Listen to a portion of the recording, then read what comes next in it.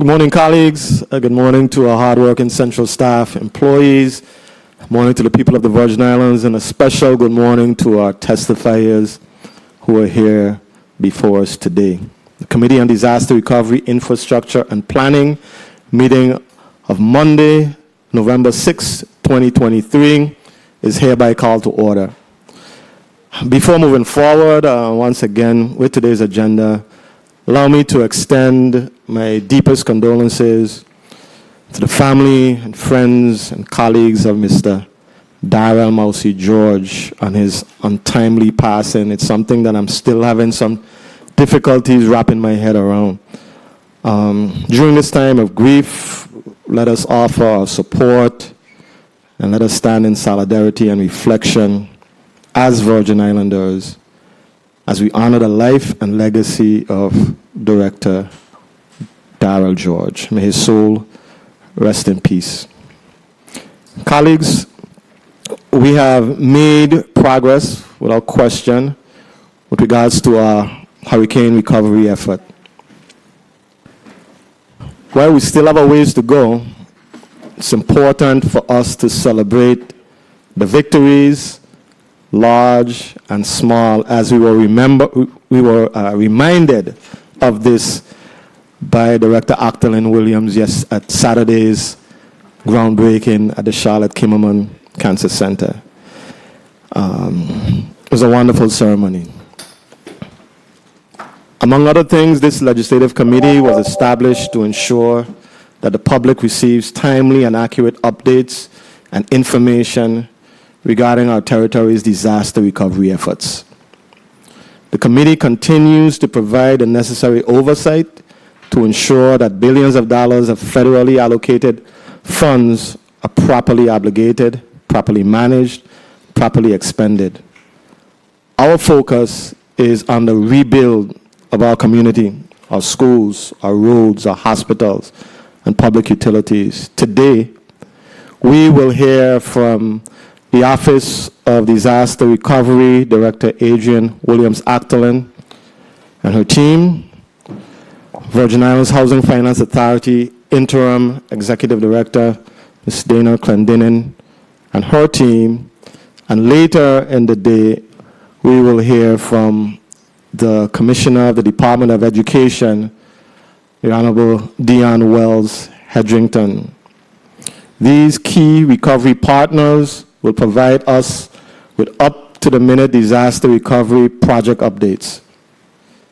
Colleagues, as has been said over and over again, we cannot afford to squander this unprecedented opportunity to harden and rebuild our infrastructure and to use lessons learned to improve future disaster preparedness and response times. Madam Clerk, can we please have a roll call? Good morning. Yes, Mr. Chair. Senator Diane T. Capehart. Senator Capehart, absent. Senator Alma Francis Heiliger. Present. Senator Heiliger, present. Senator Kenneth L. Gittens. Senator Gittens, absent. Senator Maurice C. James. Here. Senator James, present. Senator Franklin D. Johnson. Here. Senator Johnson, present. Senator Carla J. Joseph. Present. Senator Joseph, present. Senator Milton E. Potter. Here. Senator Potter, present. Mr. Chair, we have 5 present, 2 absent. Thank you very much, Madam Clerk. Colleagues, we have a quorum and we may proceed. Madam Clerk, are there any pieces of correspondence to be read into the record at this time? No, Mr. Chair. Thank you. Then can you proceed with today's agenda, reading it into the record? The Committee on Disaster Recovery, Infrastructure, and Planning has scheduled a meeting for Monday, November 6th, 2023 at 9:30 in the Earl B. Otley Legislative Chambers on St. Thomas, Virgin Islands. Block 1, the committee will meet to receive an update on and discuss the current status of the Virgin Islands disaster recovery efforts, specifically those relating to the Virgin Islands Office of Disaster Recovery and the Virgin Islands Housing Finance Authority. Topics to be discussed include, but are not limited to, planned, in-process, and completed projects, the status of all federal and local funding identified for the agency's projects, as well as any impediments with respect to the agency's role in the territory's disaster recovery efforts. Invited testifiers, Ms. Dana Clendenin, Interim Executive Director, Virgin Islands Housing Finance Authority, as well as Mrs. Adrienne Williams Octoline, Director, Virgin Islands Office of Disaster Recovery. In Block 2, the committee will meet to receive an update on and discuss the status of the Virgin Islands disaster recovery efforts, specifically those relating to the Virgin Islands Department of Education. Topics to be discussed include, but are not limited to, planned, in-process, and completed projects, the status of all federal and local funding identified for the department's projects, as well as any impediments with respect to the department's role in the territory's disaster recovery efforts. Invited testifiers, the Honorable Dr. Dion Wells Hedrington, Commissioner, Virgin Islands Department of Education, and Mrs. Adrienne Williams Octoline, Director, Virgin Islands Office of Disaster Recovery. This concludes the reading of the agenda, Mr. Chair. Thank you so much, Madam Clerk. Before we proceed, I'm going to ask the testifiers to put your name and your title just for the record, and we also have a remote reporter today, so anytime we are called upon to speak, please just tell us who you are. So we're going to start with our left, from my left to right. Just tell us who you are and your title. Good morning, Graciela Rivera, Territorial Hazard Mitigation Officer. Morning. Good morning, Artra Watlington Francis, Deputy Director of Finance and Compliance for the Office of Disaster Recovery. Morning. Morning, Adrienne Williams Octoline, Director, Office of Disaster Recovery. Morning. Good morning, Dana Clendenin, Interim Executive Director and Chief Disaster Recovery Officer, Virgin Islands Housing Finance Authority. Good morning, Ann Hanley, Director of Programs, Virgin Islands Housing Finance Authority. Good morning, Alana Lavinier, Director of Policy, Procedure, and Regulatory Services, Virgin Islands Housing Finance Authority. Good morning, Royan Robinson, Deputy Director of Finance, Virgin Islands Housing Finance Authority. Morning. I think we have one person sitting in the St. Croix chambers. Please announce yourself. Good morning. My name is Janine Hector. I'm the Director of Federal Programs at Housing Finance Authority. Good morning, testifiers. Thank you for being here. Without further ado, I'm going to ask Director Williams Octoline if you can please proceed with your testimony. Thank you. And good morning, Honorable Senator Milton E. Potter, Chairman of the 35th Legislature's Committee on Disaster Recovery, Infrastructure, and Planning, distinguished members of the committee, as well as fellow testifiers and the listening audience. I'm Adrienne L. Williams Octoline, Director of the Virgin Islands Office of Disaster Recovery. I am accompanied by Atra Watlington Francis, Deputy Director of Finance and Compliance, Melinda K. Vigilant Messer, Territorial Public Assistance Officer, and Graciela Rivera, Territorial Hazard Mitigation Officer. It is my honor to present an update on the status of disaster recovery initiatives in the U.S. Virgin Islands. The efforts to rebuild after two Category 5 disasters are Herculean at best, but provide an equal amount in return for opportunities not just to rebuild, but to transform the infrastructure of the territory and create a pathway to resilience. The initial years of the disaster were primarily focused on emergency repairs to patch up hurricane damage. until permanent projects could be funded. The focus then shifted to getting money obligated. As funds were obligated, we identified pressure points in finding enough architects and engineers to support the demand. Once these designs were completed and projects prepared for solicitation, the congestion in the pipeline moved to needing sufficient contractors. All of the challenges that were predicted in the early days of the disaster have now become a reality. At the heart of this effort stands the Office of Disaster Recovery, established in 2019 and unyielding in its vision to build a resilient Virgin Islands. This commitment is deeply etched in its mission to construct a safe, resilient community that transforms and fortifies the territory's infrastructure. ODR achieves this through developing robust systems, nurturing stakeholder collaboration, and undertaking recovery projects that set the stage for the continuous prosperous growth of the Virgin Islands. The office has integrated efforts across governmental departments, semi-autonomous agencies, and private nonprofit entities, focusing on channeling funds effectively and compliantly. In line with its first strategic priority of getting the funds, ODR has successfully increased anticipated allocations from $8 billion to $12 billion, with the potential to meet or exceed $15 billion over the next few years. In 2023 alone, more than $2.2 billion has been obligated as of August, marking a 100% increase compared to the funds secured in 2022.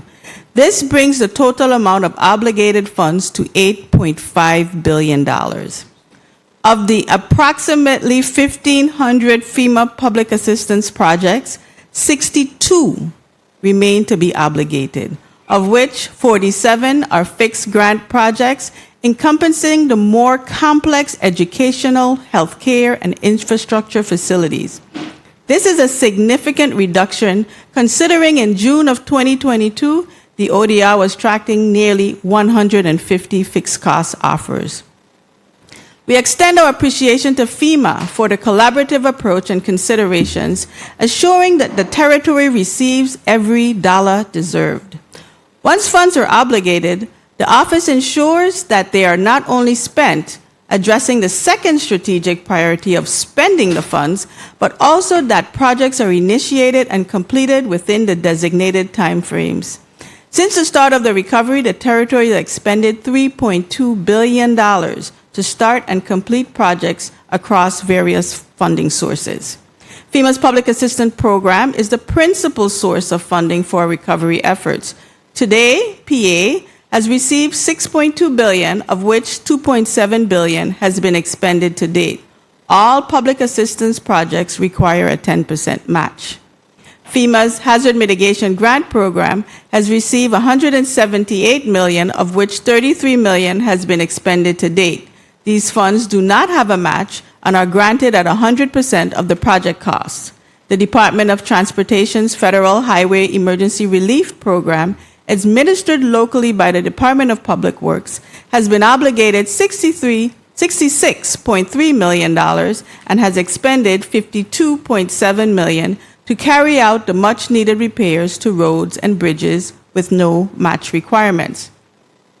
The Housing and Urban Development's Community Development Block Grant Disaster Recovery Program, or CDBG-DR, administered by the Virgin Islands Housing Finance Authority, has received $1.9 billion, including recently approved funding for the mitigation and electrical grid tranches, with $296.6 million expended to date.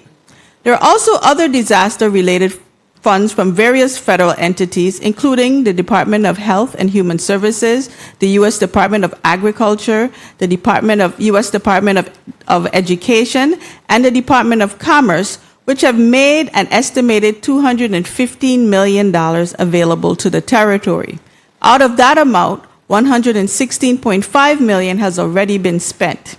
Additionally, during FY 2023, the Office of Management and Budget utilized $497,755 in local match to pay for the 10% local match cost share for projects funded by FEMA Public Assistance. To address the third strategic priority of spending the funds correctly, ODR ensures that all executed projects meet relevant programmatic and regulatory standards as internal audits are conducted for compliance. Looking ahead, ODR anticipates advancements in health and hospitals, schools, housing, utilities, and roads, key areas identified by Governor Albert Bryan Jr. Currently, there are 93 active construction projects. Notable projects in process and on the horizon include the reconstruction of 7 schools and 6 Head Starts throughout the territory. In healthcare, facilities such as Charlotte Kimmelman Cancer Center, the Myra Keating Clinic, the Charles Howard Medical Complex, and repairs to the Queen Louise Home for the Aged are slated for significant improvements. Additionally, 13 parks and public facilities, including Emile Griffith Ballpark, Charles Seals Fire Station, the Enid Ba Public Library and Archives, and the Charles W. Turnbull Library are set for renovations. Additionally, infrastructure projects are anticipated to include WAPA undergrounding utility work in the St. Thomas District and movements to roads and drainage systems in Fish Bay, Botany Bay, and the Altoona Lagoon Bridge vicinity. In the past fiscal year alone, the territory celebrated the completion of the JFL North Temporary Hospital, Elaine Sproul Library, Phase 1 of the Walter I. M. Hodge Pavilion, the Skills for Today program, and several road projects. To close out 2023, ribbon cuttings are expected for the Department of Planning and Natural Resources Florence Williams Library and the Department of Health's WIC building on St. Thomas. Challenges. In line with its vision, mission, and strategic priorities, the Office of Disaster Recovery has addressed challenges impacting the efficiency of recovery efforts and sought solutions to sustain positive outcomes. One of the most pressing issues facing the recovery is the recurrent lag in project timelines, affecting anticipating revenues. Challenges such as the scarcity of contractor workforce, disruptions in the supply chain, and delayed release of funds are contributing factors. Although the recent procurement of a $100 million credit line provides temporary relief, there is a pressing need for enduring solutions. Optimizing payment workflows and ensuring prompt and consistent vendor payments is another key priority in advancing our recovery efforts. Streamlining the payment process has been one of the most critical process improvements. ODR joined forces with the Departments of Public Works, Property and Procurement, and Finance to optimize payment workflows to expedite consistent vendor payments. This modified system eliminated duplicitous reviews from multiple agencies, thereby accelerating payments. Efforts to institutionalize this process across all projects remain a top priority. Incorporating contingency strategies is critical to effective project management, particularly considering the unforeseeable hurdles regarding workforce, and supply logistics. The Skills for Today, GVI Fellows, and the UVI certification programs in project and construction management, in collaboration with VIDE's, CTEC, and other GVI initiatives, are working in cohorts to chip away at the expended 5,000 to 7,000 skilled labor shortfalls. Another issue compounded by the storms is a shortage of adequate housing, which is becoming increasingly critical. This scarcity heightens the urgency to determine sustainable housing solutions, alleviate pressure on local resources, and facilitate the logistical efficiency necessary for advanced and ongoing recovery operations. Efforts like the Derelict and Abandoned Building Legislation, VI SLICE, and the Rental Rehabilitation and Reconstruction Program are aimed at helping to address this issue. The 10% match for the PA program remains a point of great concern. The Governor of the Virgin Islands continues to advocate for a waiver of the local match requirement. As recently as September 2023, the government met with Shalanda Young, Director of the U.S. Office of Management and Budget in Washington, D.C., to discuss advancing this request at a minimum for critical facilities and highlighting that the required match can be as much as $1.5 billion that the territory is ill prepared to provide. But all is not lost, as ODR is proactive in providing solutions to the challenges it has observed. Working alongside federal allies, ODR is tackling housing and workforce challenges. The territory is developing an accelerated rebuild plan, calling for collaborative meetings with key agencies and contractors. This strategy aims to attract more contractors by offering comprehensive project bundles, ensuring a robust labor force for expedient rebuilding. Utility coordination. In the bustling world of development and infrastructure improvements taking place post-disaster, utility coordination efforts stand as a testament to the wisdom of collaboration. The utility coordination team is comprised of representatives from the Department of Public Works, Waste Management Authority, Water and Power Authority, Liberty, and VI Next Generation Network, amongst others. On St. Croix, the utility coordination team has been actively coordinating projects in Christiansted, Fredericksted, Northside, Clifton Hill, Container Port, Queen Mary Highway. And on the island of St. Thomas, the team is working to coordinate projects in Estate Dunu and Nazareth Ridge Road. The utility coordination team is also collaborating with the Lieutenant Governor's Office to develop the territory-wide GIS mapping services. The GIS mapping system offers a structured and user-friendly interface, allowing for easy access to specific utility data.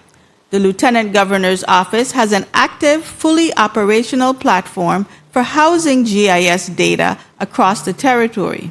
ODR is working to optimize systems already in place and utilize recovery dollars to expand services across the recovery. In addition to GIS mapping, the utility coordination team is working closely with the Department of Public Works to get the Call Before You Dig legislation that was passed in 2015 in full compliance. Call Before You Dig is a crucial safety initiative that plays a fundamental role in safeguarding underground utility infrastructure and preventing potentially hazardous incidents during excavation of construction projects. In addition to overseeing the complex web of utilities, the utility coordination team is collaborating with other agencies such as the Department of Education, the Virgin Islands Housing Authority, and the Territorial Hospital Redevelopment Team to create holistic solutions. The Senate approval of the line of credit in April 2023 presents another opportunity to advance the recovery. The Public Finance Authority closed on a $100 million revolving line of credit with First Bank of Puerto Rico to further the territory's disaster recovery efforts. This transaction keeps at-risk projects underway, ensures timely payments to contractors, as well as improves the territory's overall disaster management. To date, ODR has requested and drawn $8.8 million to support the continuation of major projects such as the Christiansted sewer lines, composite poles installation, and the purchase of LED lighting for several Department of Sports Parks and Recreation parks, to include DC Canigata, the Renhall Jackson complexes on St. Croix, and the Doris Hodge Tennis Court, Alvin McBean, and Lionel Smut Richards ballparks on St. Thomas. The line of credit has been utilized to commence or continue work on 5 schools, the Alva A. Swan Correctional Facility, the Envision Tomorrow program, Frederick D. Dorsch Activity Center, Methodist Outreach Center, and Government House buildings on St. Thomas. Over the past year, the Office of Disaster Recovery has continued to work closely with federal partners around the recovery's current needs. As a result, $7.5 million was allotted by Congress through the Department of Interior Omnibus Bill for technical assistance to the territory through the Insular Area Act Technical Assistance Contract and the Disaster Recovery Funds Assistance. The IAATA is the first of its kind, offering direct assistance to the territory through on-site personnel who will provide the much-needed staff augmentation in areas of engineering and project management. The funding, although supported through FEMA, allows for the territory use of technical assistance across all recovery funding sources. Through the contract, technical assistance support will be provided and divided into 3 tasks: technical design and review support, construction monitoring, and data and project tracking. IAATA resources will be deployed to aid all sectors with emphasis on the territory's envision and affordable housing development programs, which have been heavily stalled due to lack of engineering and project management resources. Most recently, the ODR team met with AECOM, the awarded contractor, who began deploying resources to the territory the week of October 9th, 2023. Through the Disaster Recovery Fund's assistance, both Argonne National Laboratory and Research and the Development Corporation, RAND, will provide research on the economic outlook during the recovery and construction costs affecting the territory. ANL's analysis will aid the territory's ability to understand current construction costs and its ability to lobby for additional funding to adequately address housing projects, as well as RAND will focus on capacity needs, bottlenecks, tactical supply chains, and the effects of the territory's economy. This support will provide the necessary aid to the territory in speeding up the recovery efforts. Additionally, the support endeavors to document territorial construction costs and identify strategies to address the territory's housing crisis. Next steps. As we move towards the current phase of recovery, the focus is on completing emergency work and initiating permanent work on larger, complex construction projects. This is exemplified by the groundbreaking of the Charlotte Kimmelman Cancer Institute, the first healthcare facility to begin permanent reconstruction. As we forge ahead, our mission to secure funds for essential projects continues. Among these projects, the St. Croix wastewater prudent replacement, which is currently on its way through the process to get to the independent expert panel phase of the FEMA process. Once obligated, it is estimated to cost $1.2 billion. Additionally, the request for prudent replacement for the St. Thomas wastewater system has been submitted to FEMA and is currently under review. The Department of Education is also awaiting final obligations for several schools, including the St. Croix Educational Complex, St. Croix Central High School, Charles H. Emanuel School, Plauto Marco, Eulalie Rivera, Pearl B. Larson, John H. Woodson, Juanita Gardine, Julia Sproul, and Adelita Cancrine. Regarding healthcare facilities, fixed cost offers have been agreed upon and the obligations are expected within the next 90 days for Schneider Regional Medical Center, Herbert Grigg Home for the Aged, and the Nude Hansen Complex. The territory supported by Widow Bryant, along with the efforts from Delegate Plaskett, convincingly demonstrated that the Roy Lester Schneider Hospital should be deemed a full replacement. This decision came after copious amounts of documentations were provided to FEMA, rationalizing why the hospital was in need of full replacement. As you are aware, the Office of Disaster Recovery has applied to become a subrecipient of the territory's CDBG DR funds. Through this expansion, ODR aims to foster synergy across the various activities within the program, including housing, public services and facilities, infrastructure, and economic revitalization. This will help accelerated vital programs like Envision Tomorrow and support the organizational framework and recovery initiatives. Once approved, ODR will welcome the addition of 25 disaster recovery employees in their current roles and provide direct operational management of the CDBG DR program for existing and future projects.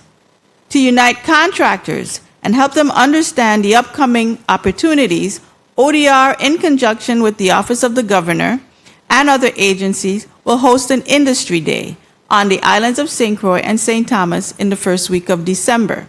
The event will provide information on the sequencing of projects for the next 2 years, as well as provide training, opportunities in bonding, and payment processing. The objective of the event is to increase the availability of contractors for the recovery projects and to prepare existing contractors for the abundance of new opportunities that lie ahead. This next phase will test the strength of our systems. In the first quarter of 2024, ODR anticipates solicitations to rebuild 6 schools, 2 hospitals, and infrastructure projects for power, wastewater, and potable water. We approach this phase with great hope, but are very aware of the complexity of this undertaking, given the well-documented workforce, housing supply, and material challenges. Nonetheless, this is an opportunity of a lifetime to build back better, stronger, and more resilient. Honorable Senators, we have come to the end of this critical testimony, and we want to express our sincere gratitude for your time and attention and your continued focus on the recovery. Our progress so far is commendable, but much work still needs to be done. As we continue to work toward the full recovery and rebuilding of the Virgin Islands, we remain committed to deploying these funds effectively, efficiently, and transparently. The recovery remains one of Governor Bryan's top priorities, and I would like to thank my hardworking team of the Office of Disaster Recovery for their dedication and tireless support. Recovery work is nonstop and demanding, and I expressly want to share my appreciation to the recovery leaders, DPW, DPNR, VIDE, DPP, the Territorial Hospital Team, Revitalization Team, VIHFA, VI Waste Management Authority, the Department of Finance, Office of Management and Budget, and VIHA for their consistent efforts to move the recovery forward. I encourage you to visit our website regularly and contact us anytime with questions or concerns, because we remain committed to building a stronger, more resilient, and prosperous territory. With your support, we will continue to build a legacy of resilience. Thank you. Thank you very much, Director Williams Actolin, for your very informative presentation. Next, we're going to ask Interim Executive Director, Ms. Dana Clendenin. Please proceed with your presentation. Thank you. Greetings, Senator Milton Potter, Chair of the Committee on Disaster Recovery, Infrastructure, and Planning, members of the committee, other senators present, and the listening and viewing audience. I am Dana Clendenin, and I serve as the Interim Executive Director, Chief Disaster Recovery Officer of the Virgin Islands Housing Finance Authority. Today I appear before you accompanied by Mr. Royan Robinson, Deputy Director of Finance, Ann Hanley, Director of Programs, Verlene Constable, Senior Infrastructure Program Manager, Alana Lavanier, Director of Policy, Procedures, and Regulatory Services, Izan Matthew, Director of Mitigation, Odari Thomas, Director of Energy Solutions for Mid and Electrical Grid, Jamili Perez, Mitigation Deputy Director of Housing, Rick Grant, Senior Project Manager, Donnie Dorset, Economic Revitalization Senior Program Manager, Mr. Gregory Miller III, Envision Senior Program Manager, Ms. Janine Hector, Director of Federal Programs, Nicole Johnson, Rental Properties Manager, and Monet Francis Gardner, ARPA Grant Administrator. At your request, I'm here to share the remarkable progress and achievements we have made at the Virgin Islands Housing Finance Authority over the last year. It has been a period of growth, development, and transformation as we continue our critical work in aiding the territory's ongoing recovery, reconstruction, and resilience building efforts.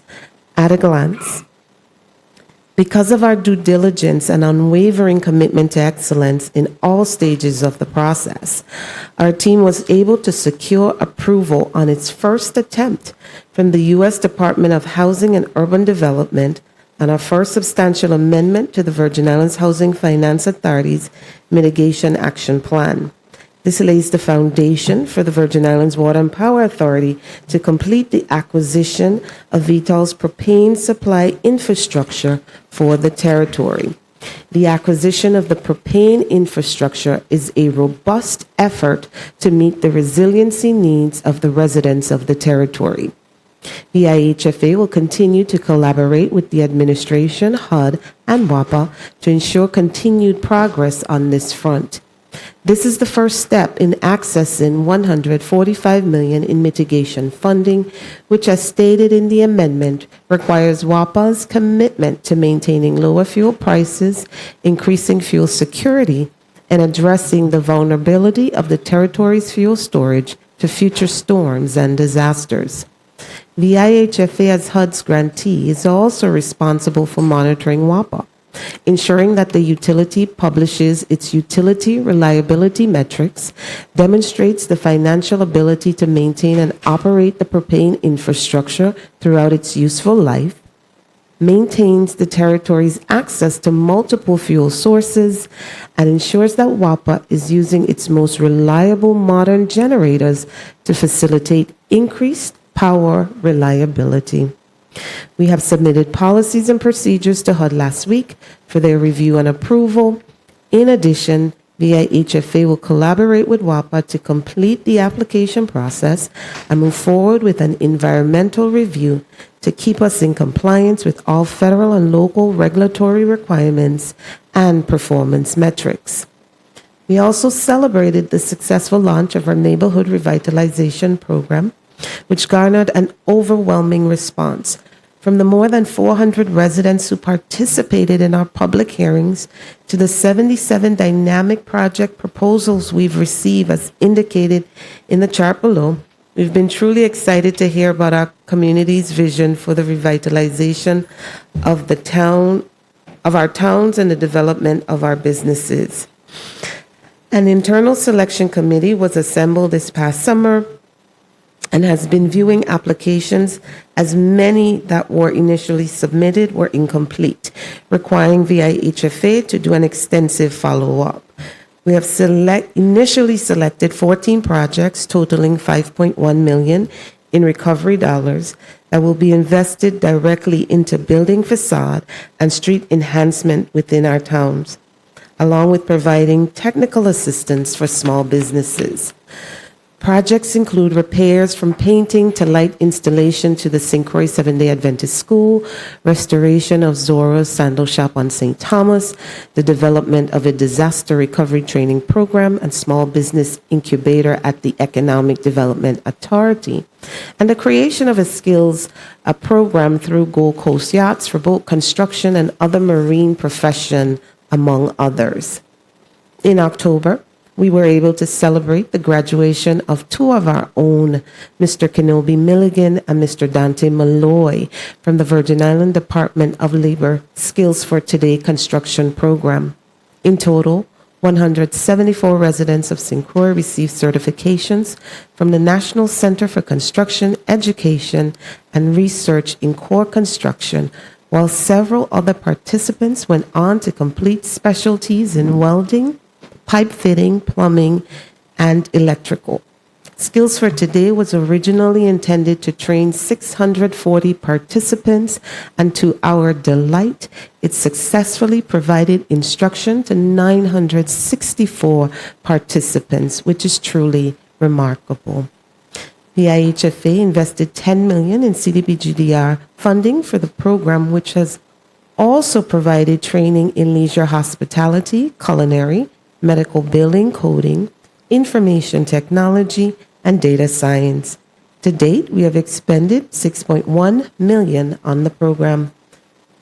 The charts below give a more in-depth picture of the impact of the program. Congratulations to all our Skills for Today graduates. Under our new housing infrastructure construction program, we've already begun laying the foundation for a busy year ahead, including the building of 43 single-family homes. 23 will begin construction in March of 2024, with the remaining to start in June. Architectural and engineering services for 30% of the design has been put out to bid. These include the Queen Louise Revitalization, 16 townhomes, and Estate Fortuna, 12 with an additional 8 projects on St. Thomas, and 7 homes in Estate Mount Pleasant West on St. Croix. We remain committed to exploring opportunities on the island of St. John as well. We've taken an aggressive approach in securing the help we need in construction, including engaging our contractors in face-to-face meet and greet that gave them a chance to ask questions of our team and better understand our payment and procurement processes.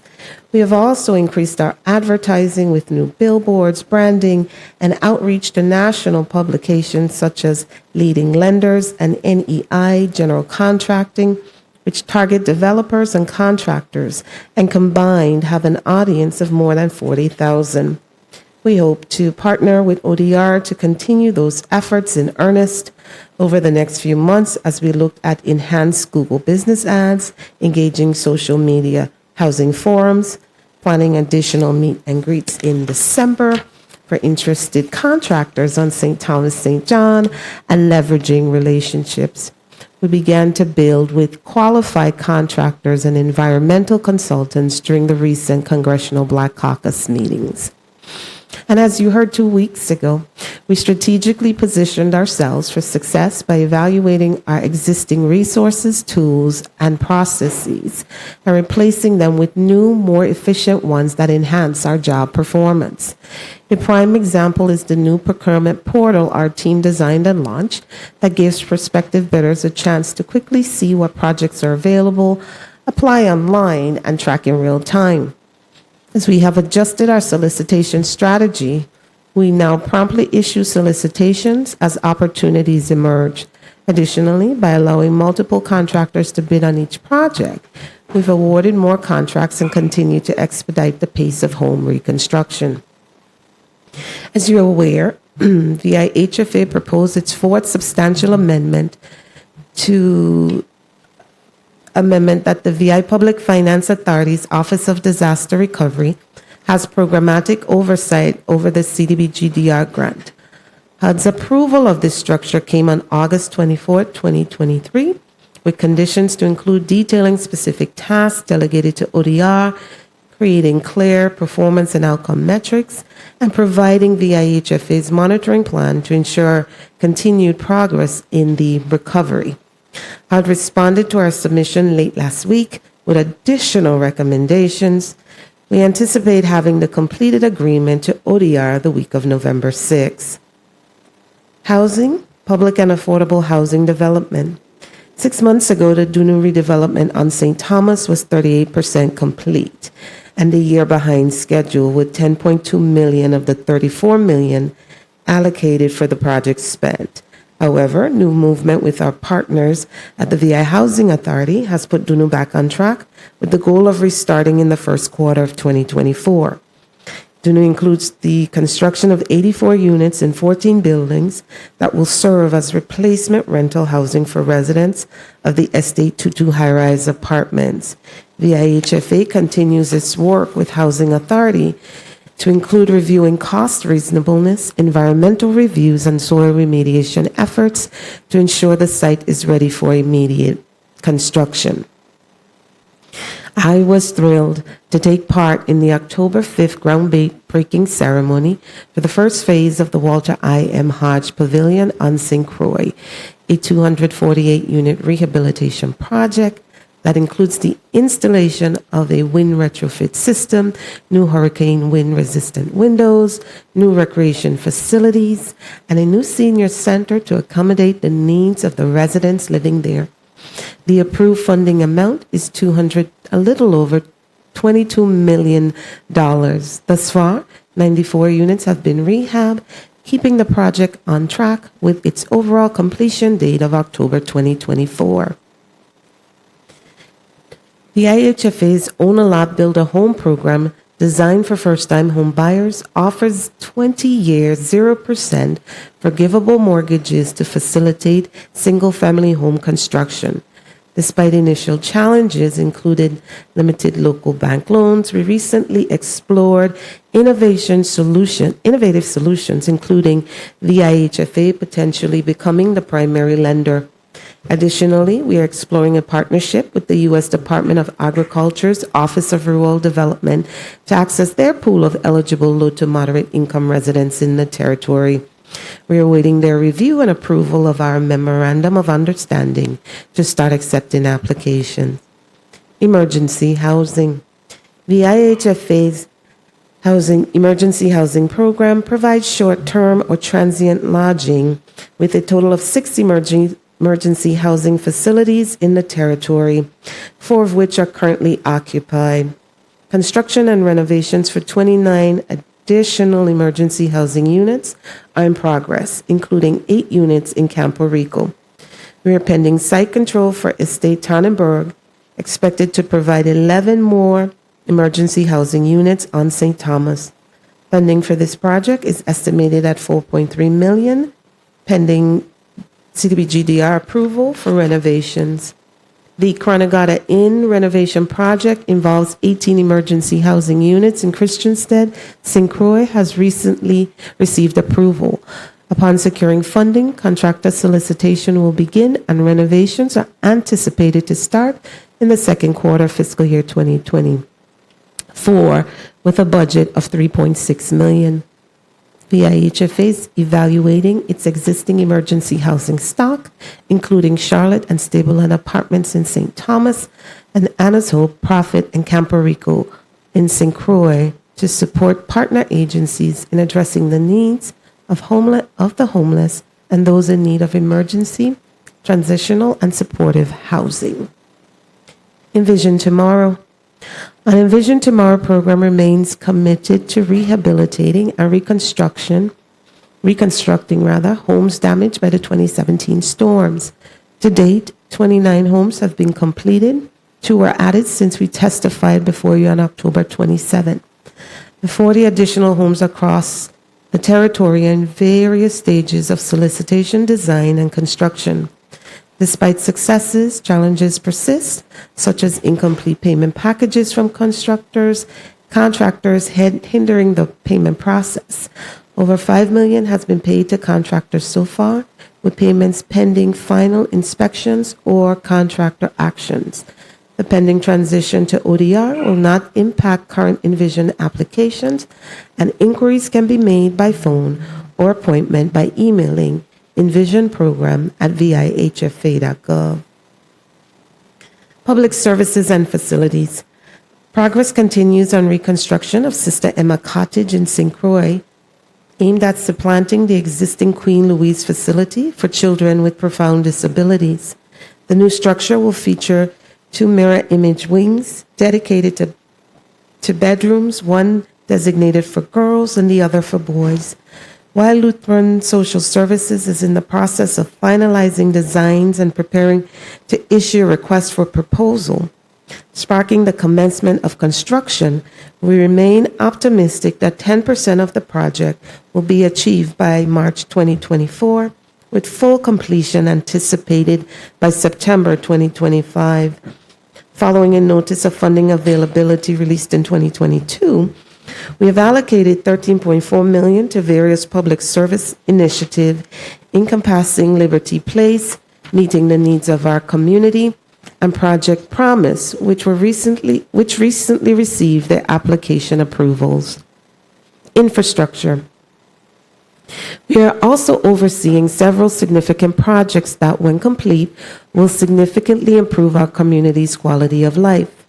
Approximately $95 million was allocated for the Randolph Harley New Generation project acquisition, installation, and commissioning of 36 to 40 megawatt capacity for power generation. This includes the control systems for the spinning reserve and voltage and frequency management for grid stability. The project also incorporates battery energy storage systems. The VI Water and Power Authority has begun commissioning the new installed generators, with the project slated for completion in December. The VIHFA has dedicated $19.6 million of CDBG-DR funds to the Virgin Islands Waste Management Authority to construct 6 convenience centers across the territory and a transfer station on St. John. We are awaiting the authority to use grant funds, but are poised to select a vendor for the St. Croix facilities and issue requests for proposal for St. Thomas next month. Vendor contracts are expected to be signed by January 2024, aiming for 30% project completion by May 2024 and completion in January 25. For the Red Hook Center, the construction contract is set for February 24, with the project wrapping up a year later in 2025. Finally, the Anguilla Landfill Phase Closure and Southeast Extension Project will be completed in 6 phases, with a projected start date of October 23.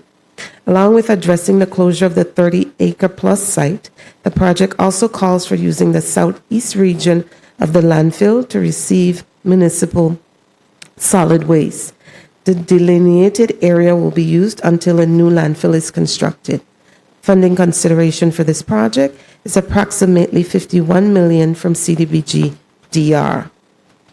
The project is required to go through the environmental review, leading to the authority to use grant funds and project implementation.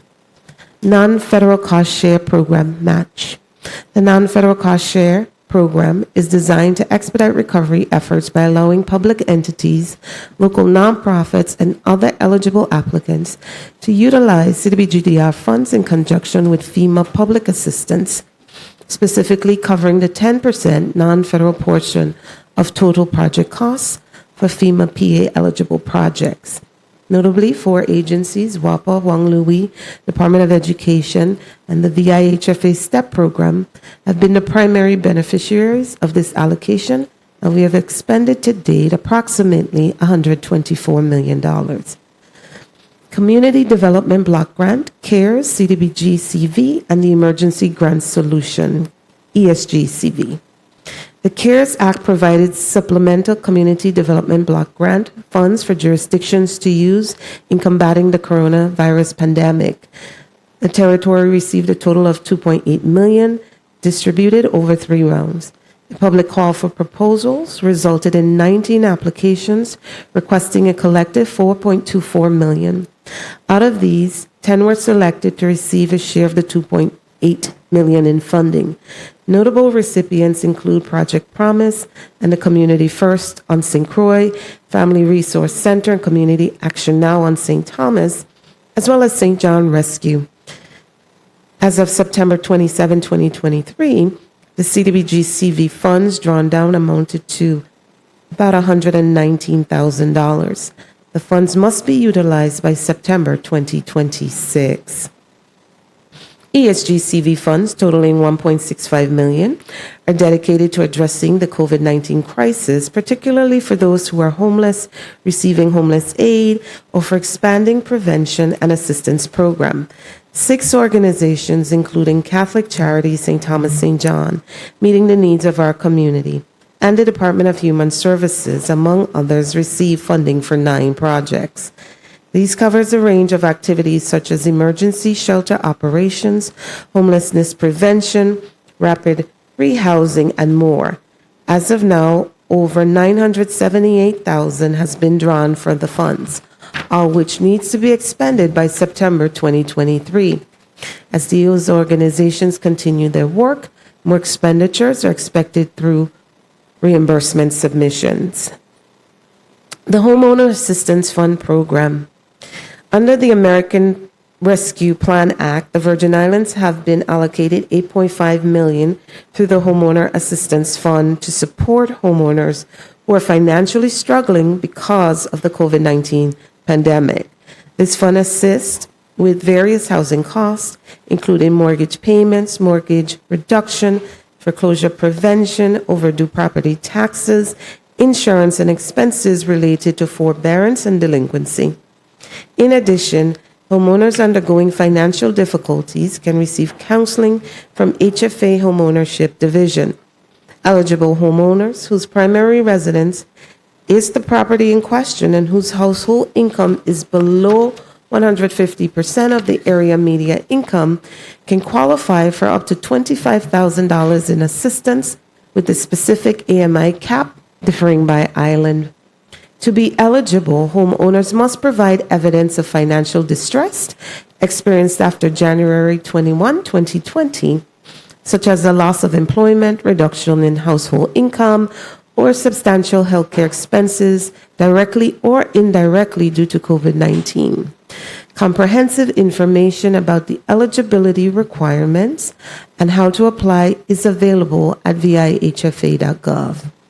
As of September 20th, the HAF application portal has logged 199 applications. 85 are either incomplete, inactive, or withdrawn. 44 are under review. 13 have been declined. 19 are awaiting data validation from the lender, and 38 have been approved and dispersed, totaling a little over $452,000. This financial aid is accessible until September 30th, 2026. Emergency Rental Assistance Program. The territory initially received $21.3 million during the first round of ERAP 1 allocation in March of 2021 and paid out nearly $4 million indirect and indirect assistance to more than 700 households territory-wide. In round 2, VIHFA received $14.9 million of the $18.3 million allocated to the territory, and as of June 27, 2023, has expended $8.9 million with 974 collective applications processed and paid. Funds expire on September 30th, 2025. Mitigation funding. As mentioned earlier, the authority was excited to announce its inaugural MIT grant project, the WAPA propane acquisition. We are actively preparing for a successful program launch and the onboarding of additional community projects. MIT staff has been continuously training with HUD and as a team to fully understand the grant details. The 12-year grant totals a little over $774 million allocated to infrastructure and public facilities, housing, economic resilience, and public services. A strategic program administration plan is under development with recent training sessions helping refine it. We encourage the community to participate in grant opportunities. Dedicated leadership roles, MIT director, along with deputy directors of housing and public services, infrastructure and public facilities, and economic resilience were recently onboarded, and recruitment continues for other positions. I would be remiss if I did not take this opportunity to remind the public that if you are interested in a career at the Virgin Islands Housing Finance Authority, please visit our website at vihfa.gov. Electrical grid. The electrical grid grant has a total budget of a little over $67.6 million for program and activity execution. Out of this, the VI Water and Power Authority will receive $53 million for additional generators at the Estate Richmond Power Plant in St. Croix. Another $10 million is allocated for community electrical innovation. The primary purpose of these funds is to enhance and strengthen the U.S. Virgin Islands electrical power systems. The grant also aims to bolster the resilience of the power systems against future disasters and address climate change impacts. Activities financed by this grant must align with the CDBG national objective, cater to unresolved recovery needs, and prioritize benefiting families with low to moderate incomes. The funds are available until September 2029.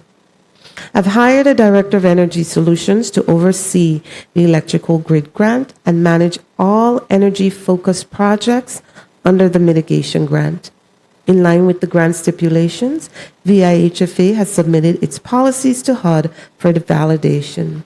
The grant's implementation is anticipated to begin in January of 24. Senators, this concludes my testimony. But before I close, just wanted to take a minute to recognize the significant strides we have taken as an agency and as a team. What we've been able to share today is the result of months of hard work and dedication from our staff, which has looked in every possible way to improve our processes and drive results. My deepest appreciation to the VIHFA's dedicated staff.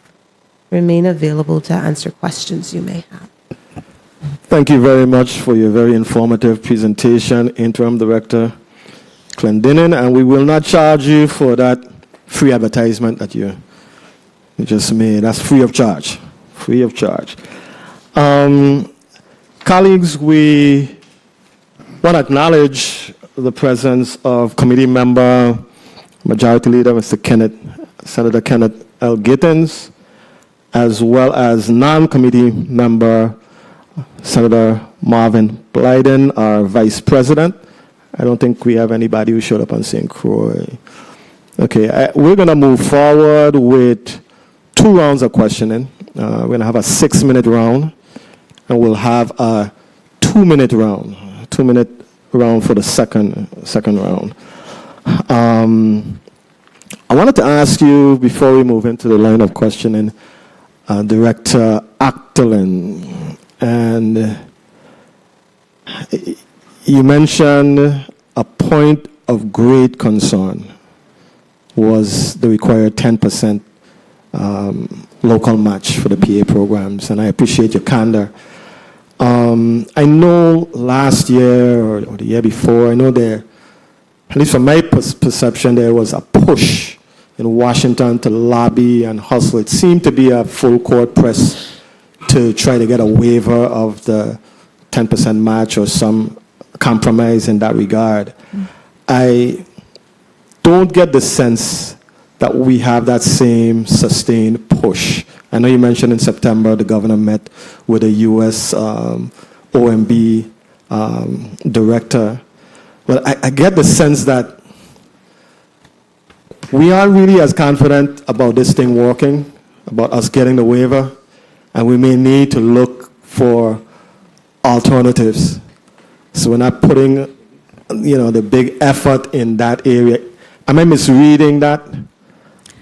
No, Senator, you're not misreading it. The effort is still there, though. When we met with Shalanda Young, this is the process. The request goes to FEMA, and of course, the Office of Management and Budget, similar to here, they have to approve it. And the delegate had recommended that we have a conversation with the U.S.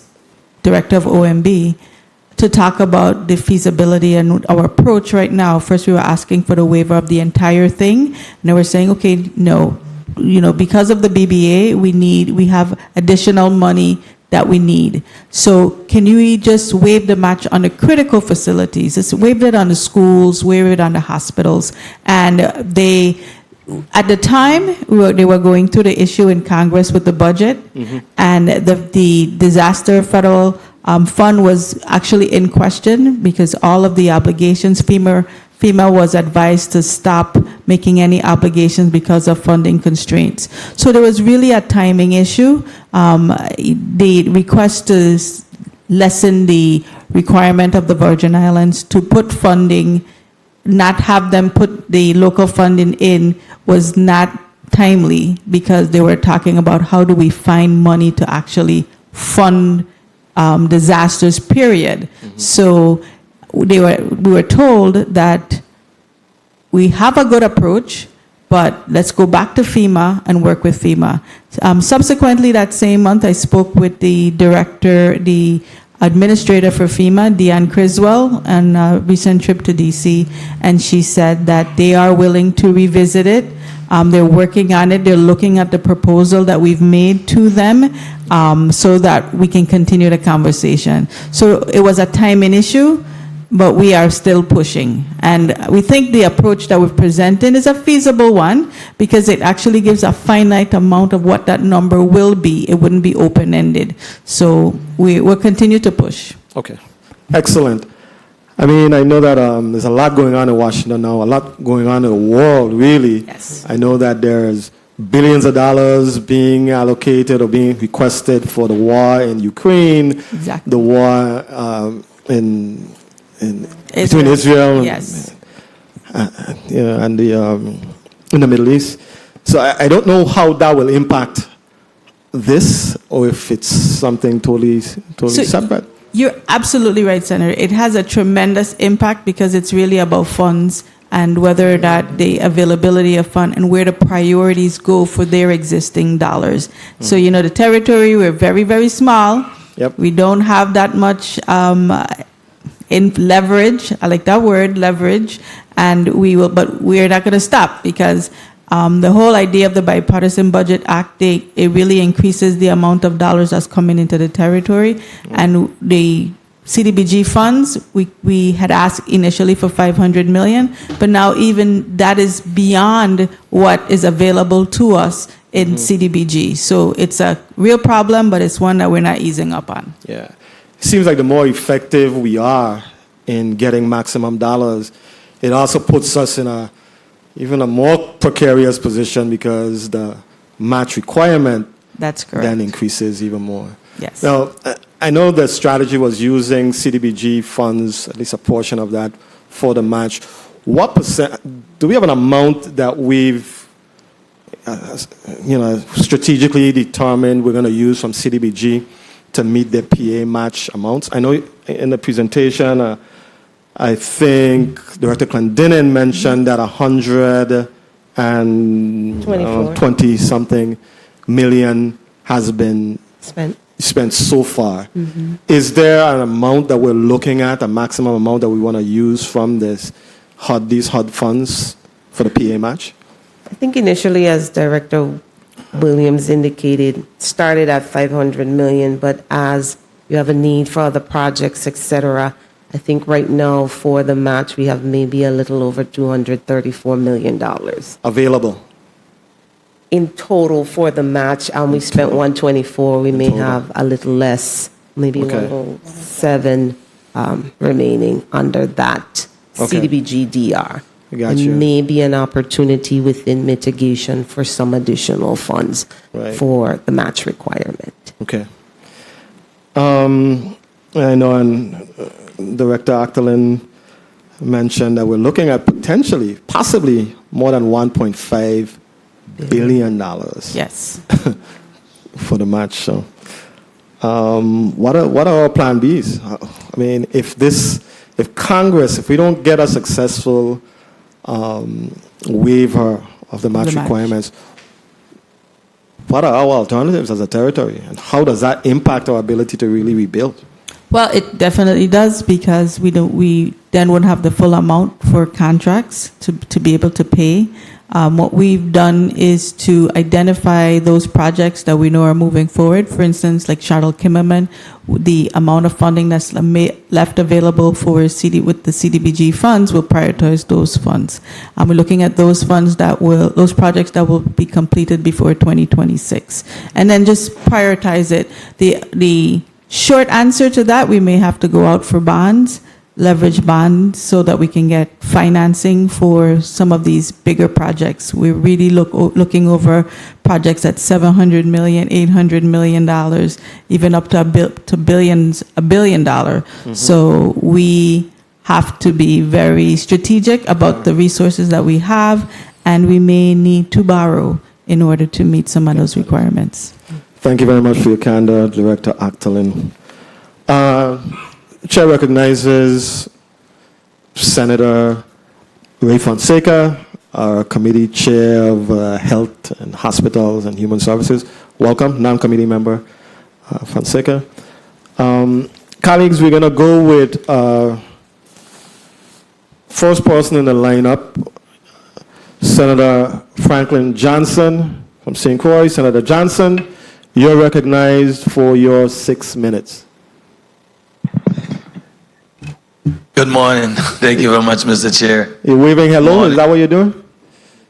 Yes, I was telling you hello. I ain't seen you in a while. Good morning to the testifiers. I sit here and listen to these testimonies, and they're quite good. But in reality, I am always sad.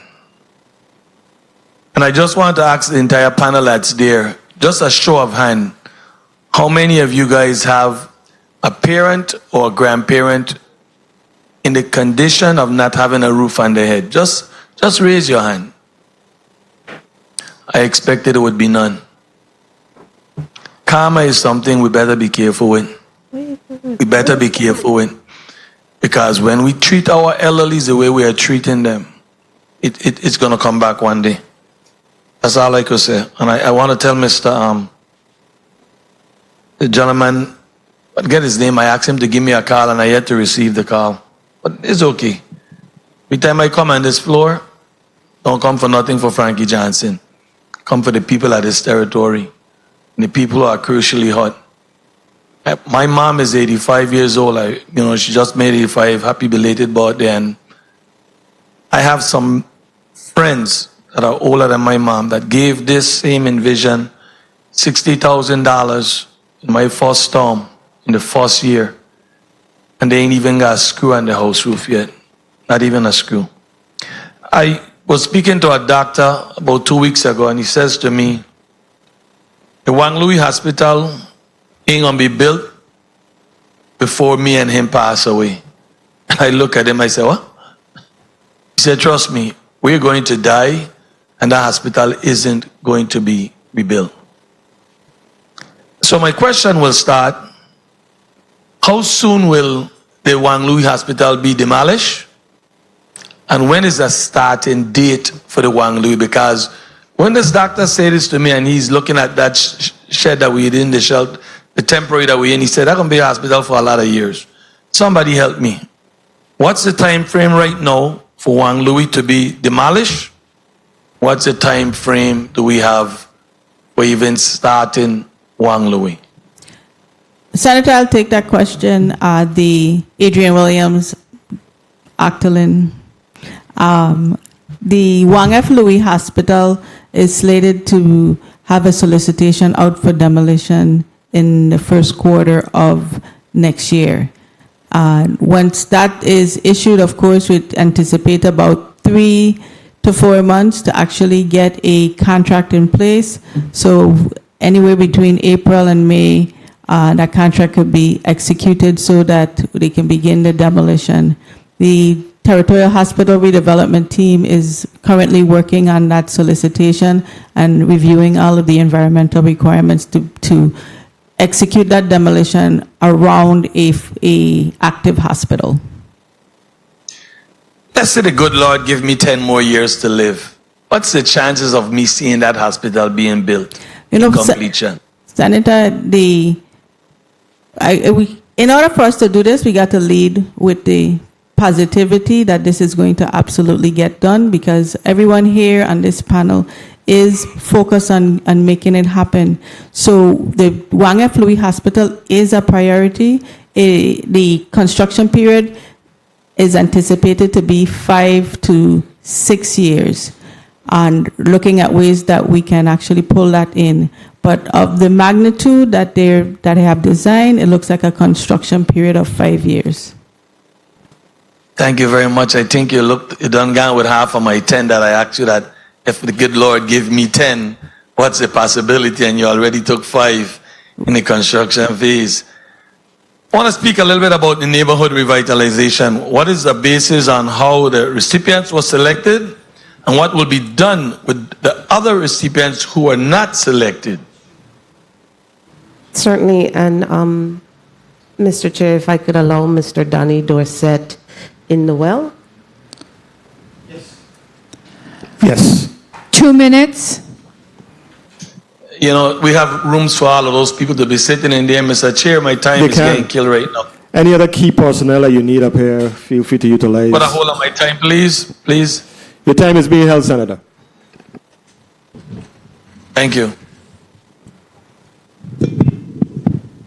Good morning, Donnie Dorset, VIHFA. Senator, we have looked at the applications for those who have not passed yet the initial batch. We haven't disqualified anyone. We're reviewing those applications, and then we will make a decision of which ones will move forward in the next round. So it is, I guess, a little incorrect for me to say for those who was not selected. Because there was not selected. Am I right to say that? No. What we've done, Senator, is we initially sent out a first selection of who we're looking to fund. It's still monies left over. So what we're going to do is review another set and then release those. Those who may not be selected, we've gotten some interesting applications. So we're looking to see if those applicants could be funded in other disaster recovery programs. Thank you, sir.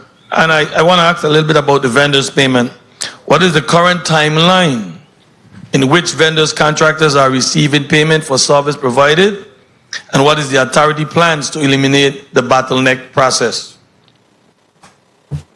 Dana Clendenin, Interim Executive Director, Chief Disaster Recovery Officer. Right now, I think the overall goal is payment within 45 days. But again, the challenge remains when we don't have complete packages from the vendors to make those payments. We've been diligent in making payments. We could get a payment turnaround just depending on the amount in 2 to 3 weeks' time. The Finance Department, under the leadership of Mr. Roy Robinson, continues to reevaluate our payment processes and look for ways to streamline, of course, where there's opportunity to. I mean, you spoke about WAPA, and I don't know if you'll be able to answer this question. You mentioned the need for WAPA to use its most reliable modern generator, improve power reliability. Could you provide more details on the upgrades or investments that will be made in this regard? I don't know if you can, but based on you talking about it, I wanted to ask that question. Answer? I heard time. May I respond on your time, Chair? Yes, you may. Certainly, and I have invited Mr. Odari Thomas to the well. He is the Director of Energy Solutions for the Mid and Electrical Grid program. He could tell you a little more as to what those requirements are for WAPA and why it's important that it is in our subrecipient agreement with them. Go ahead, Odari. Hi, good morning. Please recognize the microphone. Try it again. Good morning. Morning. No. Go ahead. Oh, Morning, go ahead. Oh, You may I'm be sorry. hearing. My apologies. Yeah. Good morning, Senator Odari Thomas, Director of Energy Solutions for the Virgin Islands Housing Finance Authority. The intent behind that language was that by purchasing the propane facility, we are making a substantial. Pull it closer. Oh, sorry. Oh, my apologies. Yeah, much better. Start over? Go ahead. Okay. The intent behind that language was that by purchasing the propane storage facility, which is a significant investment towards the resiliency needs of the territory, that it will allow WAPA to also operate the new Wärtsilä generators that we are funding under the DR program, which burn dual fuel, both propane and LPG, as well as supporting the operation of its current Wärtsilä units, which burn propane exclusively. So that was the intent behind kind of incentivizing WAPA to utilize their most efficient and reliable generation. Thank you. And closing, I definitely want to say this testimony, as I say, is impressive, but seeing it done and seeing the work done is, again, a little depressing for me, dealing with constituents who are just, with all of these rain that we've been having, just pouring down in these folks' home. And the reason why I asked for Mr. Miller to call me is a lot of these folks are frustrated with calling, and I always have to be waiting for a call back. All I'm trying to do with you guys is pass the information, because these folks are seniors. They're not going on the no website and do anything. They're not going to. But they're just so frustrated of calling and not getting response. Got all the numbers? You guys choose to call me? Fine. If not, like I said, karma is something we all got to deal with one day. Thank you very much, Mr. Chair. Thank you very much, Senator Johnson. You took advantage of the chair. The microphone wasn't working, so you got an extra 2 minutes, Senator. I won't kill you for 2 minutes. Mr. Thomas, you mentioned that as the HUD grantee, there's certain amount, there's a requirement that falls on the shoulders of HUD, of HFA. VA Housing Authority, with respect to making sure that WAPA is in full compliance with all of these requirements that HUD has presented. Are you comfortable that VA Housing Authority has, and I know they hired you, so obviously they have a great deal of confidence in you. Are you comfortable with the vast requirements ensuring that the utility pushes its utility reliability metrics, demonstrates the financial ability to maintain and operate the propane infrastructure, maintains VA's access to multiple fuel sources? It's a whole lot. It's a tall order. Is that something that you singularly can do? He has a team. Yeah. Superman? I'm not Superman, but I can ensure that we will work with WAPA to make sure that all of those requirements are satisfied. Just a bit of background, I actually used to work for VI WAPA for 8 years. And I worked on the Watsilla project, the first set, the second set, the APR projects, the VTOL project. I'm intimately familiar with VI WAPA and their operation. And I do believe that we will be able to work cooperatively with them to satisfy all of those requirements. And those requirements will be memorialized in the subrecipient agreement. And I would like to note that it also is a testament to all of the work that HFA has put in, that we were able to incorporate that project into the mitigation action plan on the first attempt. So we're going to get there. Awesome, congratulations. And yes, you were a part of the tour that we took of the WAPA facilities. I guess at that time you were a WAPA employee. Okay. Senator Carla Joseph, you are recognized for your 6 minutes, Senator. Thank you kindly, Mr. Chairman. A pleasant good day to everyone. I want to, first of all, really commend the hardworking men and women from ODR and the Virgin Islands Housing Finance Authority. I acknowledge and I know that the work that you do interfacing with our federal partners regarding their requirements, submitting your grants, proposals to them for review and approval is not an easy job. It's very complex, and they usually come back with deficiencies that you may have to address. And so I really want to thank you. If we are, and me specifically, if I'm a bit hard on you, is because similar to my Marley housing colleague from Frederickstead, we do feel those calls from our elders and to other persons who may not be computer savvy. So I'm going to go right into my line of questioning. Specifically, I want to ask Director Adrian Williams Octolin.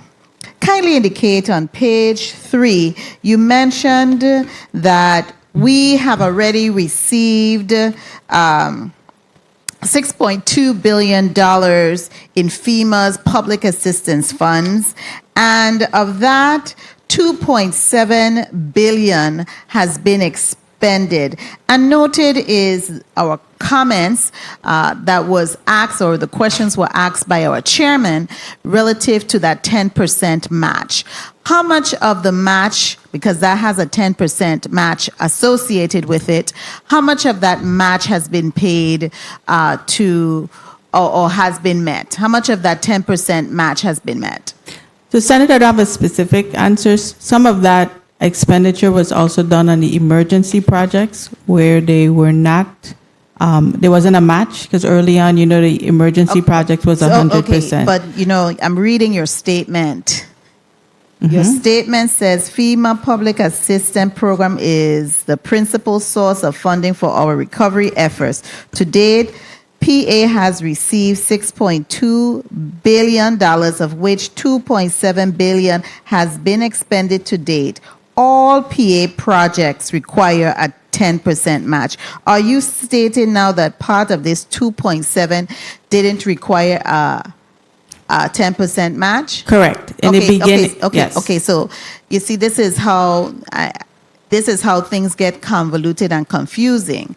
So I would need to understand how much of that 2.7 billion of PA funding did not require that match, because we can't continue to make blanket statement without having the detail. You know, the devil is in the detail, and we need to get it out. Yes. As a standard, though, all PA projects require a match unless specifically there is a decision early on to obligate the projects at 100%. Okay, so how much of this So I will get that number for you so I don't hold your time. Yes, thank you so kindly. I don't want to go back and forth with that. Now, I have another question for you, Director Williams-Actolin. For this Department of the Interior Area Act technical assistance, I understand you have 3 tasks that are assigned. You have the technical design, the review support, construction monitoring, data, and project tracking. 2 minutes. Is the awardee of this this contract to do this, AECOM, are they responsible, the only sole source entity responsible for carrying out these 3 tasks? Yes, they were awarded by FEMA. So FEMA awarded that contract to AECOM. Now, is this public assistance? This is not. We don't have a 10%, we don't have any match. Oh, no match. It is not our contract. It's a direct FEMA contract. And this is the same AECOM that we had some challenges with the billing? With the payments. The payments, Interim Director Clendenin. I remember one time, I think it was in the 34th legislature, you had mentioned about some billings that you were looking at to have be associated with more so programmatic costs and administrative costs. And I'm not sure if AECOM, yes, she was going through a whole process of doing an in-depth analysis of it, because some of the costs that the contractors had sent in were supposed to be programmatic costs like AECOM, and they were actually being attributed to administrative costs and eating up our administrative money, because that's our money. It's hardworking taxpayers' money. Kindly indicate for me, have you ever done any type of report on the performance of this entity that is now back in the territory to actually provide technical assistance? Do you, and this is to Interim Director. Time. I'm sorry, Mr. Chairman, I'm going somewhere with this.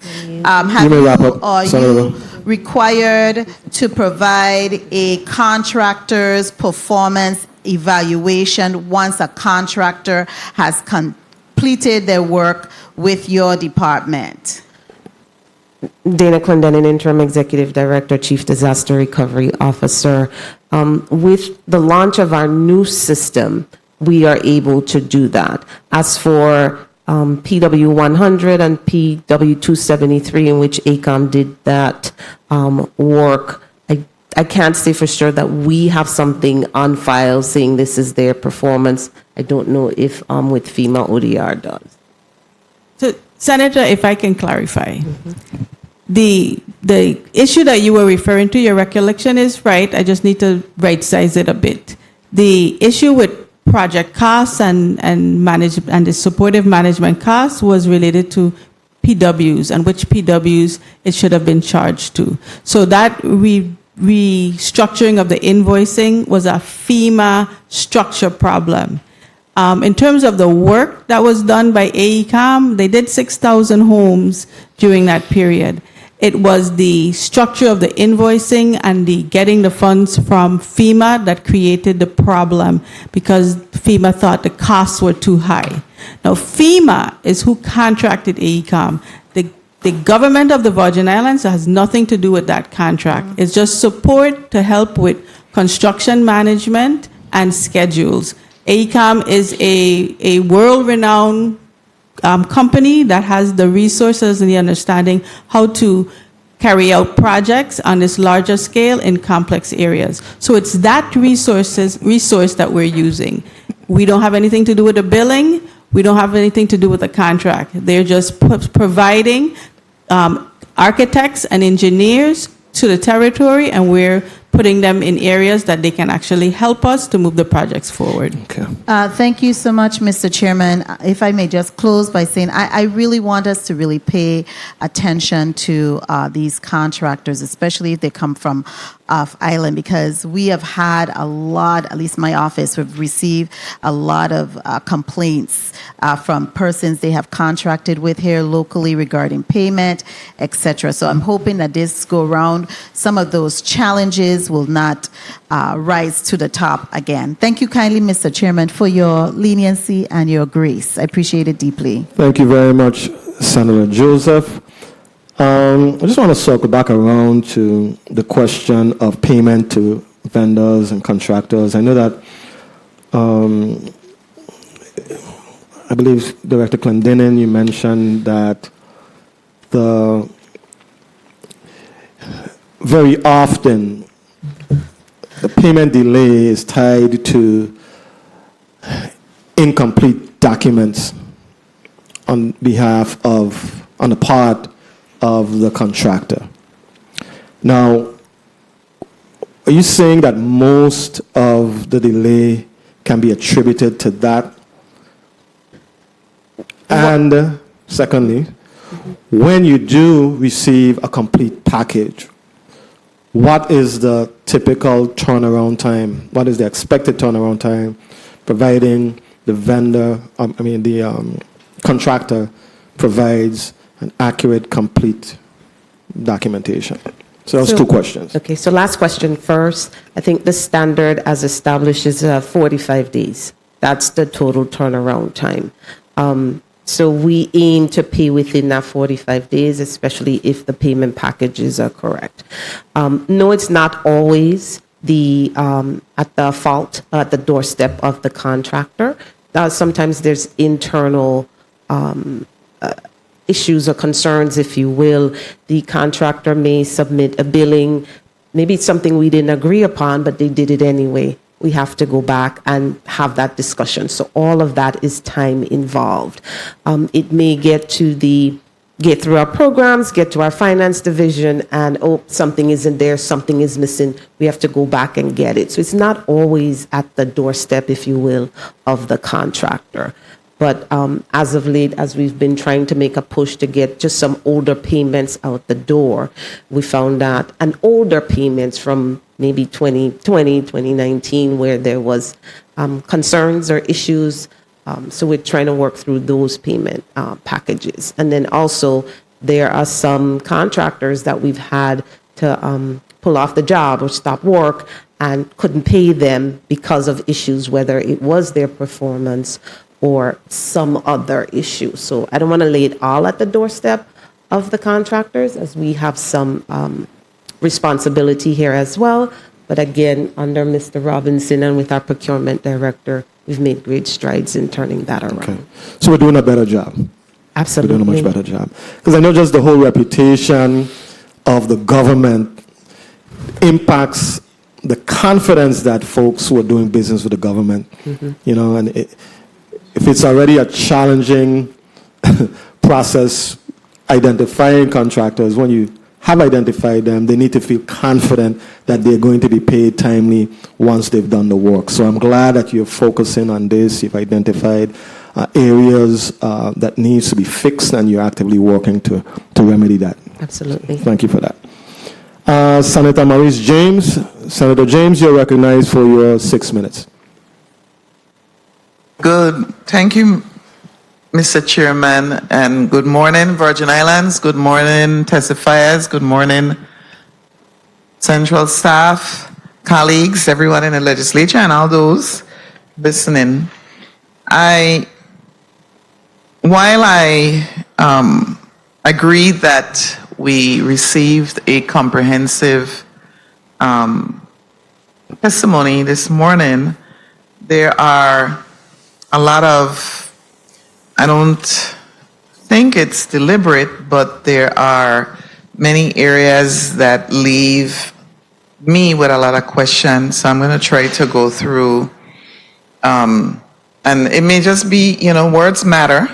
So it may be the words were written, and let's go for it.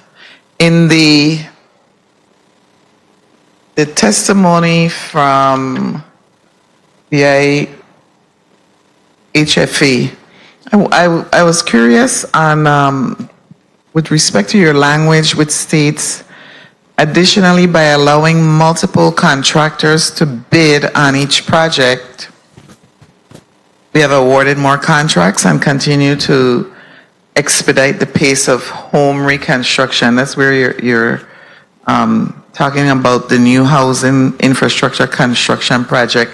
And I was wondering, what does that mean by allowing multiple contractors to bid?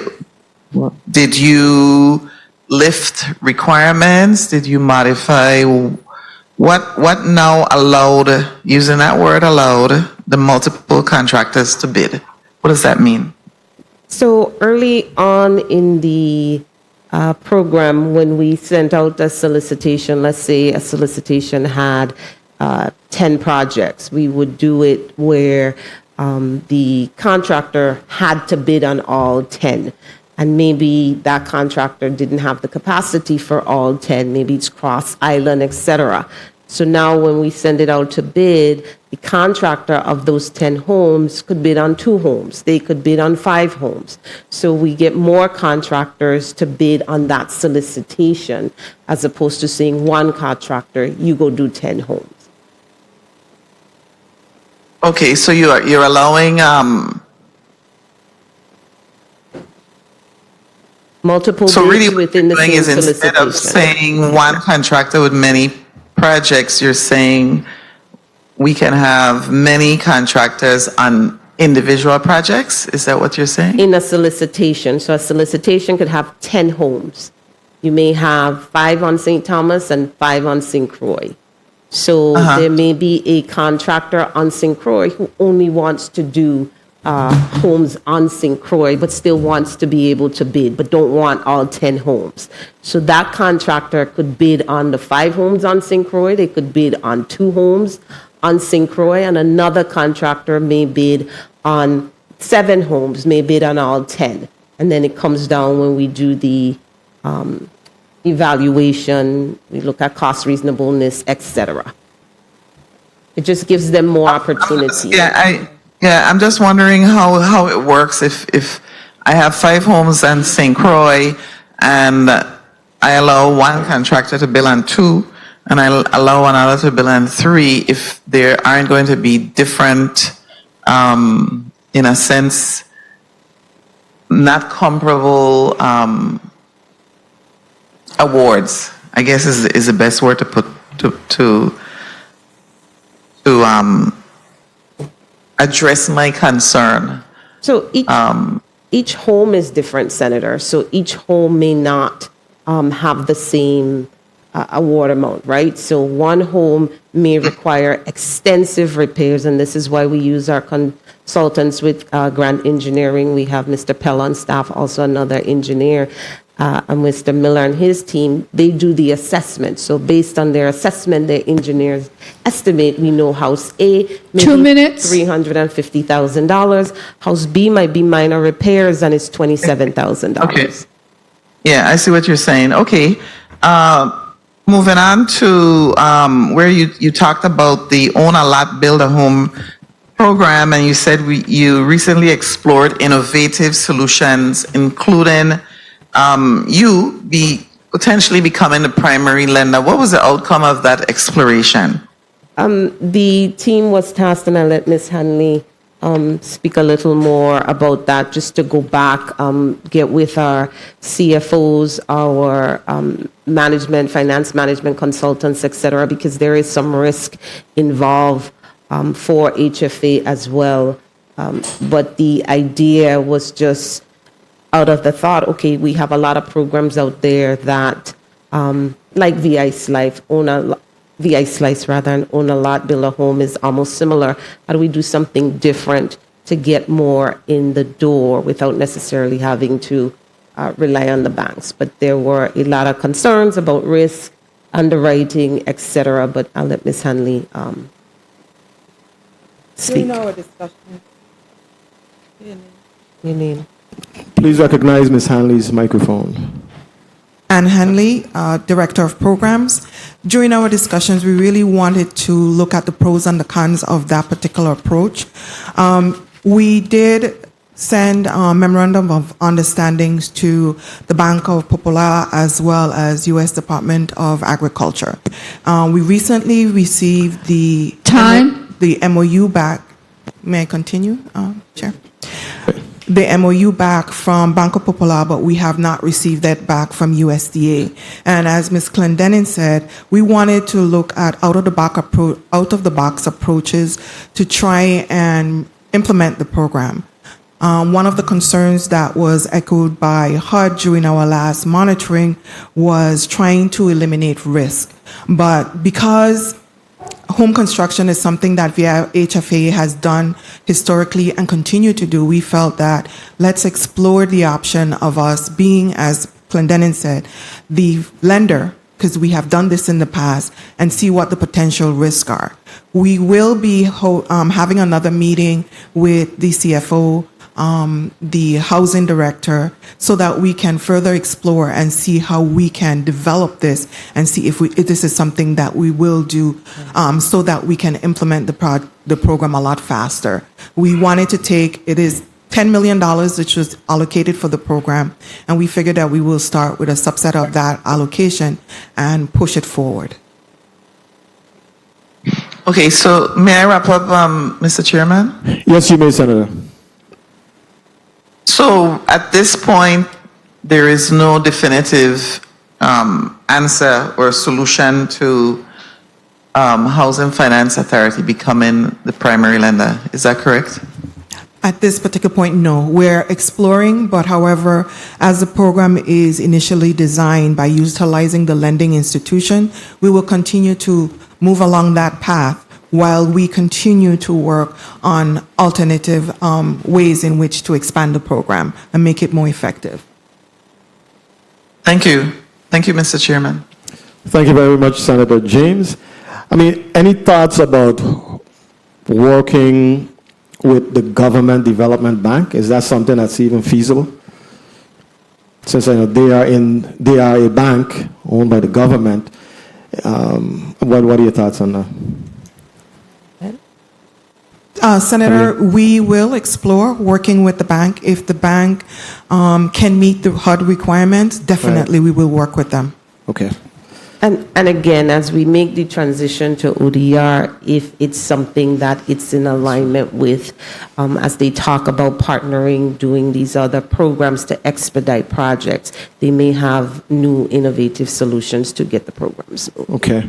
You mentioned, Ms. Clendenin, that the whole transition from Housing Finance Authority to ODR, and you sort of got a tentative approval with specific conditions from HUD. So I wanted to sort of get a sense for what those special conditions might be, and ultimately what role will Housing Finance Authority play in the process once would you no longer have a role?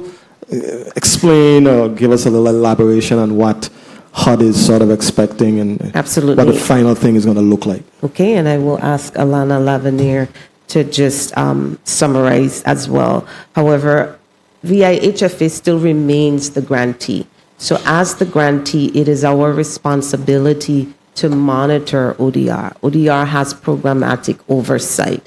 They have that freedom, if you will, to decide these are the projects that are going to be moving, here's the priority, etc. We monitor them. We continue to process the payments. We hold on to environmental review. As we know, every project has to go through environmental review. So we still have that compliance regulatory component that remains with VIHFA. Also, HFA still has to administer mitigation and the electrical grid grants. So programmatic oversight goes to ODR. We retain the compliance, the finance, the environmental, etc. As for the task that came back from HUD that says include this, I'm going to let Alana speak to that. It was just from their perspective, how are you giving tasks or what are you assigning to ensure recovery? Because they have seen as small, as you said, Director Williams said, we have to celebrate the win, small or big. HUD has said on many occasions, I think lately, they have started to see the progress as we've made the shift and hired right and changed processes. So they wanted to ensure the recovery process. So that was some of the, what are you putting in terms of tasks for ODR to ensure that process? Go ahead, Alana. Alana Lavinier, Director of Policy, Procedure, and Regulatory Services. To continue on what Director Clendenin stated earlier, the conditions that HUD came back with were to have more defined tasks and more defined performance metrics and benchmarks to ensure that the progress and the uptick that we've been making, that it continues. And so we went ahead and we worked and we created those detailed tasks. We also created detailed performance metrics as well as benchmarks. And all of those things are tied to our projects progressing, and we have particular benchmarks to say at this particular time and point, we should not only have spent this amount, but we should have these outcomes. We submitted those to HUD. They sent it back with a few recommendations, and so we're expecting to clear these whole subrecipient signing up this week. Thank you for that. Thank you for your clarification, Ms. Lavinier and Ms. Clendenin. Senator Alma Francis Heiliger. Senator Heiliger, you're recognized for your 6 minutes. Good morning to my colleagues. Good morning to the people of the territory. Good morning to the testifiers. My first set of questions have to deal with the line of credit, and this goes to Ms. I always get Williams Octolane. I always do it in reverse, but I got it today. I know one of the things we had discussed a few meetings back was the matching funds, and some projects needed to get those monies. And one of the things that was brought forward or requested with this $100 million line of credit is that some of that money would be used to assist with kicking off some of these projects to have the matching funds. Have you guys been able to start tapping into that, or are you not ready to start some of these projects that do need those matching funds? So we have started projects. The match was the area that we had the least amount of confidence in because, of course, if you draw, it's not like free money. It's a line and we need to pay it and we need to repay it within a timely basis. So we have paid some outstanding match payments that were necessary to meet the match for the composite poles is one that comes to mind very quickly. We had owed millions of dollars and the suppliers were stopping sending these poles, and we were able to work with the VI Housing Finance Authority to ensure that the payment is we make the payment and ensure that they would process the match payments so that we could keep the supplies coming and keep the project moving. So we anticipate the completion of those composite poles in December and January, trying to keep those suppliers paid and the materials coming. Okay, well, I'm glad to hear it's working in some shape or form.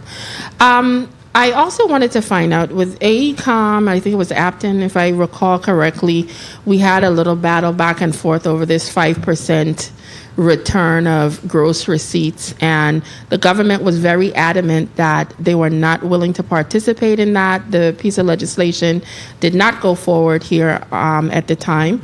Are they still attempting to pursue the return of that $60 million, or have they understood that it's not happening?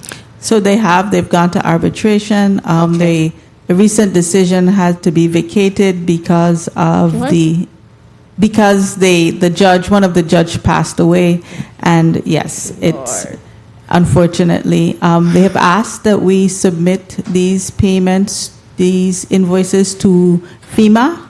So, and we've done so, and that's pretty much where they are. They are working to go back to arbitration. So for those funds. So based on what you're saying, there was a ruling in their favor, or? No, not for the cost of money. Okay. Yes, it was not in their favor. So we have to go back again. Well, ACOM is trying to collect their debt. So they have determined that the arbitration is with FEMA, though it's not with the territory. Okay. Yes, that's important to I'm note. happy you made that clarification because I'm sitting here like, go ahead. Yes, so that's where we are with that going back, and we've also sent the invoices to FEMA. So that is the status update on that issue. Okay. Well, thank you very much for that update. I'm a practical person. I live on logic. Realistically, and I know I asked Ms. Clendenin during another meeting, realistically, time-wise, of us getting projects completed, and she did share that they're probably going to be looking for some extensions. Do you think overall, with all the projects that we have, are we on 2 minutes? Are we getting back on track or getting on track to make sure that we are able to utilize this money? Because I'm very concerned about making sure we spend these monies to benefit the people of our territory.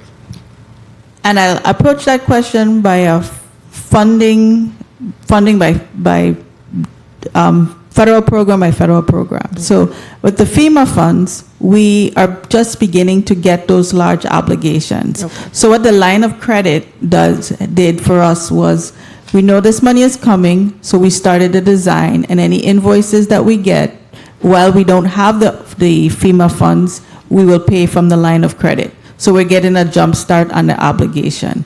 With the VIHFA CDBG DR funds that have an initial sunset of 2026, I think the effort, and Ms. Clendenin can also join in, the effort is to make sure that we have substantial progress on all of these DR projects, so that when the time comes for us to submit an extension, that it will be looked upon favorably. I do not think that HUD, if we're 80% completed on a project, that HUD will not give us an extension to complete it. Okay. Well, I will keep my fingers crossed and hope.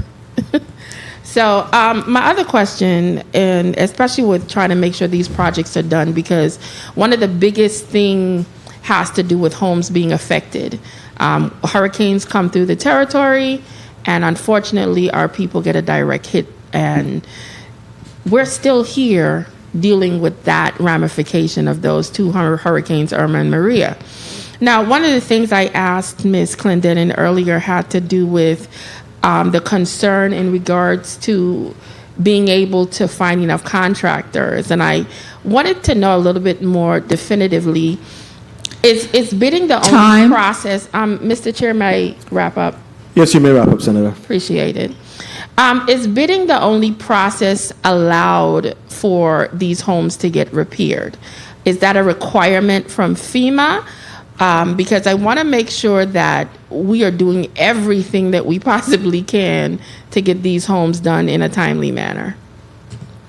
So we have to, no matter what the federal source is, you must be able to show that you have competitive pricing. And the most acceptable way to do so is through a bid, so you can show that you had competition and be able to provide that and demonstrate why you selected this contractor over the other. So it doesn't have, that's the best way from your perspective, but it's not the only way. In our experience, what we found is if you go any of those other routes, it will be mired in delays because you will have a hard time proving that this is a competitive pricing. How did FEMA, this is my final question, how did FEMA come up with selecting the other two businesses that dealing with the 6,000 homes and those emergency repairs? Did they go through the competitive bidding process, or they just, how did that work? You said, how did FEMA? Yeah, did they just? You mean in the beginning of the disaster? Yes. Did they just pick people randomly, or So they that did was not competitive FEMA. bidding? That was not FEMA. That was the government of the Virgin Islands. So we chose a Ecom and Aptiv? Yes. Well, HFA did. Well, they had. Sure. So in the initial step process, the Virgin Islands Housing Finance Authority sent out a solicitation. So in that solicitation is where AECOM and Aptim subsequently bid on. So yeah, they were selected. They had to go through the bidding process. That's Okay. it. Thank you for all of this additional information, Mr. Chair. I appreciate the additional time. Thank you very much, Senator Francis Heidegger. Senator Gittins, you're recognized for your 6 minutes. Thank you, Mr. Chair, and good morning to all.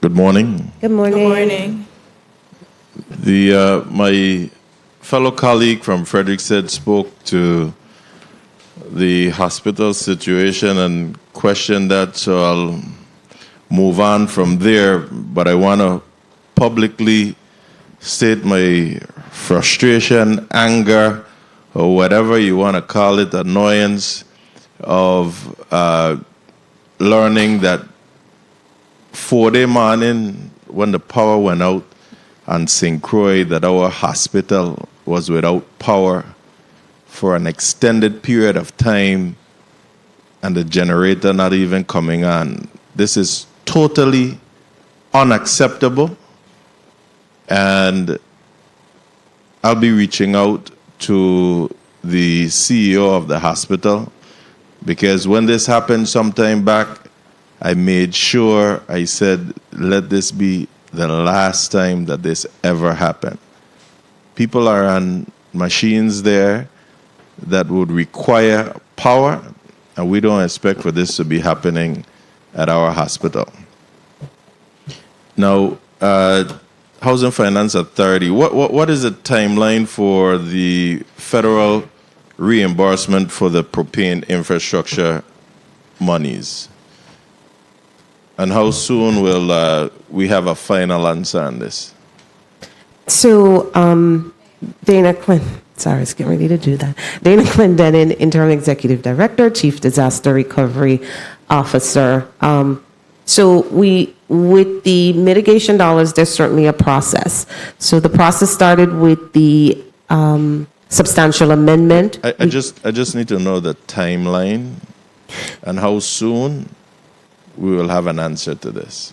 Right, but Senator, I'm leading up to that, and I've let Mr. Odari respond. The leading up to in the meantime just takes up time. I ask pointed questions. Sure, we are hopeful for the reimbursement of the $45 million and the payment of the $100 million on or about early December 2024. Next year. And what if it's not approved? 23, I'm sorry. Okay. Like 24, what? 23. Okay, well, that Sorry. sounds much better. I'm sorry. What if it's not approved? We have no reason to believe at this point it will not be approved. We've submitted most of the requirements to HUD. It's just a matter of the finalizing the performance metrics. We're working in collaboration with our TCT. There's a lot that goes into it. Odari, do you want to expound? Sorry, yes, good morning. I'm sorry. Odari Thomas, Director of Energy Solutions, VIHFA. We are working to ensure that all of the requirements that are associated with the funding are satisfied to ensure that the payment is approved. That's why we are taking all of these measures. It is a process, as Director Clendenin indicated, but we want to make sure that we do it right the first time so that it is approved and you don't have to consider the alternative. All right. Now, again, 29 homes in 6 years is just totally unacceptable. I have an elder family member here on 2 St. minutes. Thomas that I feel so sorry for this lady. 85 years old. Got her insurance monies over $100,000. I had to turn it over to VI Housing Finance Authority. From back then to now, not a thing has been done to her house. 85 years old. Still pushing water and whatnot. Her daughter just had to, just for a peace of mind, send her out the territory. What is going on? And what are you guys doing with these monies? Why not give the people the monies and let them get a private contractor and fix the house? What's really going on? Somebody please just tell me. Dana Clendenin, Interim Executive Director and Chief Disaster Recovery Officer. Senator, the funds that was asked early in the program, funds were asked if you had a duplication of benefits. So that means you either got insurance funding, you got FEMA funding, you got SBA loan, something to help do the repairs on your home. And early in the program, you were asked to submit to the authority that funding while we seek to repair your house. Time. I just want to note that our policy states, and we've communicated to applicants, that you are eligible to come for that funding if you deemed you wanted to start repairs yourself, etc. It doesn't have to sit there. If you wanted to put it into your own interest-bearing account, you certainly can do that as well. Do That you is have it an in an option. interest-bearing account at this time? We do not. So that is that. Again, as stated 2 weeks ago, we've had to, in essence, restart this project. Although the storms happened in 2017, funding was not received until somewhere in 2019. We've had a lot of, whether it was restrictive policies, just gamut of things happening in which we've had to streamline the process. We now are in a good footing. We have a great team in grant engineering who's assisting with the drawings, the assessments, etc. So that is moving along pretty quickly. We've changed the strategy in the open bidding, so we're getting more bidders that way.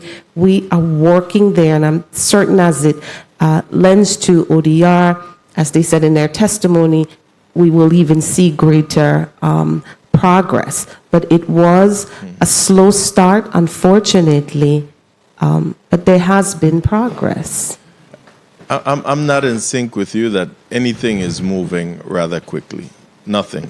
But as I sit here, I'm just trying to just remain composed, because I am truly and utterly frustrated for all these individuals, but especially this 85-year-old lady that don't know what's going to happen tomorrow. It's just been too long. Who should she contact directly to get some immediate answers and action done? Sure, we have a program manager. His name is Mr. Gregory Miller III. The same one that, who's that? Mr. Miller. My St. Croix colleague, phone calls? Mr. Miller is here. Mr. Miller, do you want to stand? So She may contact Mr. Miller, program manager. We can also email. I know you mentioned she has a daughter. Email envisionprogram I'll at definitely be reaching vihfa.gov. This one is personal. I'll be reaching out. Mr. Chair, thank you. I'm sorry I deviated because I had one WAPA question regarding these generators. I mean, if you allow me to, but if not, I understand. Senator will allow you to wrap up with your one final question. Thank you regarding so WAPA. much.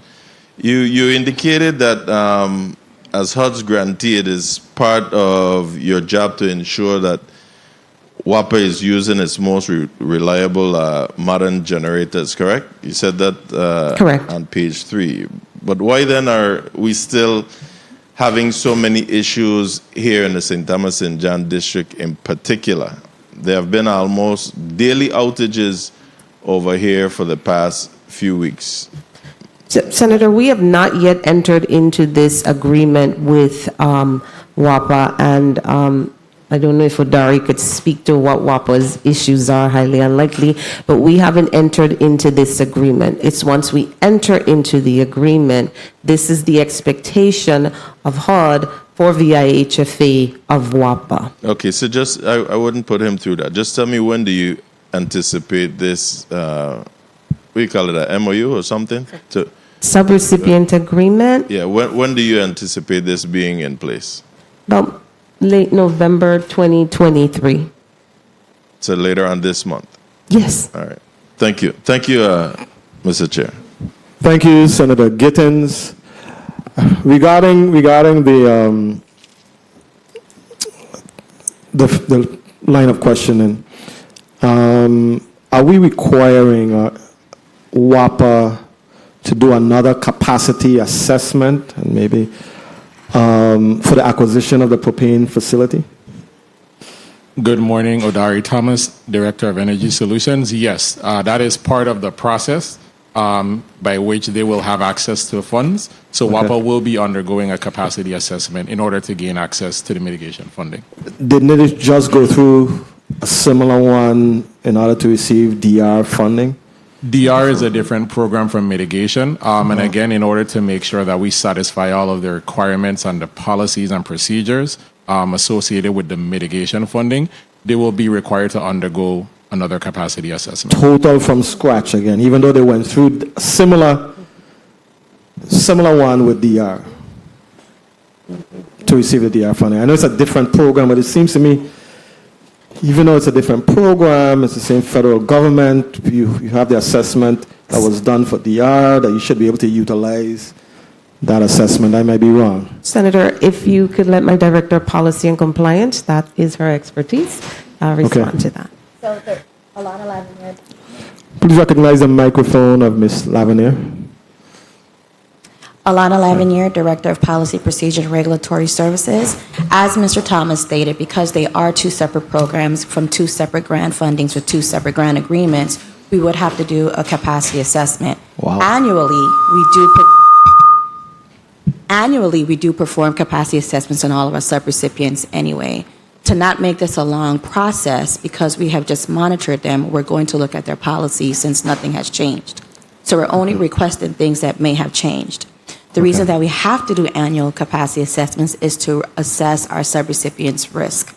And our goal in here in the territory is to lower our subrecipients' risk. So anytime that we can take a look at improvements in their policy, more staff and capacity, we want to take a look at that to be able to report to HUD that we're improving our capacity in the territory. Okay. Thank you very much, Ms. Lavinier. Senator Blyden, you're recognized for your 6 minutes. Before Senator Blyden, the chair recognizes the presence of non-committee member, our Senate President, Mr. Novel Francis. Welcome, Senator.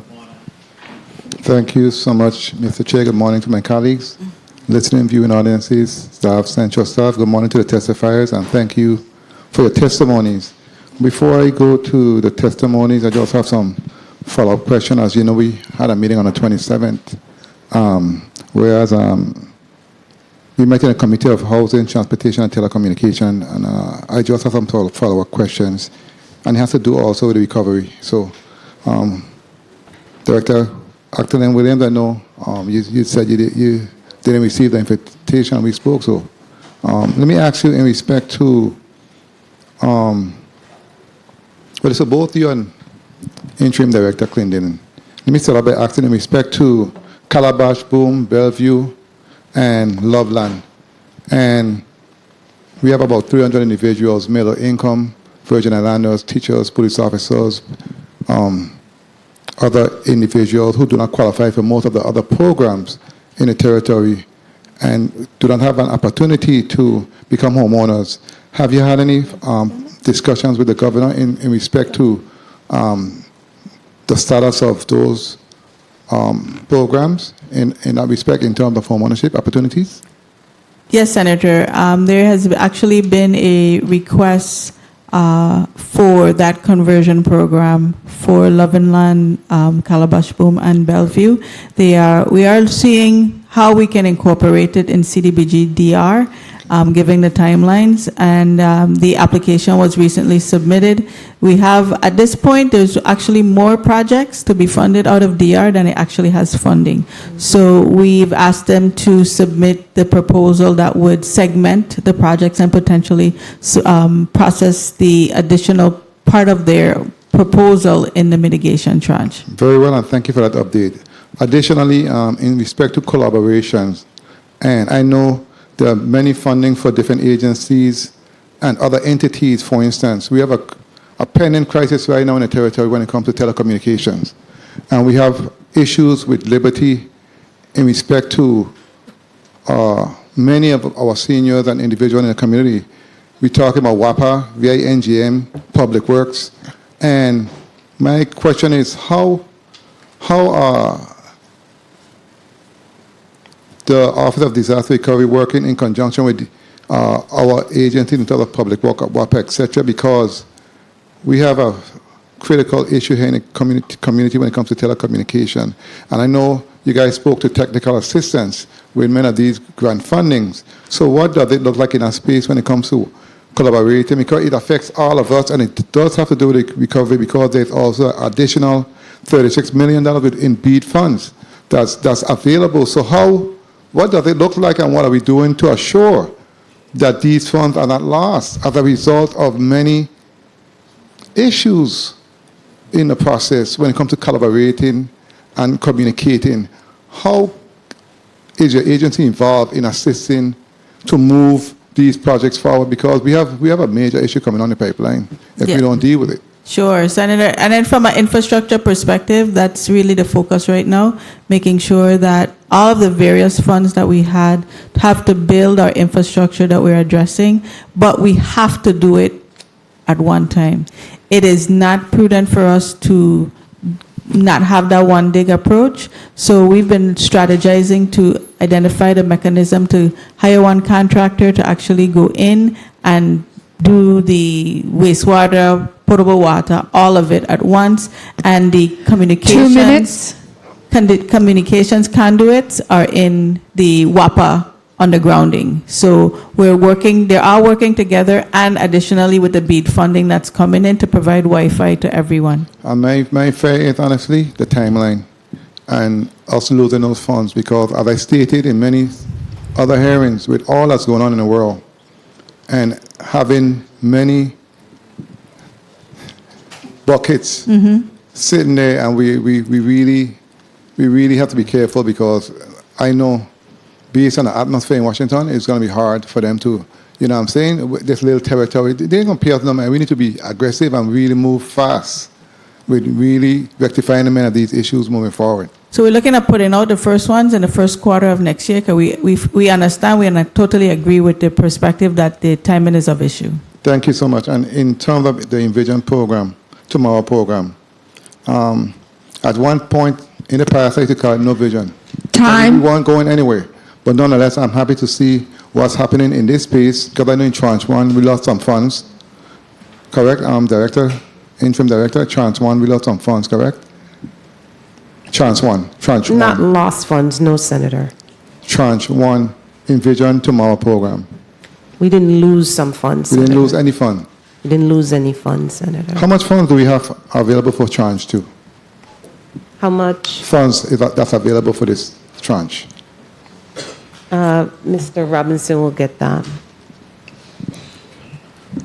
While he's looking for that amount, because my question is, Mr. Chair, if you don't mind, my question is in respect to the testimony, because since the hurricanes of 2017, 29 homes have been completed, and two more have been added since the last hearing, and you have 40 more in different stages of construction. $5 million have been paid to contractors thus far, and you said, as you stated, ODR will not impact the Envision applications. My question is in terms of how much funds is available right now for the program and the pace, as was stated, because my colleague spoke to the 85-year-old relative of his, and I've had and visited many others who called my office in terms of their situations. In this funding, are there still in tranche 2 available options in terms of hotels, motels, and other means to assist these individuals in the interim while they are going through the process? Yes, so Mr. Robinson has that number for you as to how much fund is available for the program. And yes, we did a substantial amendment which says that, hey, if you are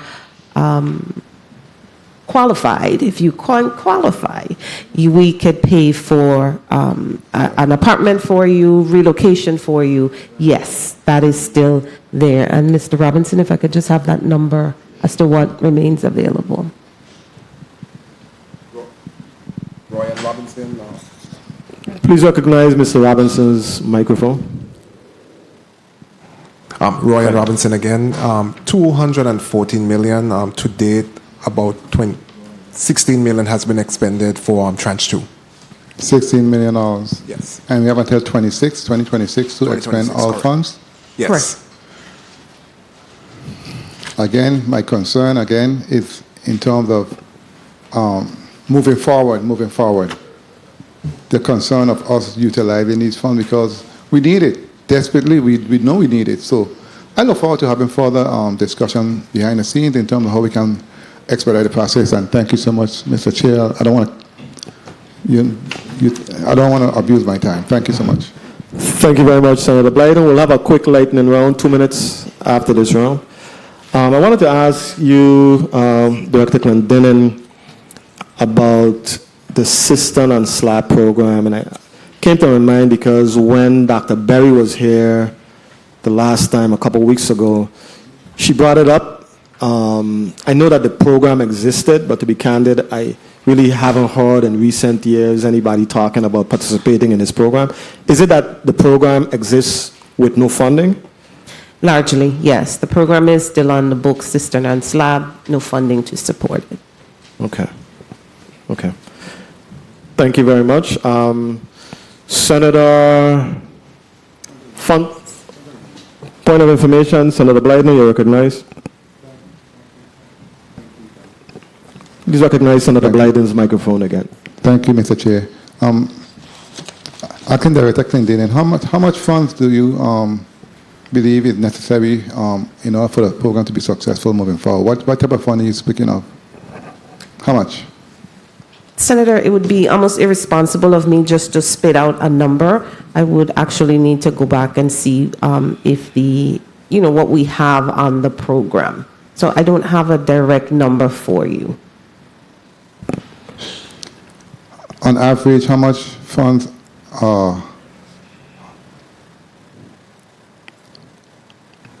So you want me to spit out a number? No problem. I would give about, 10, 15 million. 10, 15? No. See, Senator, if you'll allow me. How much funds have been allocated since different in the last 5 years on average? To the Cistern and Slab program? Yes. Yeah. How much they have been budgeting on an annual basis? That's the question. I don't have that number before me. Okay, very well. Thank you. I'm going to ask our director to provide us. I think Ms. Dr. Berry had a proposal that she put out there. I want to believe that she mentioned an initial funding, Senator, of $2 million or something of the sorts as a start for seed money for the program, I believe. But we can get you, Ms. Clendenin, Director Clendenin, to provide us with some more specifics in terms of, for the program to be feasible, if it's something that the Housing Finance Authority believes in, if you can share with us a realistic amount of money that may be needed, at least initially, to jumpstart the program. I know the people in the Virgin Islands, I got 2 texts asking about the Sister and SLAP program. That's why I asked you about it. So. And Senator, I would defer them to our Own a Lot, Build a Home program as well, because you're going to come back to construction in the territory, who offers construction loans, etc. But I would refer them, if we're talking disaster recovery and expending dollars, to really see us about the Own a Lot, Build a Home program and start there. So let's expend those funds. But I'm happy to get you correct numbers for Cistern and SLAP. Thank you very much. Director Williams-Actolin, and I know you mentioned that $7.5 million was available to the territory via some special initiative. Right, the omnibus bill? Right. Yes. To provide some sort of technical assistance and research, and just the idea of the cost of construction in the territory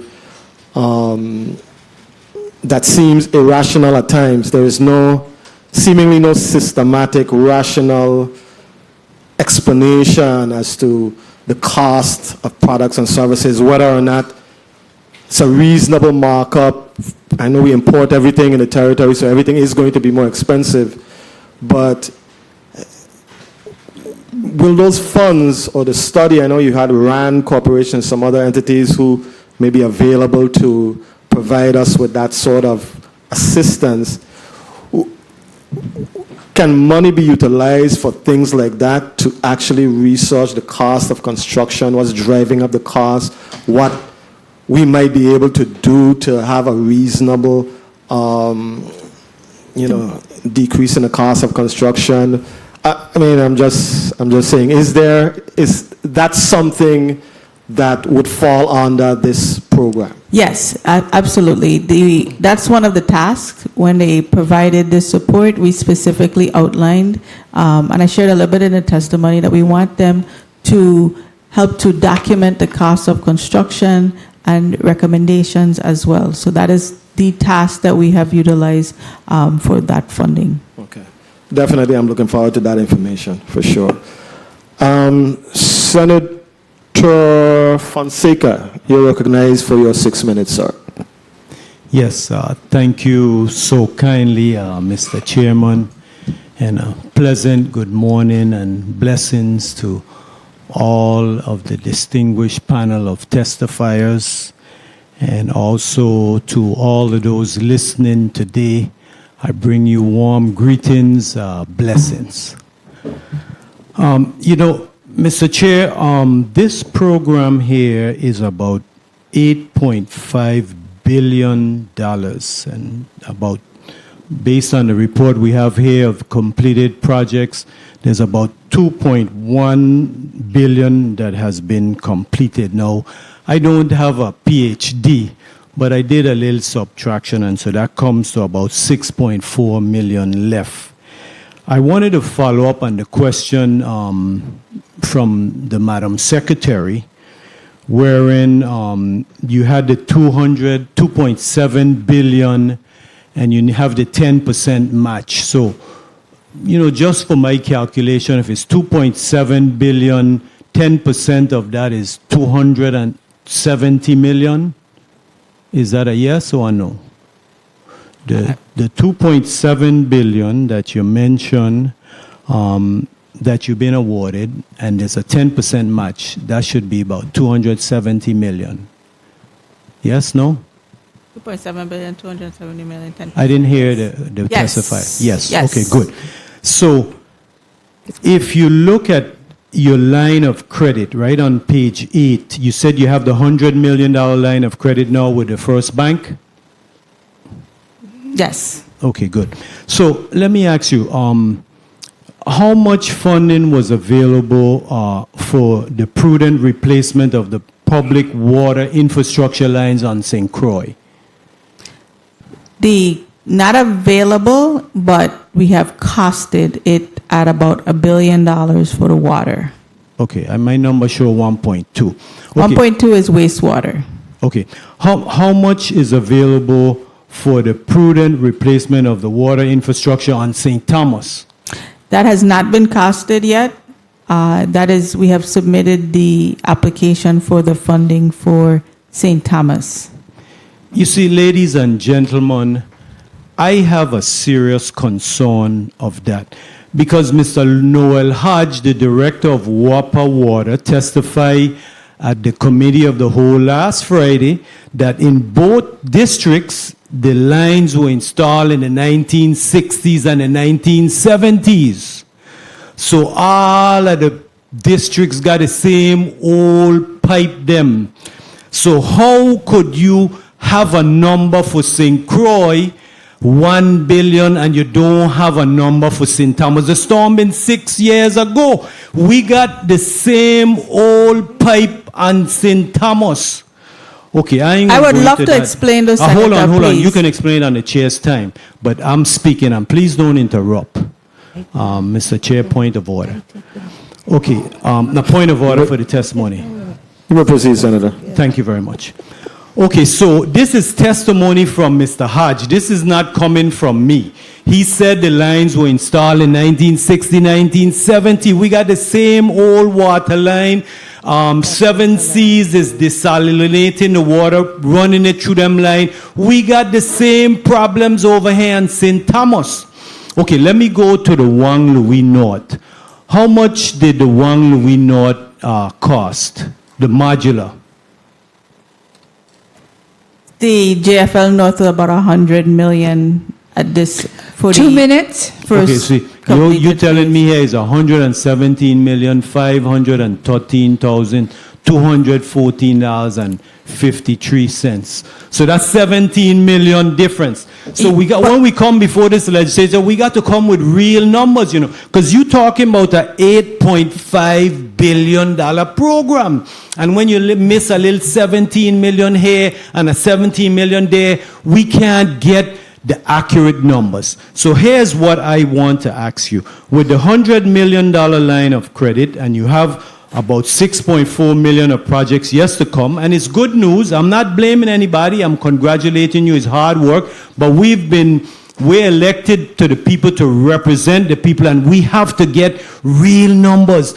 Don't tell me it's about 100 million when it's 117 million. 17 million is a lot of money, Papa. That's what they say, see money day. So I want to finalize with this here, Mr. Chair.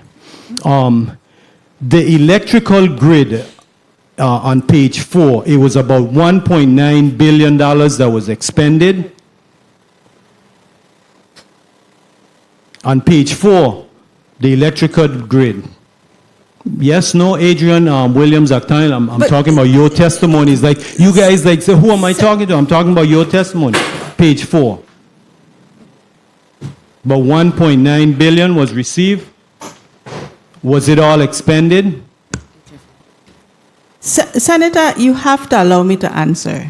I can't. If you say something, okay, I need to be able to answer you. Okay, Mr. So Chair, let me know can when she you're answer ready. on your time? I'm reading your testimony. You'll be allowed to answer on my time. Page 4, it says, Councilman. the Housing and Urban Development Community Development Block Grant Disaster Recovery Program, CDBGR, administered the Virgin Islands Housing and Finance, administered by the Housing Finance Authority, received $1.9 billion. I'm just asking, was it expended? This is here in black and white. Was it expended? Senator, the 1.9 billion is the entire amount received by CDBG DR. And then the following line says 296.6 million has been expended to date. And that's what I'm asking you. All of that was for the WAPA?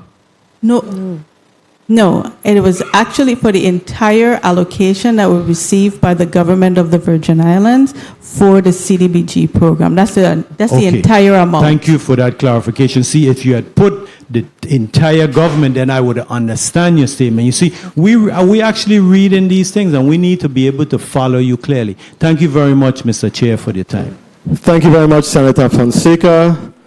Director Octonen, Yes. do you care to respond to anything that you... So I have to put a clarification on the water. The replacement for the wastewater lines was not an easy task with FEMA.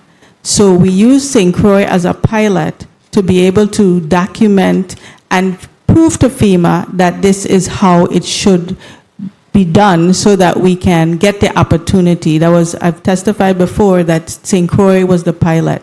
When we get success in getting FEMA to look at it in the manner in which we've presented it, then we started to gather the information for St. Thomas. Because if FEMA didn't accept it, then we would have expended costs that we would not be able to pay because FEMA would have said it was ineligible. So that's the reason why St. Croix was done first, and then we're moving now to push forward to St. Thomas. The second piece is $100 million was on the temporary facility for JFL. That additional amount is now being used for the admin building and the rest of the work that's necessary for JFL North. JFL North, although we've been able to open the facilities, it is additional work that's still being conducted, and that remaining amount is for that.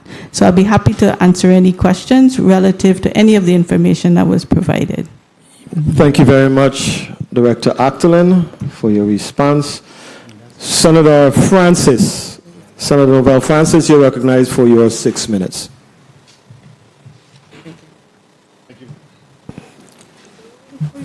Please recognize the microphone of Senator Francis. Mic check 1, 2. Thank you very much, Mr. Chair. Good morning to you, my colleagues, and good morning to the testifiers. And of course, actually, it's good afternoon, and good afternoon to the people of the Virgin Islands. So I just came from the conference, leadership conference that they're having over at the Westin in regards to the disparity in healthcare. And of course, that was an insightful conversation that's being had there, where we continue to see where for 400 years, the underserved and the underserved continue to be challenged in this community. What we continue to see here is that we have communities of black and brown individuals that continue to be shortchanged.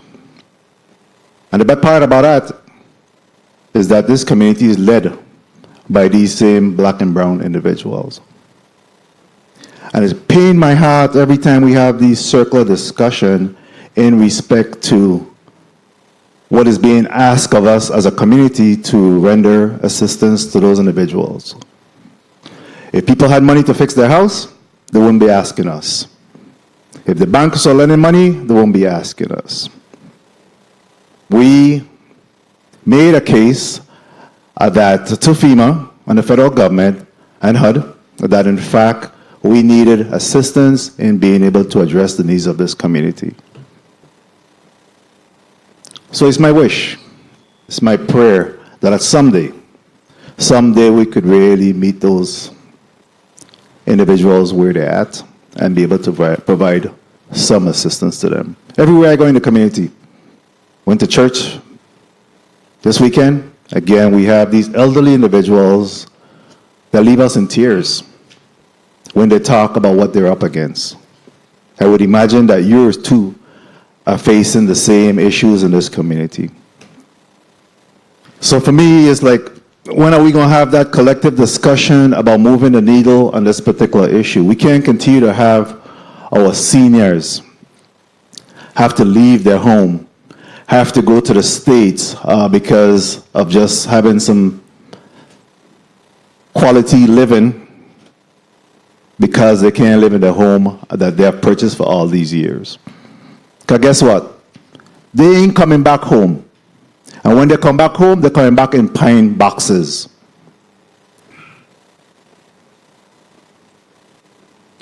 So I'm hoping that, there could be a wake-up call at some point where we really need to address what we're seeing here and be able to bring some assistance to these individuals. So I know that there was a lot of conversation about us building capacity and staffing up, disaster recovery and the Housing Finance Authority and those areas. Have we done that yet? It's a continuous process, Senator, but yes, I think we have, for VIHFA, brought on a great number of folks to help move the process, as well as staff augmentation to contractors to help us move the needle. So do we believe that we're at the level of the staffing and capacity that we could be able to at least start to make some inroads in the requests that have been made of us to address the concerns of this community? We've already begun to make those inroads, and as we continue to bring on board, whether it's staffing or contractors, 2 minutes. Again, you will see more progress. Are you satisfied with the progress that you have seen thus far? No, Senator, I think we could do more. However, having to restart the program, get new staff augmentation, find new staff, I think within the last year, we've done a good job.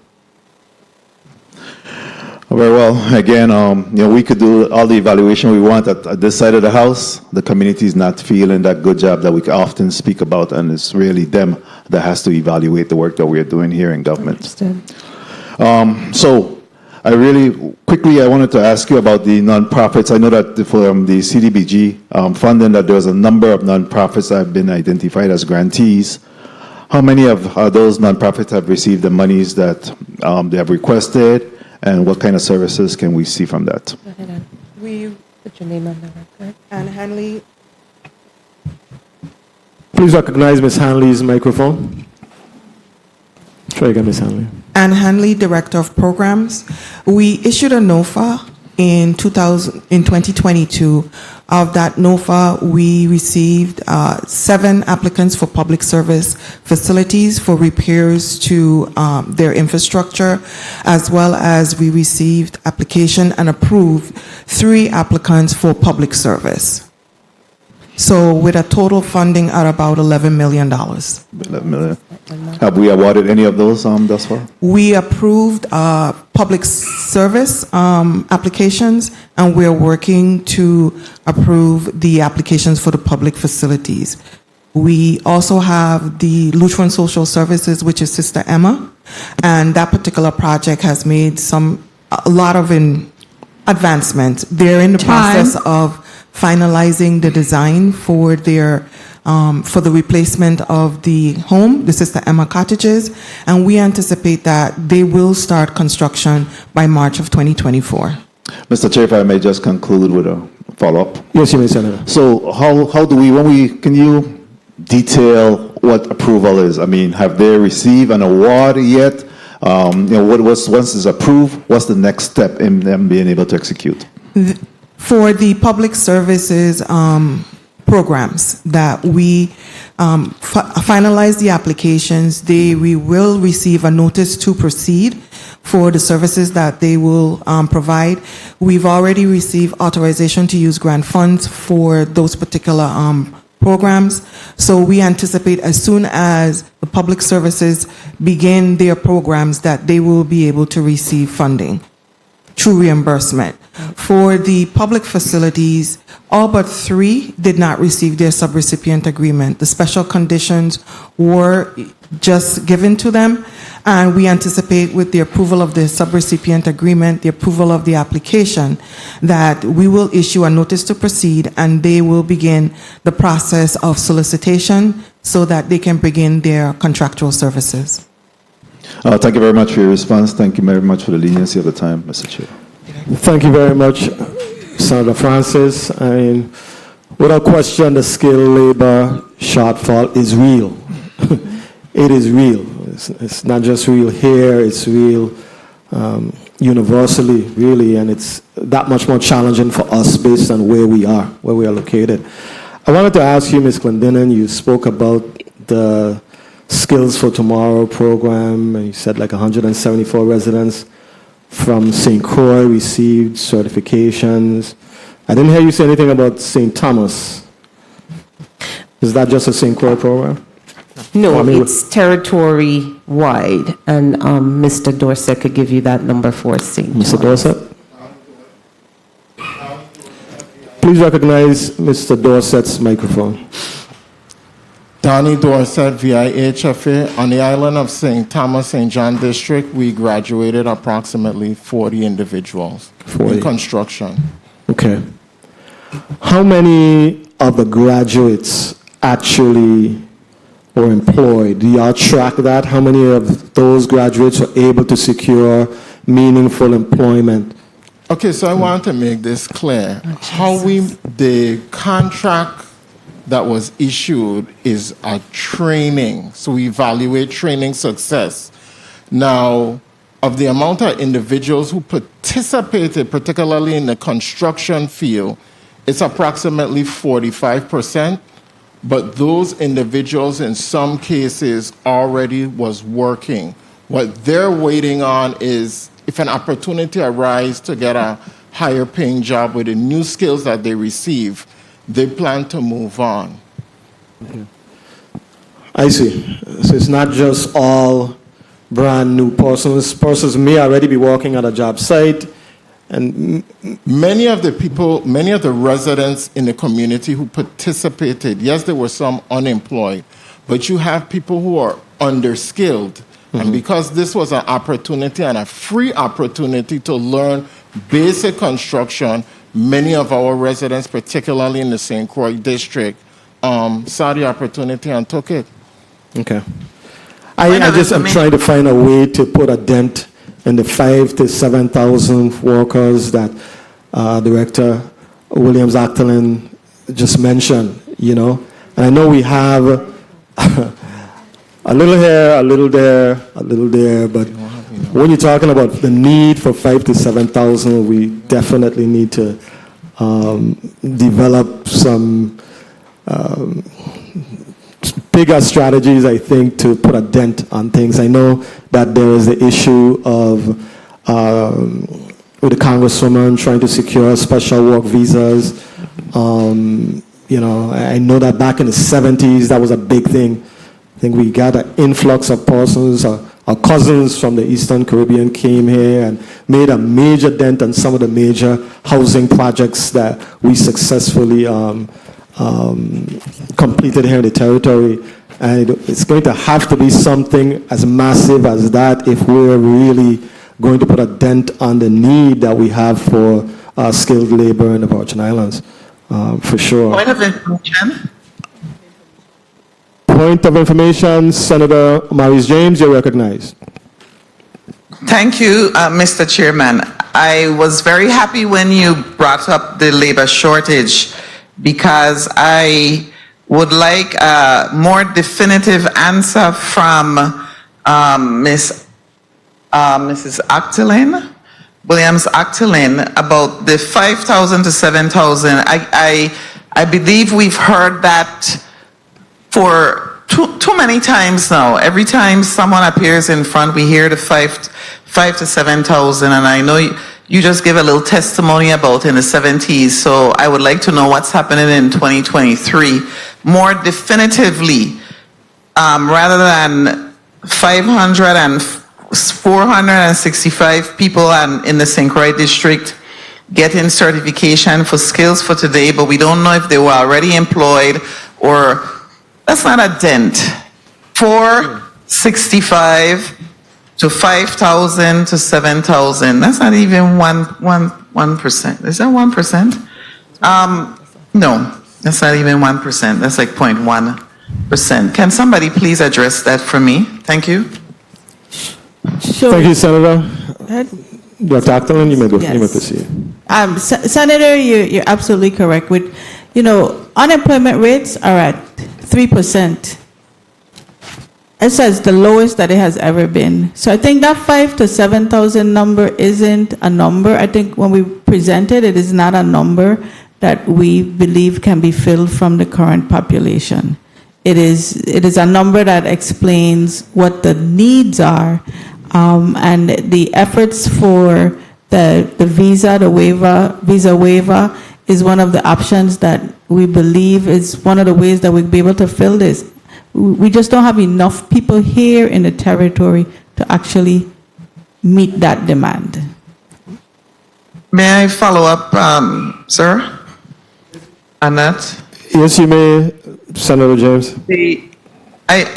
And that's the thing. I understand what was just said, but I'm not hearing what are we doing, or I will be more specific. We have a number of projects in the pipeline. Has the administration done a plan where you know that, for example, the schools and the hospitals, how many people you will need by that time, how many people are available, or where are you going to get them from? Is there some plan out there that you are using to make sure that when, or is it that you're just kicking the can down the road when it comes to construction and waiting to see whether or not contractors have enough people to work on this project or that project? I think the people deserve a more definitive answer or a plan. Do you have a plan for development? Because saying that the derelict and abandoned building legislation, the VI slice, and the rental rehabilitation and reconstruction programs are going to help address housing that would then help with the labor. No, they're not going to. They're not going to. VI slice had what, 6 people? Six homes? No. We have to reach to the point where there's nothing wrong in saying we were wrong and we need to go back to the table and try again. That's where I'm going with this. But do you have a plan in terms of the next 3 years that this administration is in power? What's going to happen? Thank you. Yes, we have a plan. Those 3 programs are just programs that we've suggested as ways that we want to rehab the current infrastructure, because we expect that we're going to be in this for about at least another 10 years. The CTEC program, providing the training, we started off very early with workforce housing, where we talk about training the people here to do the work. As a result of that, the University of the Virgin Islands established the Construction Management Certificate Program and created programs for the demand occupation. In addition to that, we've been talking to contractors that can come and provide housing options, like being able to maintain the man camp on St. Croix, identifying buildings that we can use to rehab and provide for workers' housing. That includes, some companies are willing to purchase these properties and turn them into workforce housing. And when the contract is finished, then it will be able to remain a part of our housing stock. So these are all of the initiatives that we are currently working on, as well as ensuring that we train the people who are here to take these jobs. The Envision, the VI Slice, and those programs were utilized for home ownership, so that the people who are away right now that always say they want to return home, but home ownership is an issue, providing attractive incentives for our Virgin Islanders abroad who are doing some of this work abroad to come back home. So it's a multi-pronged approach, an approach that we're going to have to consistently work for the next 5 to 10 years. Thank you very much, Director Actolin, Dr. Williams Actolin, and I too share the anxiety of Senator James. You know, when you have 5,000 to 7,000, it's a huge thing, and it's not something that you're hiding. You're very straightforward with the needs, and we respect and appreciate that. The 10% match; those are 2 significant potential barriers to our recovery. So it is going to take us all putting our brain power together to figure out some realistic strategies that's going to, and I know Slice, you have 6 here, 5 there, 3 there, and you're talking about a monumental, a monumental task.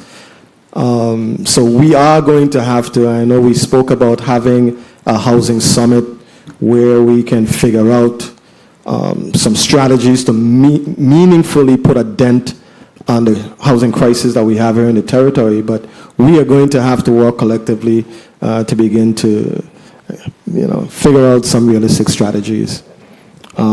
Senator Joseph, you're recognized for your point of information. Thank you so much, Mr. Chairman. I do want to also ask a very critical question regarding the workforce development based on the $10 million that was awarded for the training of our people.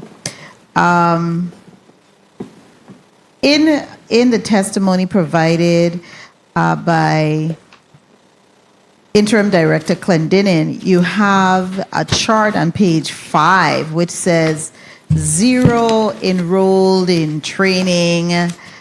This is for the NCCER, the National Center for Construction, Education and Research. That's what that acronym stands for. And then you have for the other table, for the on-the-job training, you have 0 eligible, not yet placed in training. So my question is, who is being trained now that you have already for the NCCR served and completed? 505 persons have received their certification, and now you have another 459 that have complete with certificates are in the on-the-job training. Where is the new people coming from to provide and what is being done to get people enrolled in these programs? Need more funding. Please recognize Mr. Dorset's Mr. Dorset's mic.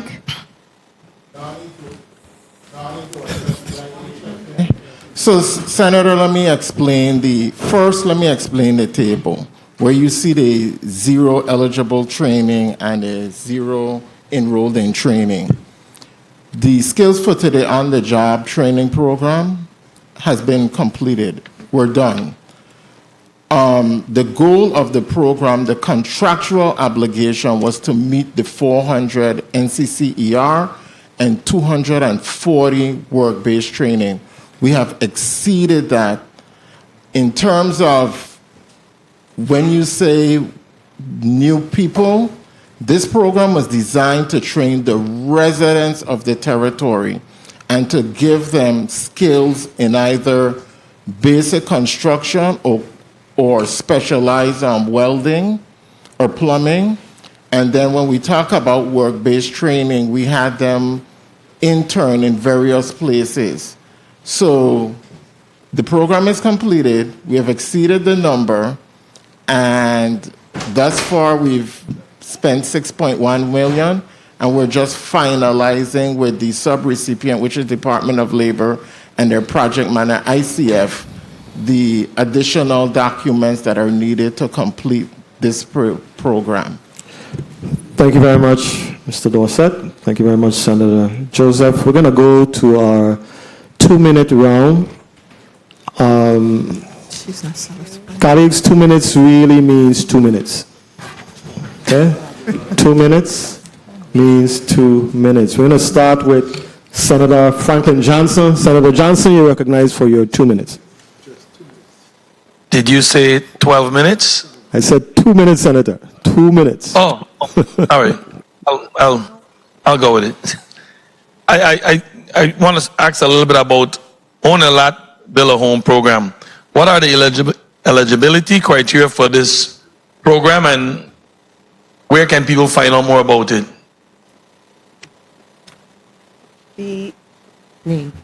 Anna Hanley, Director of Programs.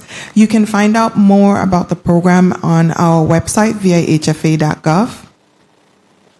What are some of the eligibilities or criteria? Eligibility is a low to moderate income. You have individual. You have to go to the bank to The bank will make a determination as to whether or not you're mortgage ready. The bank will tell you based on your submitted design what is the cost. We provide gap financing just in case the individual does not have all of the money. We presently, as designed, we are the second lender. So the first thing is for you to go to the bank that is participating, which will be Banco Popular. Thank you. You guys spoke about your new procurement portal. Can you help me a little bit? How does this portal improve the efficiency of the procurement? And what kind of feedback have you been getting from this thus far? Dana Clendenin, Interim Executive Director, Chief Disaster Recovery Officer. So prior to, we was doing more of a manual procurement process, and we had our challenges with that. So with the new system, it's online, it's easily accessible, it's user-friendly. The responses we've gotten thus far has been positive. I haven't heard anything negative. So we look forward to continued use of that system. I want to get back to this home thing because we've been blessed. We didn't have no hurricane, but the month of October been a very rainy month, and I very sincere when it rains. Many times the first people I think about is those that have been seen in these homes that water just downpouring in the house. We said we got 29 homes built. 29 out of how much that's on this program? The program, I think it's in excess right now of about maybe 400 to 600 that are actually eligible. Mr. Chair, can I just wrap up on this? You may wrap up quickly, Senator. Quickly. All right, so we did 29 out of, let's stick to the number 400. I'm going to be very generous here with this. Because if we got 29, I'm going to be very generous. I'm going to say that you got these 29 built this year. That's what I'm going to say. So you're telling me out of 400 next year, we're going to get next 29 if we're lucky. Is it fair to say that, or I'm wrong to not believe that you're going to get even one more than that? Because I'm pretty much last now. When you're telling me 29, and I'm going to stay with a low number, out of 400, I'm being generous. I'm saying that you build this 29 this year, which is not true. I'm just being generous about this. We're really in bad shape. And our people and our elders, God forbid a storm come here. But every time it rains, these folks, they're in these houses dripping with water. I don't know when we're going to see some urgency in this. I don't know when we're going to start lighting the torch on this program to try to expedite and get these homes built fastly. Thank you very much, Mr. Chair. Thank you very much, Senator Johnson. Senator Joseph, you're recognized for your 2 minutes. Thank you so much, Mr. Chairman. This question is for the Virgin Islands Housing Finance Authority, page 5. I just wanted a little clarity. If you've covered this for me or answered it for one of our colleagues, we could bypass it. You mentioned in your comments here under the table that you have 43 total single-family homes that's going to be built. The first that's going to be starting is going to be in March 2024. Identify which of those homes that you plan to start in 2024. I know you have the Estate Fortuna, Queen Louise revitalization, and 7 in Estate Mount Pleasant. But which are the 4, and what is the timeline? Is it 18 months time frame to build the homes? Ann Hanley, Director of Programs. Senator, 18 months. 1 minute. 18 months for construction of the home. Okay. 43 single-family homes based on the projects you have identified. While Pineapple, we have 2 phases. The first phase with that has infrastructure in place, that will be 12. The second phase, And wait, the 12 is the Estate Fortuna? Estate Wild Pineapple Estate Fortuna. Okay, because just refer to it as you have it here, because I don't want to get confused. Estate Fortuna is going to be the 12. 12 and 8. Okay, There so is the total of 20. total of 20. Okay. There are 8 homes, potential sites that do not have existing infrastructure in place. Those will be constructed as well. We also have Mount Pleasant on, let me stick to St. Thomas, I'm sorry. Queen Louise home, we will have 16 new homes, townhomes. And that's slated to begin in March 2024 as well? Yes. Okay. We also Time. have Mount Pleasant Mr. where Chairman, may I? Very, very quickly wrap up. You don't say that with everybody, but Very, let me go ahead. She's 2 minutes. providing the information. You may go ahead and continue. And then we have Mount Ms. Pleasant, which has an additional 7 lots, which we will be building single-family homes. In which month? June, starting in June or? March. March, okay. All right. Thank you so kindly for the time, Mr. Chairman. Thank you. Thank you very much, Senator Joseph. Senator Maurice James, you're recognized for your 2 minutes. Thank you, Mr. Chairman. I want to double down on what the Senate President said. I think we can't let it escape us, and that is that unlike Black Americans, we are in control here in the territory. And so when things aren't being done, we are to blame. The very Black people who run in this government for our own people. So I think I understand what he's saying and why he's so passionate about his statements. I'm going to go directly with my 2 minutes to Mrs. Actalin Williams, or Williams Actalin, I'm sorry, I apologize. I did like what your response, but I want to hone in on the man camps.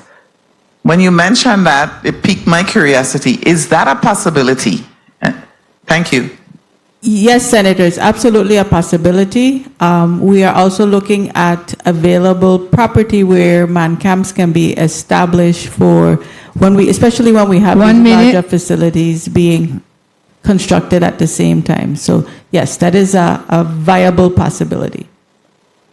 But you were referring specifically to the Lime Tree man camp, or were you saying then we would do man camps on other areas? I was just wondering about that. Both. Both, Okay. yes. Yes, but then the man camps, are they the ones that are existing now at Lime Tree? Are those rooms, dormitories, whatever you call them, are they being maintained? Is the question. So even if I don't believe it's being maintained, but before a contractor would use it for their employees, there's the opportunity for them to upgrade it or to just make sure that it's habitable. And so, as like that, there is the possibility of bringing people in to make up that 5,000 to 7,000, correct? Correct. Thank you. Thank you for that. I appreciate it. Thank you, Mr. Chairman. Thank you very much, Senator James. Senator Alma Francis Heidegger, you're recognized for your 2 minutes. I'll try. Good afternoon. Morning. It's afternoon. Good afternoon. My first set of questions. Mr. Dorsett, you said we spent about $6.1 million on the program? We've expended 6.1. The contract is 9 million. Okay. Thus far, I don't know if I heard the number. What's the total amount of people that's been serviced so far for the funding put out? 1 second. 964. Okay, good. My second question, one of the things with the housing situation, I'm about maximizing dollars. Call me a penny pincher, I am what I am. But at the end of the day, when I participated in the Maryland roofing program years ago, and there was funding put out for storage and all of that. And at the time, it was very difficult for me. And I went to the contractor and I asked, well, instead of you spending all this money to rent out a storage space, can you rent out an apartment? 1 minute. where one room was for all the storage, and I also got to stay. And they agreed. So I was able, so look at that as an option because it's something that could be done. So I don't know if you guys were looking into that as well. Senator, we are, and as stated in our policy, if you are eligible, you qualify. The program will fund an apartment for you, storage. We have Well, that's done what I'm it. saying. Save money if you could get one space for one price, and you could have more money left over, because that's what I did. You understand? Right, Okay. but Go it ahead. has to be based on a lot of things beyond eligibility and environmental we have to Not consider. a problem. Y'all could figure that part out, but I was sharing a thought. One of the things, I am very, very serious as a senator when it comes to dealing with housing here in the territory. As a senator, one of the things I put in several pieces of legislation I'm working on currently. I am the sponsor for ADUs. Time. Could I just finish my statement quickly? Thank you. I'm the sponsor for dealing with accessory dwelling units where homeowners can put smaller homes literally on their parcel. I'm also put in legislation to deal with rezoning so we could put more homes on lot sizes because we have some very interesting size requirements for homes here in the territory compared to nationally. I also put in legislation to revamp derelict and abandoned properties throughout the entire territory. You know, I'm going to have an interesting time cleaning up the message the governor has put out because I have a totally different one. But at the end of the day, you do have senators in here that genuinely want to work to really try to deal and attack this housing issue. But the people of this territory are getting a little bit discouraged when you have hundreds of homes still trying to get resolved since a hurricane since 2017. So it is my hope that working with us and you guys that we could really try to clean that up and just tell us what you need because we're willing to do the work. So thank you so much, Mr. Chair, for the additional time. Thank you very much, Senator Francis Heiliger. I wanted to ask you, Ms. Williams-Actolin, about, you mentioned in your testimony that ODR is working on a proactive, accelerated rebuild plan, calling for collaborative meetings with key agencies and contractors. And I like the sound of it. I think public-private partnerships is really, I think, perhaps the missing link with our initiatives, our rebuild initiatives. For example, Love City Strong was here a couple of weeks ago, and they were talking about their successes rebuilding homes on the island of St. John. I know Interim Director Clendenin was here also. We made clarification as to, you're not comparing apples to apples, it's apples to oranges, but that's not the point for me asking that. The point is, if you have entities that may be strong in a particular skill set, can't we have a working group with public-private personnel to help us to, like you said, accelerate this process where they may have strengths in one area, clearly the government has strengths in another area, and they specifically asked to have something like that, to participate in an initiative like that. Wouldn't that be a good idea, a good approach for us to, as we go along with spending these billions and billions of dollars? Is something wrong with that, or No, not at all. Not at all, Senator. I'm actually, a matter of fact, we had a recent conversation with Love City Strong maybe about 2 weeks ago to execute a MOU for them to be able to provide that type of support. So any entity, this is all encompassing. It is. So we at this point, if your assistance is going to help to further the recovery, we always engage and find ways that you could actually add value. Awesome. Thank you very much. Senator Gittins, you're recognized for your 2 minutes. Thank you, Mr. Chair. I think it was Housing Finance Authority and page 7, you spoke to the 0% forgivable mortgage. Exactly what is this? And how soon do you anticipate being able to accept applications for the Own a Lot, Build a Home program? Senator, we did receive Ann Hanley, Director of Programs. We did receive authorization to use grant fund for that particular program. Right now, we're in the process of refining our policy associated with the program because we received comments from HUD. We do have one banking institution that has signed on for the program. There is a minor adjustment that needs to be made as it relates to the MOU that was signed. We do anticipate after we have completed the policy that we will be able to accept applications associated with the program. This sounds like another set of bureaucracy again, because you got to find personnel to go rewrite this thing now, and only God knows when that's going to happen. Senator, we do have the personnel in-house. We did have a meeting last week to discuss the program, and we are moving forward. Okay, thanks. And ODR. So is the utility coordination team working to develop extensive mapping of our underground utilities? I think you spoke to that on page 7 also of your testimony. And who exactly are these people supposed to be calling? The utility coordination team, who's on there? I want to make sure I understand the question.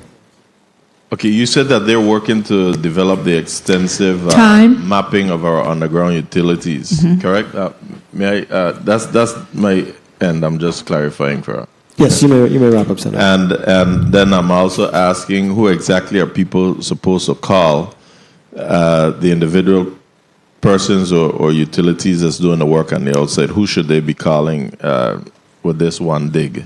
So the one dig is being administered by DPW. So there's a revamp that needs to happen that we're working on to ensure that is executed in the manner that was intended. So it's a telephone number that needs to make sure that it is communicated and where that repository goes. So that's part of the process that I've spoke about. Okay, and you and I will have a conversation off record so that we can try to encourage or allow our utility companies and telecommunication companies to see why it's important for them to have a CAD system that they can actually know what each other is doing, especially when it comes to these digs. I've been asking Waste Management, Public Works, and WAPA to look at this. So maybe I can get you involved and we could influence them somehow. But thank you for your responses. Thank you, Mr. Chair. Thank you very much, Senator Gittens.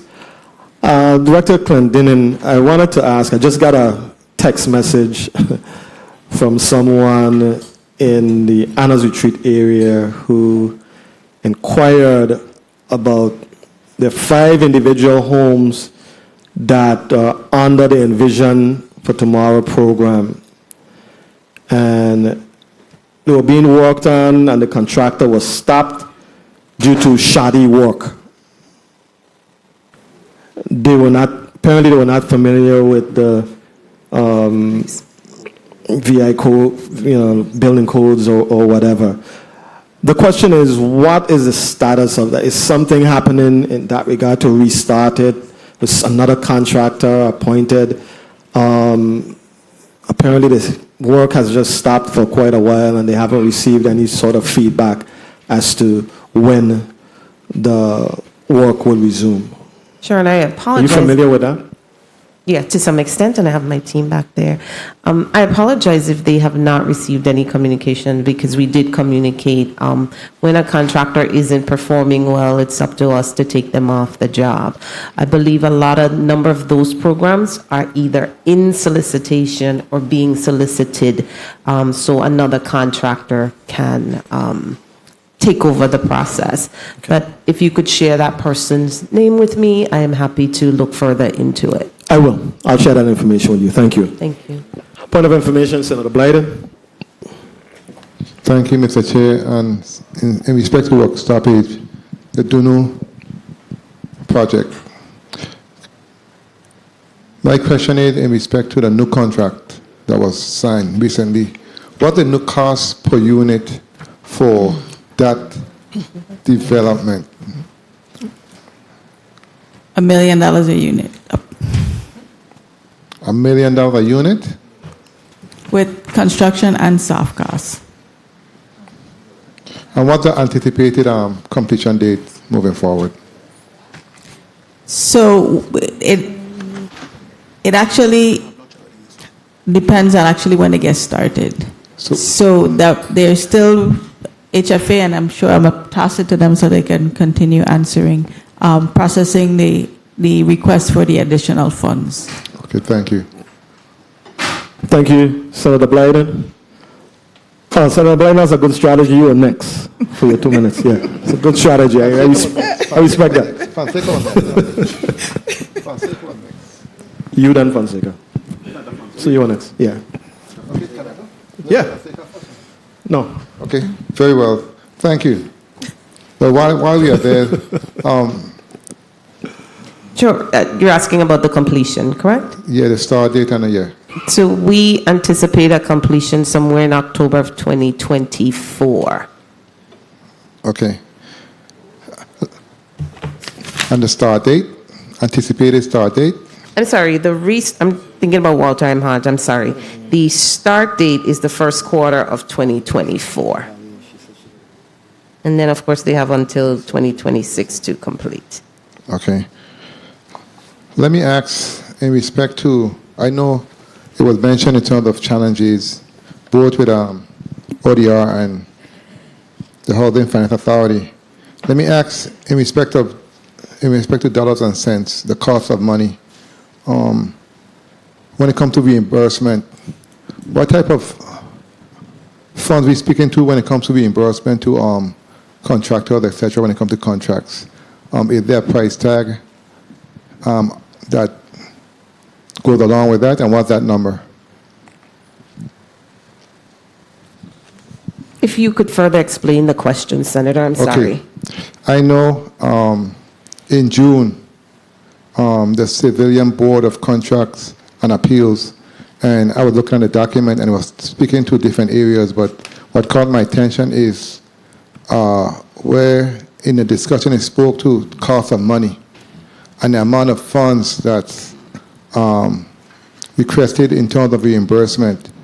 It stated that the reimbursement amount of $77,207,034 in contract costs that is defined as COM. Yes. And they found that these contract costs are instead a penalty for late payment of invoice, which did not result from the disaster and therefore are ineligible for PA funding. What are they speaking to in that respect? I believe, Senator, this is as it relates to PW 273 or PW 100 with ACOM, Optum, and the cost of 1 money. minute. And we say that went before the arbitrator. However, they've since filed in district court to vacate that decision, and it was, as Director Williams-Actolin said earlier, we are now back before the arbitrator on that 75 million. Okay, very well. And as far as you were speaking to the cost of the project also in St. Croix, what was the cost per unit for those units that we just did the groundbreaking on in Frederick said? What the cost per unit? That's for Walter Hodge? Yes. Go ahead. Go ahead.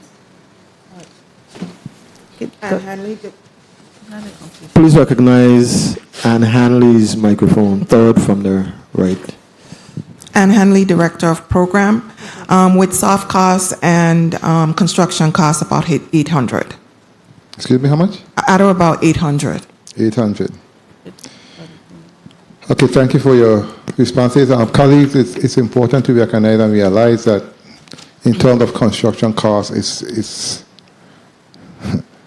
it's extremely expensive, and that's why it's important and critical that we find creative ways in terms of, I'm speaking to those three initiatives in terms of homeownership opportunities to take advantage, because I cannot see how those individuals, especially on the island of St. John, will even think of being able to be a homeowner anytime in the near future.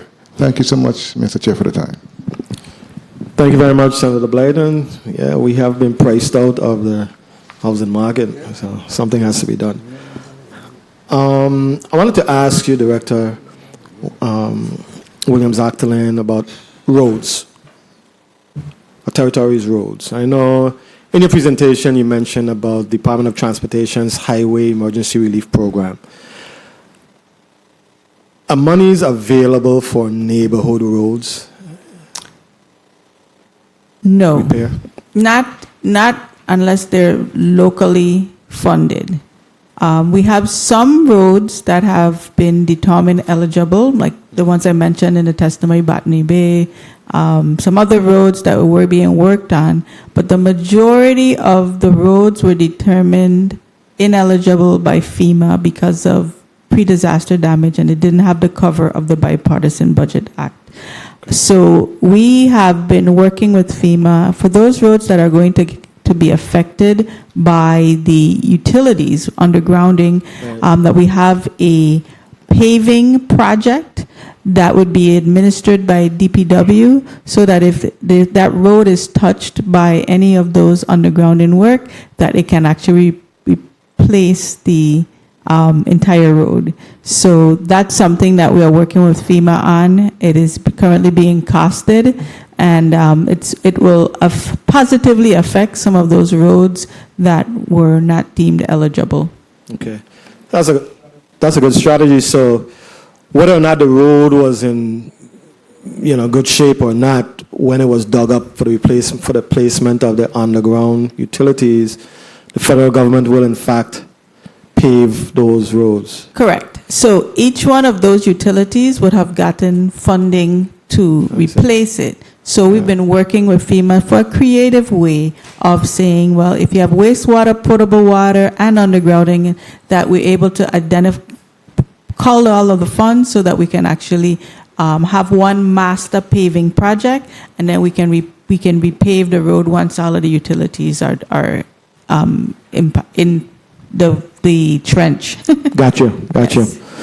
Thank you very much for that, Director. Senator Fonseca, you're recognized for your 2 minutes. I almost said 6 minutes. 2 minutes. Yes. Thank you very much, Mr. Chair. Quickly, of course, Adrian Williams-Actolin is one of the super performers in this administration, and congratulations. I know you do excellent work. I got a couple questions for Dana Clendenin, the interim ED. How long have you been interim, Ms. Clendenin? Maybe a year and 6 months. Yeah, and 6 months. So who makes the decision? The board, the governor, Adrian Williams? Who makes the decision? Adrian Williams, no. It's the the board at VIHFA, not Adrian. The board at VIHFA.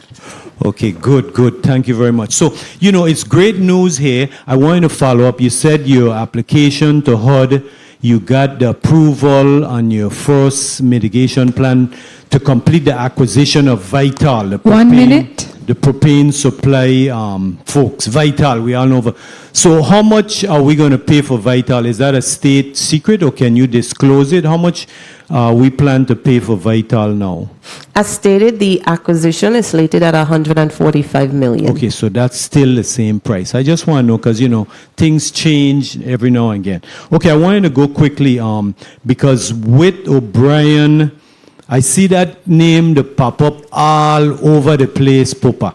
So they did some work to get the Roy Snyder numbers approved? Correct. They're responsible for putting the helping us to put the applications together and submit to FEMA. Okay. Through the chair, I'd like to request a copy of that proposal with O'Brien regarding the Roy Lester Snyder Regional Medical Center. Okay. Time. Thank you very much, Mr. Chair. Who are you requesting that information from, Senator? There's apparently with O'Brien did some work with the delegate from Congress for the approval of the Snyder Regional Medical Center full replacement application. Through the chair, I'd like to get a copy of that report. Okay, thank you very much. Are you clear on that, Director Ackerland?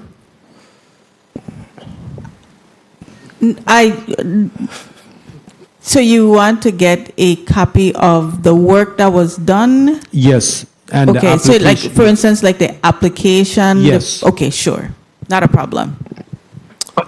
Okay, thank Point you. of information. Senator James, you're recognized for your point of information. Yes, thank you, sir. Through the chair, I'd like to get a copy of the MIT plan. Is that the mitigation plan? That's the one for WAPA infrastructure. Sure. Yeah, on page 2, it's Absolutely. We're It happy says to our send first- the mitigation action plan, the substantial amendment as well, but just for the benefit of those listening, it's also on our website at vihfa.gov under mitigation. You can also see electrical grid as well as the disaster recovery action plans. perfect. Thank you. Thank you very much for that. Talking about Whit O'Brien, I know that Whit O'Brien was once again selected as our disaster consultant, right? One of them, yes. One of them. What is the, this would be their second contract with us. What is the difference between the first contract and the second contract? Are there any significant differences in the scope of what they're required to do and the amount, the first contract versus the second contract? Please recognize Ms. Watlington's microphone. Hello. Second from the right. Archer Watlington Francis, Deputy Director of Finance and Compliance. The most significant difference in their contract this time around, we've had the opportunity to make the solicitation much more clearer. We had a lot more information at this point in the recovery to be able to share what we needed, and we were able to publicize that in our solicitation. And of course, now the cost is significantly different. They are contracted at $21 million currently in their current contract. What was the last contract? It was over $80 million. Thank you very much for that, Ms. Watlington. Watlington Francis, I'm sorry. Senator Francis, you're recognized for your 2 minutes. Thank you very much, Mr. Chair. And going back to Ms. Watlington Francis, in regards to that contract, did the $21 million contract now replace the old contract?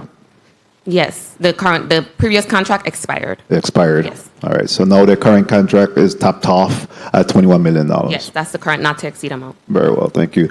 Director Williams-Actolin, in respect to, and I don't think none of us could deny that some of the barriers we have seen in the completion of work is timely payment to contractors.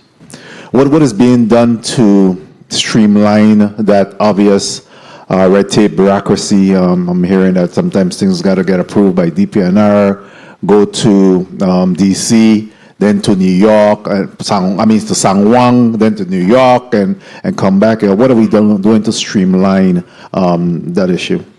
And special cases go to Cuba before it gets back here. That's the one thing that we've actually we made some headway in. Property and procurement used to review all the payments. Now we've eliminated that step because DPW reviews. We also have included a project team approach where everyone sees the invoices at the same time and make the necessary corrections, answer those questions that were impacting timely payments. And after that, we ensure we're trying to get to the point, move it from 45 days down to 30 days. But we still need, the other issue that affects us is the projects that have local costs associated with it. That's very challenging because we do not have those funds readily available for work that was outside of the scope for the FEMA funds. Very well, and I'm hoping that we're recognizing that we have some contractors that seem to be completing work in a timely fashion and not challenged by supply chain issues and capacity with employees Time. issues. Mr. Chair, if I may just conclude. Yes, you may, Senator. While others come up with all kind of issues why they can't get their project completed on time. I don't need to call the names, but certainly we could look around the island and see those contractors that continue to excel and come in on time, and in some instances before time, while others linger for years and years and years. So I'm hoping at some point we could making sure that we engage them more so than those others that seem to be creating the delay. You don't have to answer that. I said it. In respect to update on the rental properties, where are we with that? I remember we were offering some individuals that may have homes that is available for rentals that you could give them I think it was a $50,000 disbursement or grant to be able to repair the property and put them into the the housing availability inventory. Where are we with that program? That's the rental rehabilitation. It still falls under the Envision program as well. So I think there are about 80 units in that program, and many are still going through that drawing process, reassessment process, etc. What exact numbers I'd have to get a team member.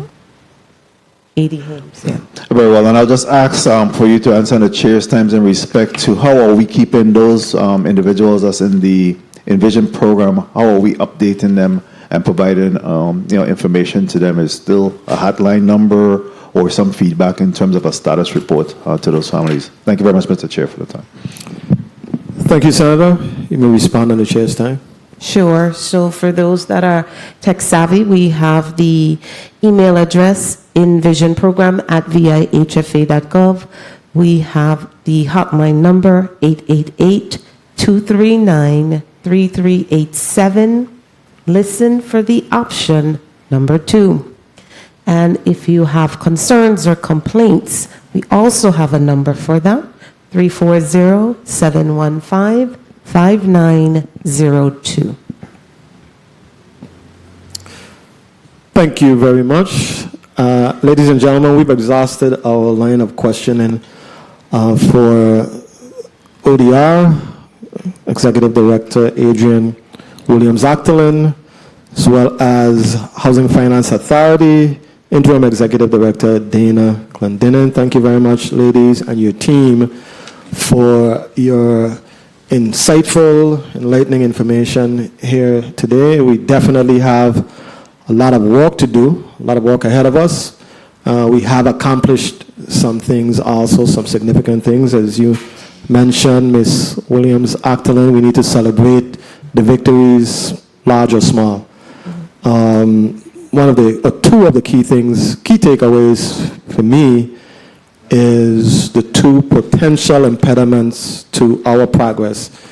Two biggest ones, which is securing a 10% match, as well as the skilled labor force capacity issues. And that is something that we are going to have to figure it out. Because as we've said over and over again, we cannot pass up this opportunity to rebuild this territory stronger in a more resilient manner. But I am confident that we can do it. The Envision for Tomorrow program is the one that we get most of our questions with the stop you in the streets, the stop you in the supermarket. They want to know why they haven't followed up with me, etc. I know the program is somewhat in flux based on a potential transition to ODR. But in the interim, you're very upfront. You gave us your numbers a couple times. The gentleman in the back, Mr. Miller. Mr. Miller, you're going to be getting some more calls and more information, but I encourage you to follow up. Sometimes it's not about getting an answer that you desire. It's just about somebody hearing you out and listening to you very often. So I'm going to ask you to do that. Before we wrap up, I'm going to ask you, Ms. Williams-Actolin and Ms. Clendenin, to provide us with a 30-second wrap-up each, beginning with you, Ms. Actolin-Williams. Ms. Williams-Actolin. Again, thank you, Senator, and all the members of this body for keeping the light shined on the recovery. It is critical for us to be able to rebuild and also to tackle the issues and that surrounds the recovery. It is not an easy task. We have a lot of money, a lot of funding, but it's actually very difficult to expend. And as the more money that we get, the higher the cost. And it is also going to be exacerbated by inflation on the mainland. I'm also the infrastructure coordinator for the territory. And when I go to the meetings with all of the other infrastructure coordinators across the United States, they talk about workforce issues. They talk about supply chain issues. They talk about inflation. And I say to myself, and I share with them, if you are talking about this on the mainland where you can truck materials from one state to the other, imagine the challenge here in the Virgin Islands. But nonetheless, we're moving forward. I just really want to thank my team that works extremely hard all the time. Saturdays, Sundays if necessary, and sometimes it feels thankless, but I know it is not, because we have been charged with rebuilding and transforming the Virgin Islands, and we accept it willingly. Thank you again. Thank you very much, Ms. Williams-Actolin. Ms. Clendenin. Thank you, Senator, for the opportunity to testify this morning. It was truly our pleasure to do so. I do want to thank the team at VIHFA, those here in the well and those that sit behind me. It is a thankless job, but they do work hard every single day, and I appreciate them for it, for the successes we've had, whether it's our substantial amendment with MIT, whether it's our first action plan with the E-grade being meeting the deadline with HUD, to the kudos we get from HUD that they have seen the progress we have made. I am truly, truly grateful for this team, and I look forward to welcoming others. Again, if you want to work for HFA, VIHFA.gov, we are happy to welcome you. Thank you. The second one is not free, Ms. Clendenin. So you're going to see security on the way out. I'll give you the invoice. Thank you very much, ladies. Thank you very much to the team of ODR as well as Virgin Islands Housing Finance Authority. Thank you for spending most of the morning with us. We have a lot of work to do collectively. It's not just on you, but we are going to be successful in seeing this rebuilding initiative through. The Committee on Disaster Recovery, Infrastructure, and Planning is in recess, stands in recess for 15 minutes.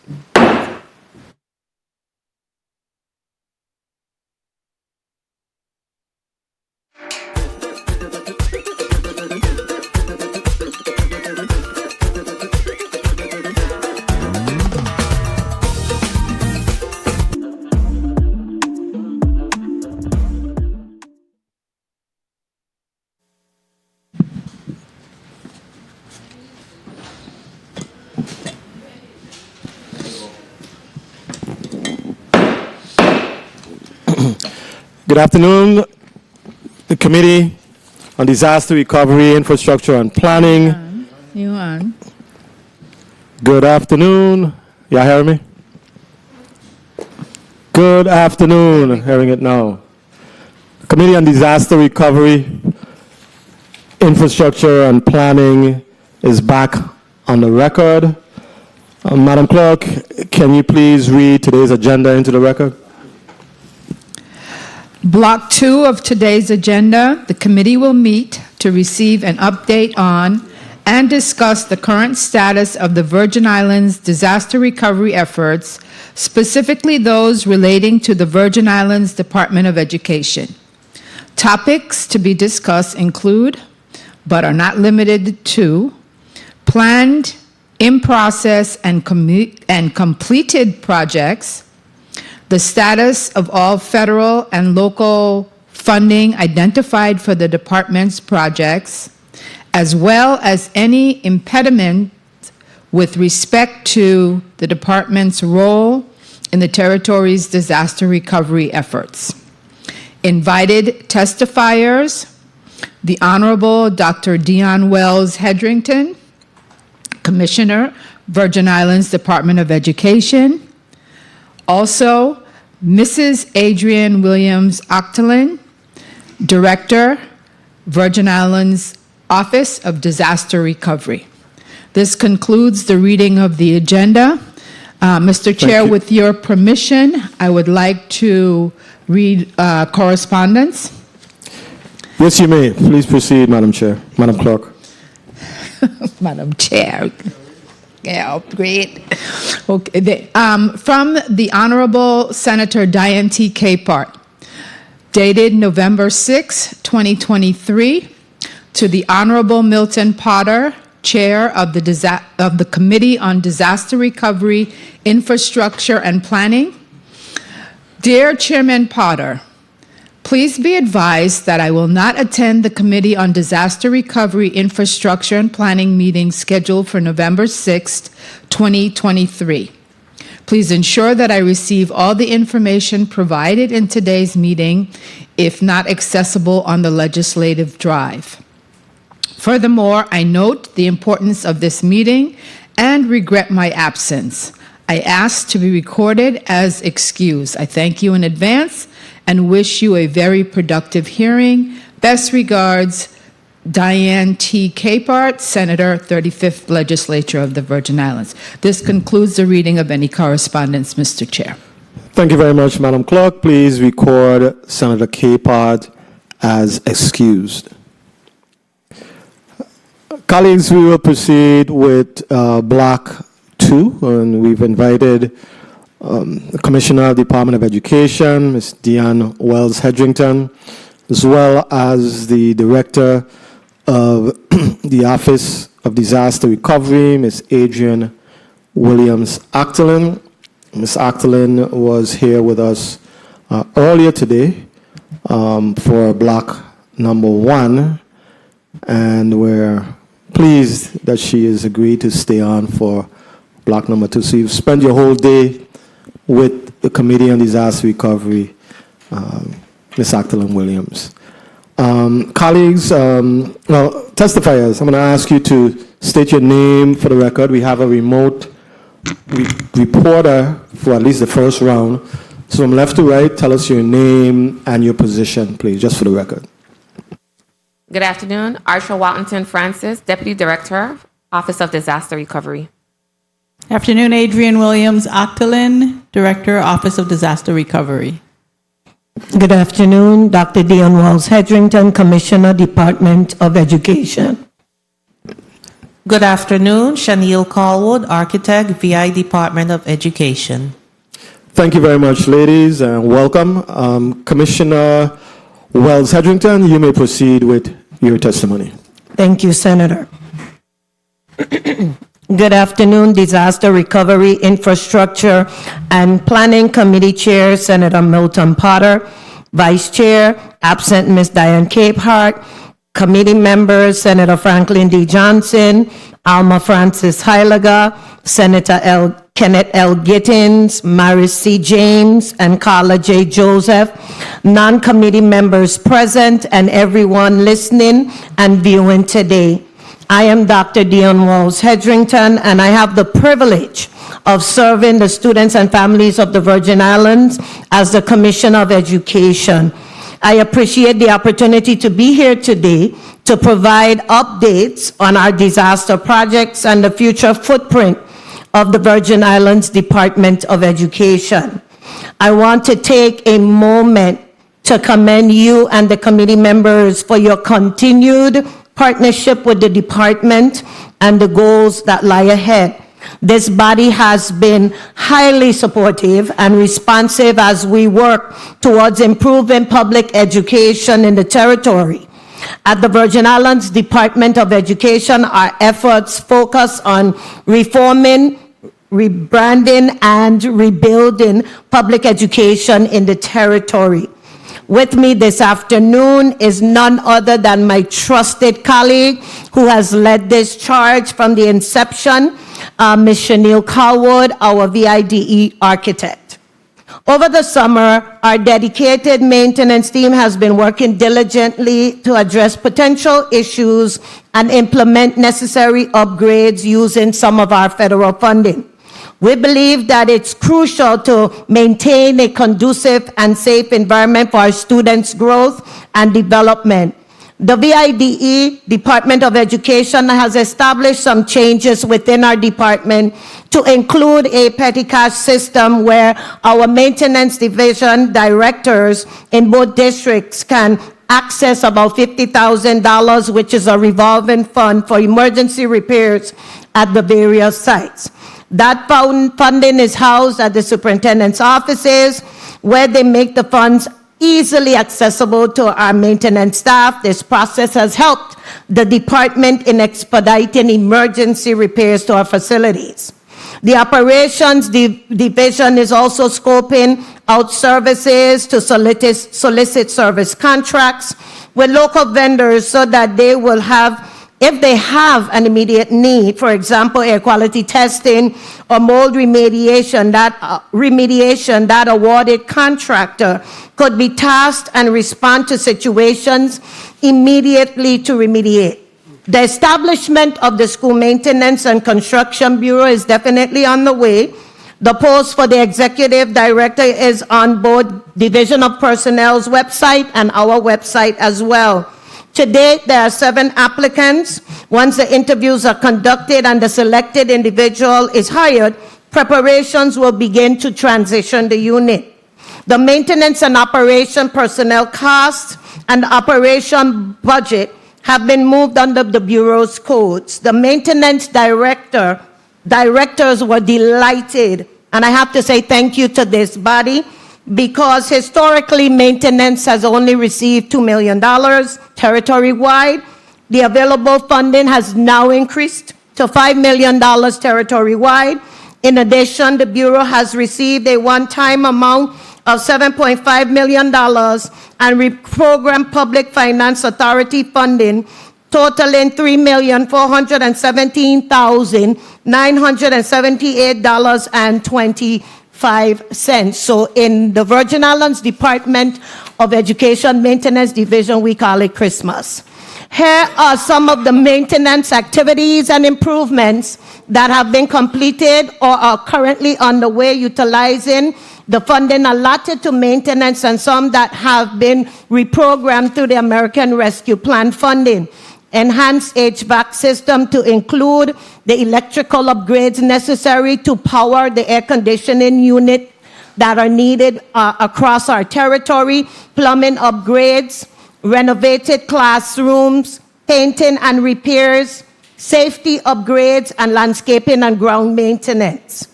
Kitchens. Kitchen upgrades will equip the district to respond to COVID-19 and other pandemics by improving health conditions in the kitchens where we prepare food for our students. Plans were placed out for bids to renovate the kitchens in St. Croix. Rivera is contracted by Lightning Construction, and Marco, as well as Central, Woodson, Garden, Muckle, and Ricardo Richards Construction. Ricardo Richards are under construction and awarded to DVD Construction. It is expected that that project will be completed by July of 2024. The project includes repairs, installation of kitchen equipment, and replacement of kitchen hoods. A task order for the architectural firm to design kitchen renovations in the St. Thomas, St. John district will not be modernized or replaced during the first wave of the project. A list of kitchen equipment needed has been prepared. Plans include electrical, plumbing, gas, and other code upgrades necessary to support the installation of new equipment to code at those campuses that need modifications to receive the equipment. The equipment has been ordered through the utilization of federal funding. Fencing. Fencing will be installed and repaired to control the movement of students, staff, and visitors to campus during the COVID-19 and other pandemics. You notice that I continue to say COVID-19 because these are COVID-19 dollars. So you always have to tie the utilization of those funding to the funding source. The St. Croix District fencing is out to bid. The St. Thomas St. John District fencing solicitation is at the Department of Property and Procurement and should be out for bid very soon. The following schools will receive fencing and/or retaining walls in the St. Thomas St. John District: Bertha C. Shelter, Edith Williams, Ivana Udorican, Joseph Gomez, Joseph Sibley, and Ola F. Muller. The list of schools receiving fences in the St. Croix District are the Educational Complex, CTEC site as well, Pearl B. Lawson, Eulalie Rivera, John Woodson, Alfredo Andrews, Claudio Marco, Juanita Gardine, Lumokol, Ricardo Richards, and Central High School. The table 1 shows you the kitchen and fencing projects and funding report. By prioritizing these maintenance activities, we aim to provide safe and comfortable and nurturing environments within our schools. We firmly believe that a well-maintained facility enhances the overall learning experience for our students and promotes the highest standards of education. Attached, you will find a detailed work for each of our sites as well as where they are in the process. Maintenance remains ongoing, and we will continue to ensure that the environment is safe and secure.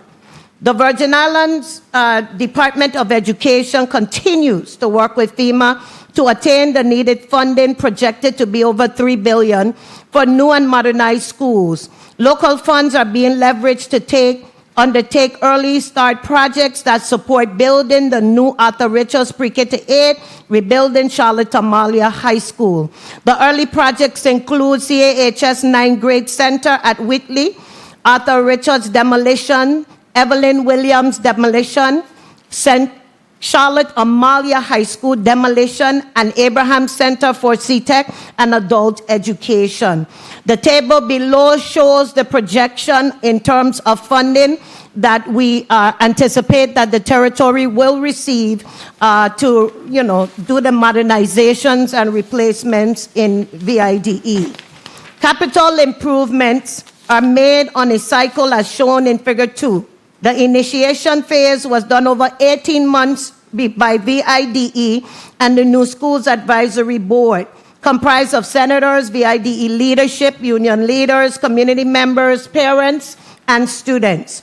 The board continued to work with the Educational Facility Planning and Design firm, DLR Group, for 6 months to complete the planning. The Educational Facilities Master Plan, approved by Governor Albert Bryan Jr. in June 2020, shows the right size footprint for the future with space for 40 years of growth. The department is building capacity for future growth over the next 40 years and has provided a chart that compares the current population and the projected capacity of schools. Indeed, in both districts, the capacity of the master plan is exceeded by what we are building. Current enrollment is about 11,000 or 10,166. I think it's a little bit over that. And we plan to build for approximately 14,375 students.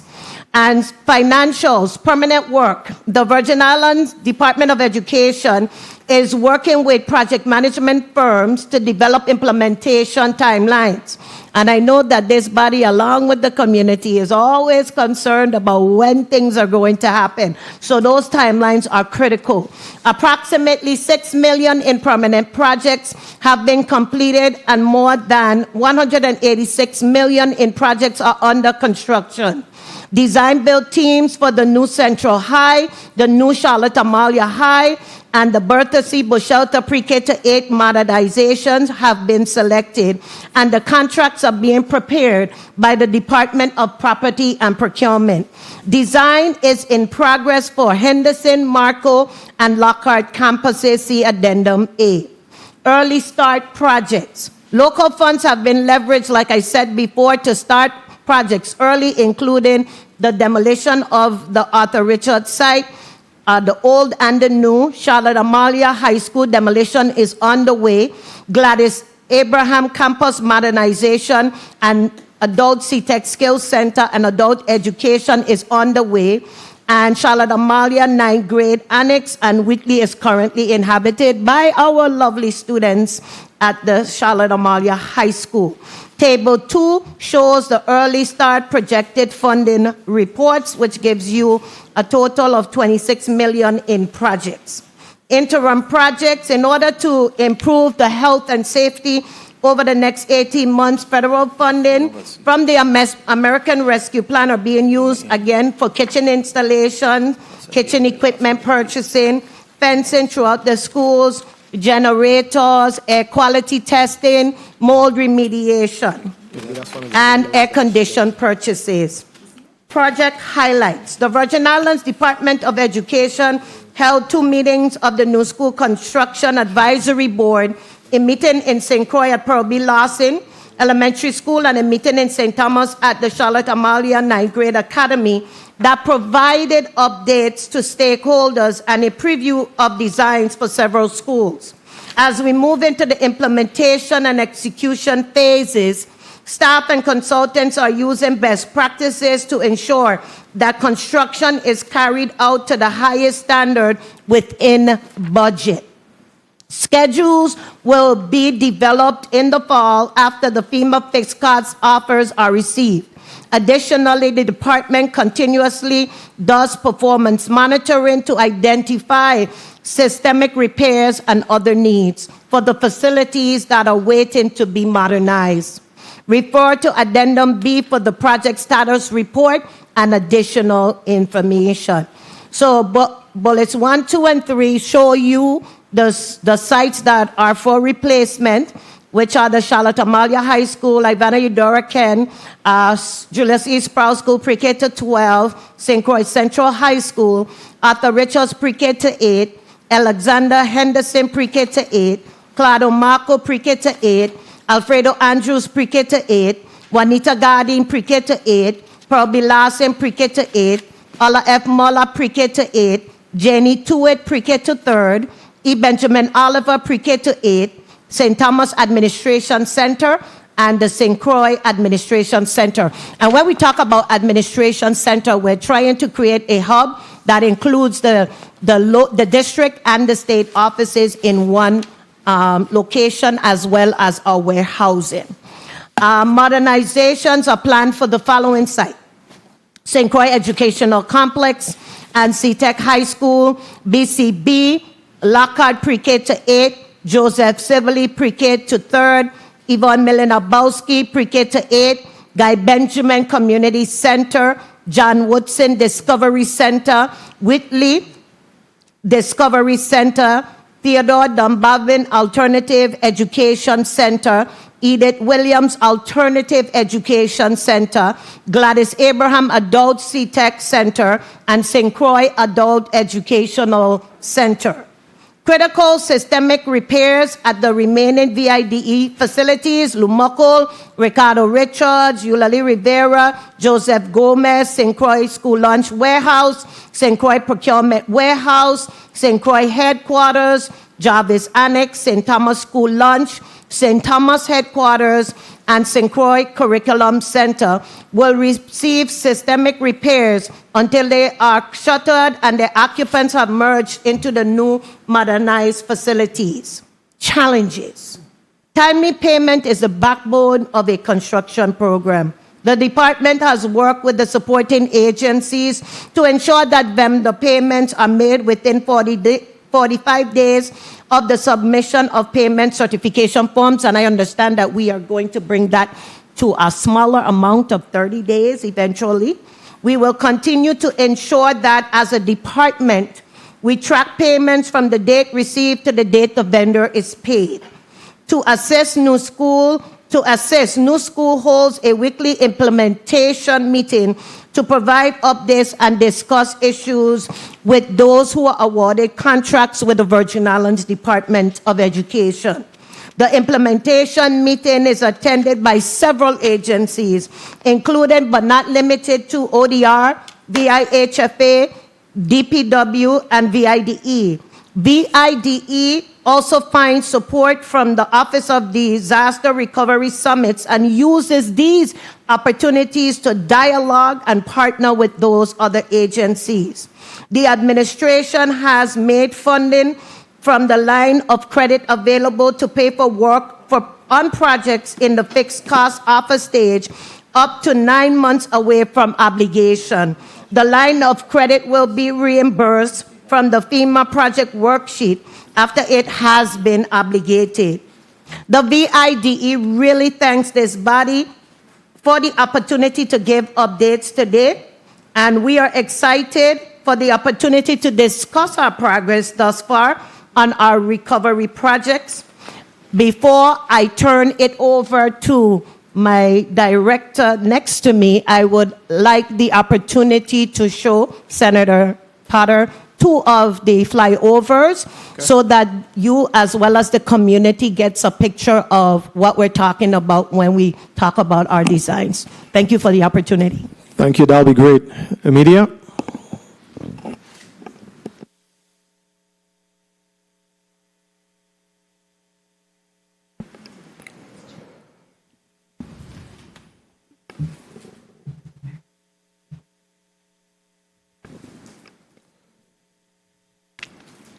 Okay, maybe it's coming on now.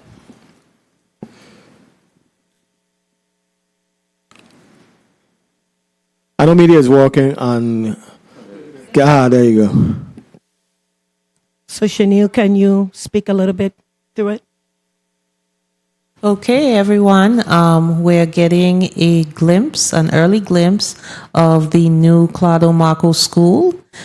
We propose to construct the school on the back of the site while the students are currently in their current buildings.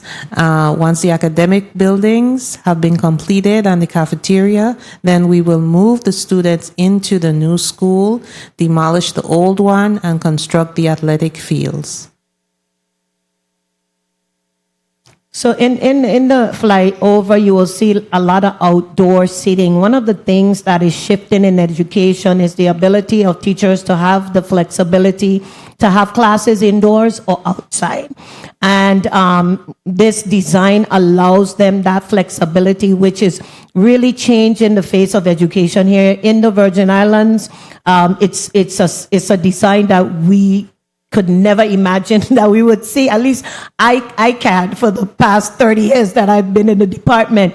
But it really gives a feel for where public education is going. And I'm very excited for the opportunity through this federal partnership to really bring these designs to fruition. And a lot of the colored flooring that you see, I learned this past week, is actually colored cement. And so when they're designing these schools, they're looking for low cost and maintenance so that we bring the color that we want to see, but we don't stress out our already taxed maintenance division in maintaining the facilities. So that's the color that you're seeing. And one of the things that education fosters is color. And when you walk onto our existing facilities, you don't feel that welcoming environment as they are. And so this is an opportunity for us to really change the face of public education in the territory.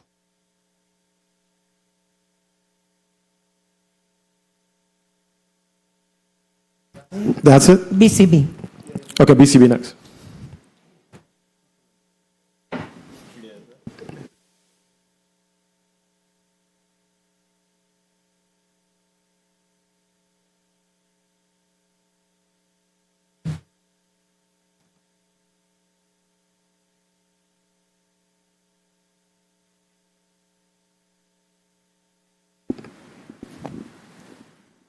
Media, are you queuing up BCB, the BCB video flyover?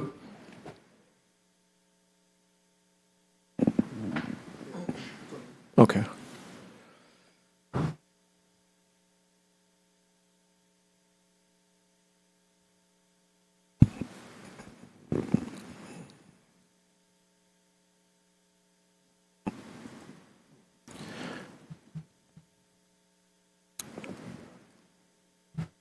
While media is queuing it up, Commissioner, I mean, it was, okay, here we go. Trying to make sure we have that equity, one in St. Croix, one in St. Thomas, St. John. Yes.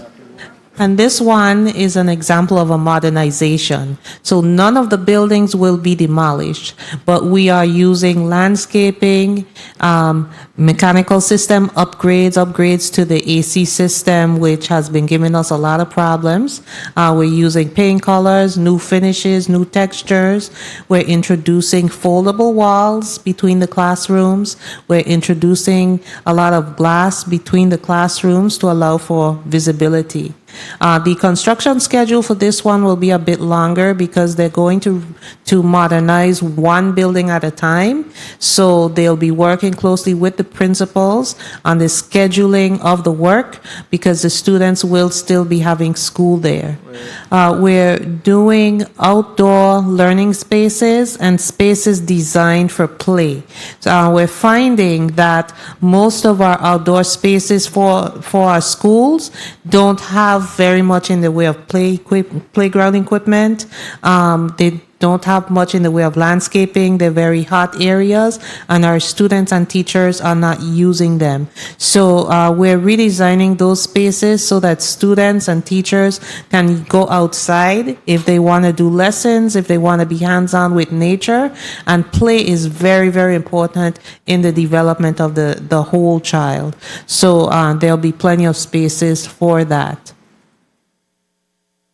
You see, we introduced color again. We use the color to give a sense of identity to the various grade levels that will each have their own particular part of the school. You'll see outdoor places also where students can eat. They'll be able to have their meals not only in the cafeteria, but there will be pleasant courtyards where they'll be able to have their lunches as well. This school will also, it's receiving additional funding from FEMA to provide a shelter. So they're calling it Safe Room, and it would be able to withstand up to the Category 4 storms. So that will be incorporated into the facility. And one of the things as we wrap up, Senator, that we will be, having conversations with the community on to get input is the fact that now that we are changing the footprint and we are modernizing and designing new schools, it is time for us to change our focus from every school having everything to creating more magnet programs. Especially, let's say, if we look at the Frederiksted area, we're going to have 3 schools that are pre-K to 8 in the Frederiksted area, for example. And it's not wise or prudent to have the same things in each.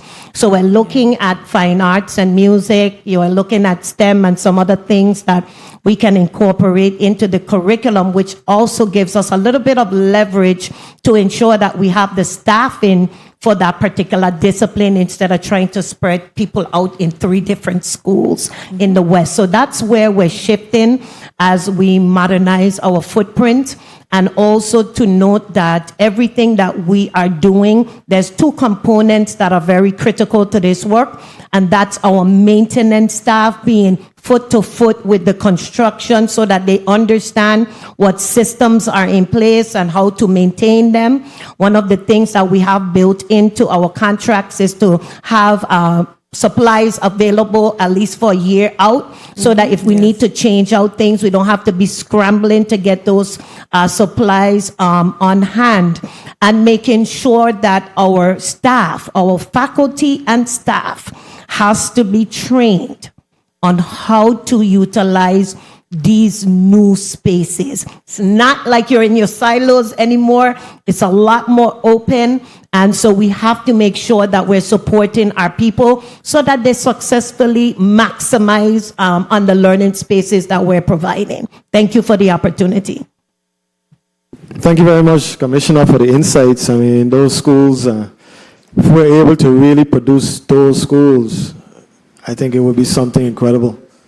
I mean, a beautiful layout, definitely modern, and it's something that our children deserve. No question about it. I wanted to ask you there about I like the concept of not every school having the same thing.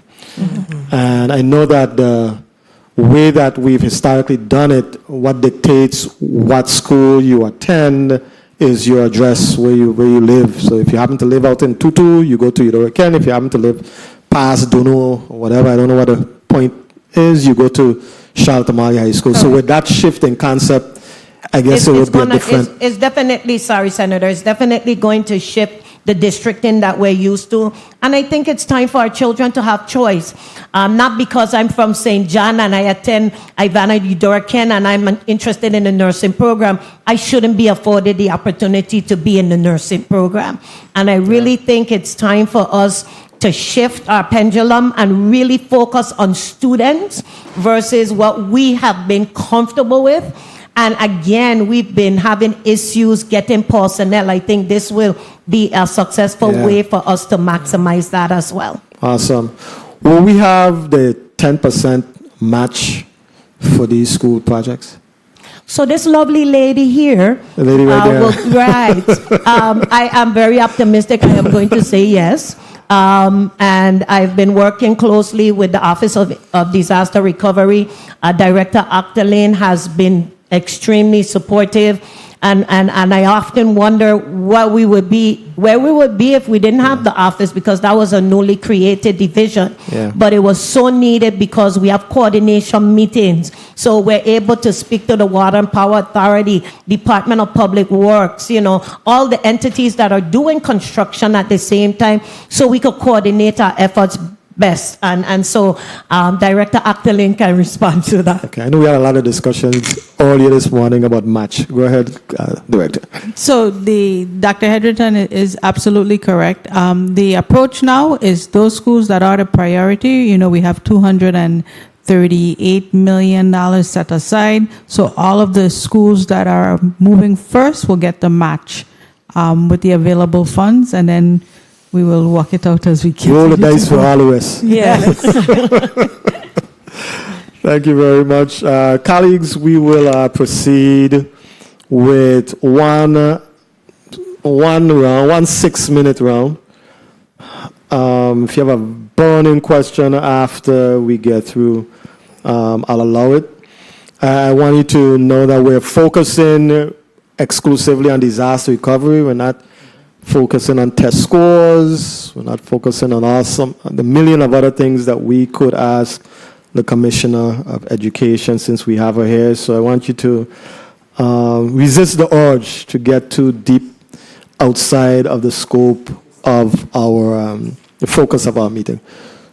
So we're going to start with you, Senator Franklin D. Johnson. You may proceed with your 6 minutes, Senator.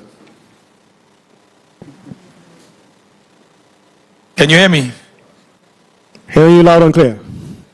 Thank you very much for 15 minutes. Good afternoon to all. Good afternoon to the testifiers. I'm always impressed when I see some of the drawings, but I want for us to be very careful about these big overhangs. I know that where we live in this atmosphere with the storms, we had to redesign a lot of our homes. People used to have like 10 and 12 foot overhang. And I mean, it was beautiful shade underneath your house. But today, those overhangs, we realize is why half of the roof them went. So I hope that we carefully look into that. When I look at the drawing, especially for the Claudio Marco School, I saw a lot of open up roof, and it's a beautiful design. But we have to build based on where we are. And even the one that I saw, the temporary drawing for St. John, with a lot of glass, we have to be very cognizant of our environment. I really want to start off with the kitchen, because that's been something I've been always discussing all the time. What is the expected timeline for the completion of these kitchen renovation projects, with specific focus on the anticipated completion date in July 2024? How will this timeline impact students and staff, and is this a real thing that can happen? Because it's important that we get these equipments in. So I'll allow Ms. Calwood to answer your question, Senator. Good afternoon, Senator. We have worked with the contractor for these campuses, the 5 campuses plus Clado Marco, and he is confident that he can complete the work on or before July 31st, 2024. We did impress upon him the urgent need that we need to have these kitchens in operation for the start of the next school year. He has placed a lot of the materials on order. He's going school by school, demolishing, gutting the kitchens, and we look forward to meeting that deadline.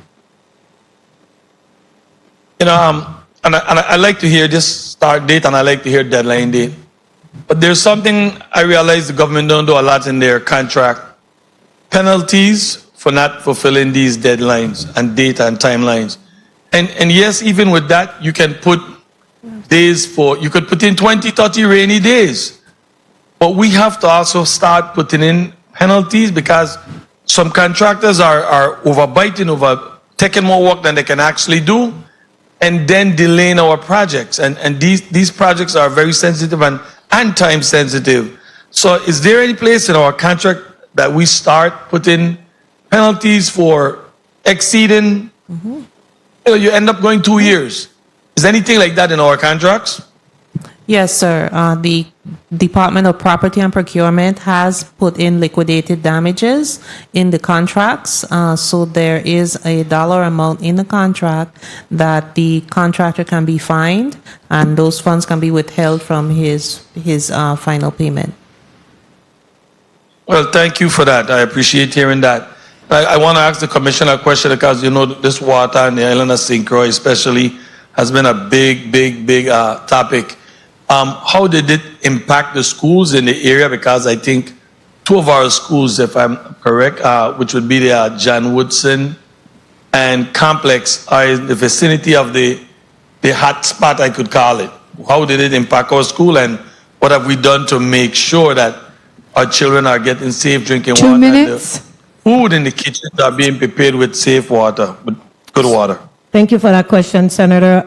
Immediately after we were notified by TEMA in regards to the issue with the water, we began to mobilize our resources, and so we provided drinking water to our schools, which was already in progress, but also water to our kitchens. And we've been using that water. We're still using that water, even though we've been cleared. What we're doing is an extra precautionary measure. We have the opportunity as well to engage in a grant opportunity that would allow us to do some lead testing and at our schools on our own. And in addition to that, the Department of Health has partnered with the Department of Education to test our students from 0 to 6. So at our school, it would be, at Alfredo, it would be the pre-K, kindergarten, and some first graders, to get the baseline data to see if any of our students had indeed been exposed to the lead, whether it be in their community or wherever. That baseline data will then inform us as to how to move forward in our schools. But so far, we have drinking water being provided by an outside vendor. And being with those 2 schools in that hot spot, have we did some aggressive testing of our children in those schools to make sure that nobody was actually got poisoned from lead or copper? So even though we are in a hot spot, our schools have been cleared.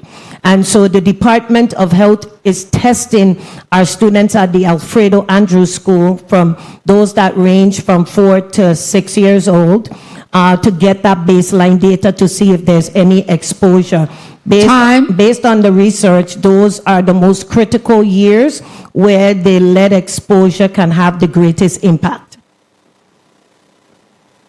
Mr. Chair, may I wrap up on this last question? Yes, you may, Senator. The increase in local funds for the maintenance unit is substantial, with a rise from 2 million territory-wide to 5 million territory-wide. How will this additional funding be utilized to improve the maintenance and construction of educational facilities Are there specific project and areas of focus for these funds? So the 5 million for the territory, Senator, that we have the increased amount for will be used for the department to engage in those service contracts that I mentioned. We cannot continue to go out for 3 bids when emergency arise. And so now we have the flexibility to engage in some of those service contracts for electrical issues, plumbing issues, air quality testing, mold remediation, and all those prevalent areas of concern that continue to arise in the territory. So that is what that additional funding will be used for. And again, as issues arise, we will mitigate as best as possible because the department wants to ensure that, you know, our environments are safe. And so we know those are existing issues, and so that's the direction that we're going. Thank you very much, Mr. Chair, and thank you very much, Commissioner. I appreciate seeing timeline, start date, and completion date is important. And it's important that our contract do represent that once you give these contracts, folks stick to that plan, because that's the only way we're going to get to complete. And once you start fining and penalizing people for not fulfilling these obligations, hopefully they'll help us across the bridge. Thank you very much, Mr. Chair. Thank you very much, Senator Johnson. Commissioner, people of the Virgin Islands are listening to this hearing. Obviously, I just got a text. Are the green space being made ready for local agricultural activities? I guess it's the green space that you showed in the both videos? videos. Yeah. Can they be utilized for agricultural activities? Most definitely. So when we get into the programming aspect of our new school construction, and when I talk about programming, you know, you're assigning your classes, what you want to see, those are conversations that we plan to have with the school-based personnel because they would know best what they intend to or what they would like to see moving forward. But there's definitely opportunities for agricultural in both districts. Got you clearly.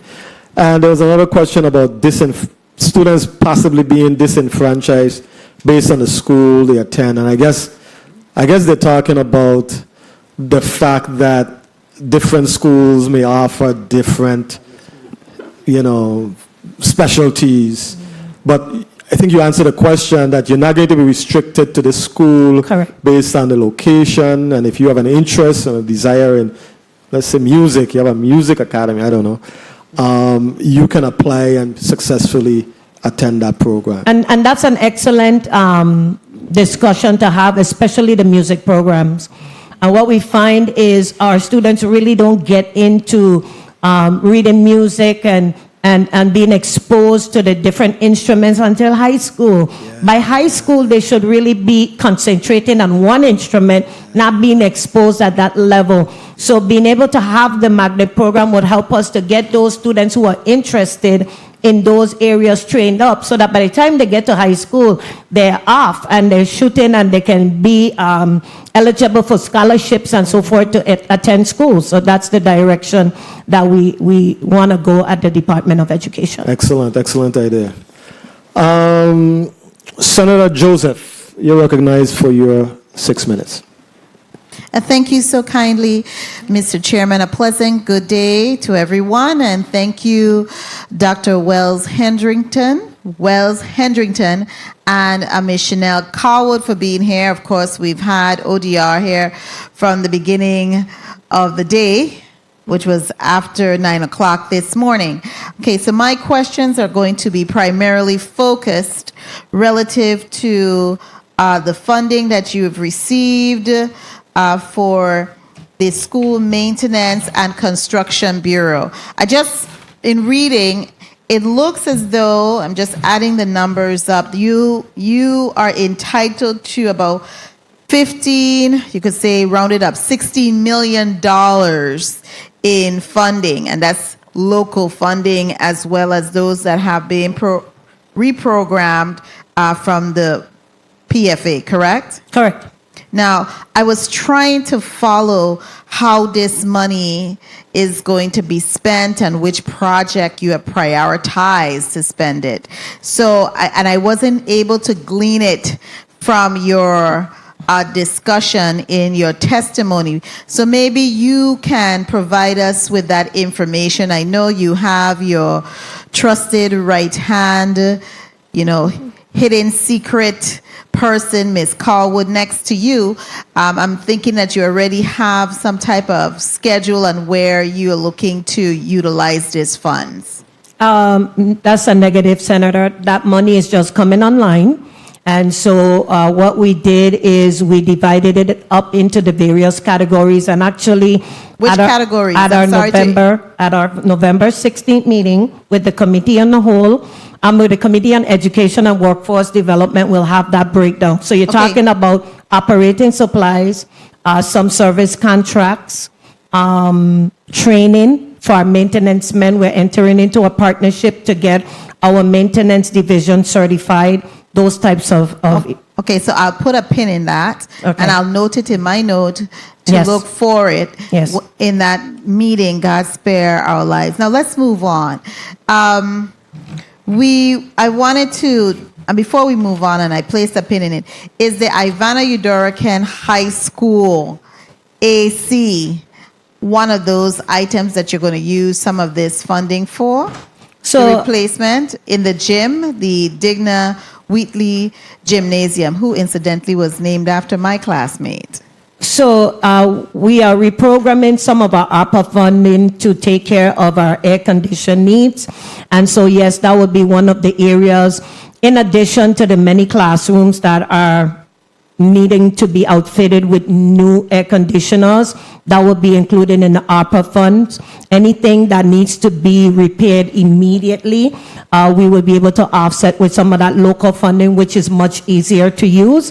But we want to do the majority of our purchases with the American Rescue Plan funding. Okay, so what I would need to know is if you have that already. I note, and which is good, that you have your kitchen and fencing projects funding, and I see you have a total of 2.3 million, and that's ARPA funds so far. But what you're talking about isn't delineated in your testimony. So I am guessing that you're going to bring that towards the meeting on November 16th as well. So I can tell, yes, I will, Senator, and I can say that we do have units that have just come into the territory that have been purchased for various sites in the St. Thomas, St. John district, as well as the St. Croix district, and that includes, I want to believe, around 20 units for the Ivana Udoracan High School, but the classrooms, not the gym. The gym is operational as we speak, but there are some units that need to be replaced there as well. 2 minutes. All right, now let me go to page 8 of your testimony. You mentioned, well, we already discussed the ARPA interim funding, and you did say you have an attachment C. It's absent in your presentation. We only have addendum A and B, so I guess that may have been an oversight. So, yeah, so if you could just supply that. The other item I wanted to ask is whether this match for the early start projects, is that match going to be covered from that monies that you have, the 10%, going to be covered based on the bureau costs? Are you looking to braid some of those resources together? You following me? No, no, Senator. The 10% match for the early start projects, we would seek that from the Community Development Block Grant Disaster Recovery Program. That Okay. 10%, yes. The 10%. And what is the what is the total? What's your total projected cost? Is that the 26.3 million that you have here for the early start? That's your Yes. your total? Yes. Okay, and so this is committed to 10% from CDBG DR funds. Yes. Okay. What I'm we would- hoping Ms. Williams Octolane is taking note, because I'm taking notes that that's what they're going to look at, which I don't know if we're going to be able to have sufficient. But go ahead. Yes, we started these early. These are funded with local funds, and then as the PWs are approved by FEMA, we apply for reimbursement of 90% from the from the FEMA, and then 10% from the block grant. Okay, thank you so much. You're welcome. And Mr. Chairman, I'll just wrap up. We need, if you can, supply to the chairman the total amount that have been expended thus far for some of these in progress. The completed, I'm hoping that you have zeroed out on all of those contracts already. If not, and who is the construction contractor on these, because that helps us legislatively to track. We do get contractors who call us regarding payment, and I'm happy to hear that you're working for that 30-day payment schedule. That is industry standards, 30 days. So I really appreciate it, but we need a little bit more details relative to the payment schedule. Mr. Chairman, thank you kindly for the leniency and the time. Thank you, Senator Joseph. Commissioner, did I hear you correctly, or did I hear you correctly when you said that the decision to use ARPA funds was based primarily on your ability to more easily access those funds for like smaller projects? I mean, am I reading more into it? No, so what we've done, Senator, is we have some revisions at the U.S. Department of Education to include some of those long-standing issues that we've had over the past couple of years that have not been funded. The kitchen and fencing. Kitchen stuff. purchases, kitchen installations in the St. Thomas St. John district. St. Croix is just installation. The electrical upgrades, we can't add any air conditioning to our schools with the existing infrastructure without the upgrades. Right. We've even stuck in some painting, roof repairs. If it comes back approved, all of what we have outlined, then we're really in a good place. If there's if we fall short in a particular area and it's still an emergency, then we got to use one of these local funding pots. And so we're waiting anxiously. The U.S. Department of Education has been very responsive. They've returned with some clarity on questions twice. And so I'm hoping 3 times is a charm, right? We're done. So we get a full approval so that my team can really get in there and do the major repairs that need to be done while Ms. Cowwood is getting us the funding to, replace and repair our facilities permanently. Okay. Thank you very much for that, Commissioner.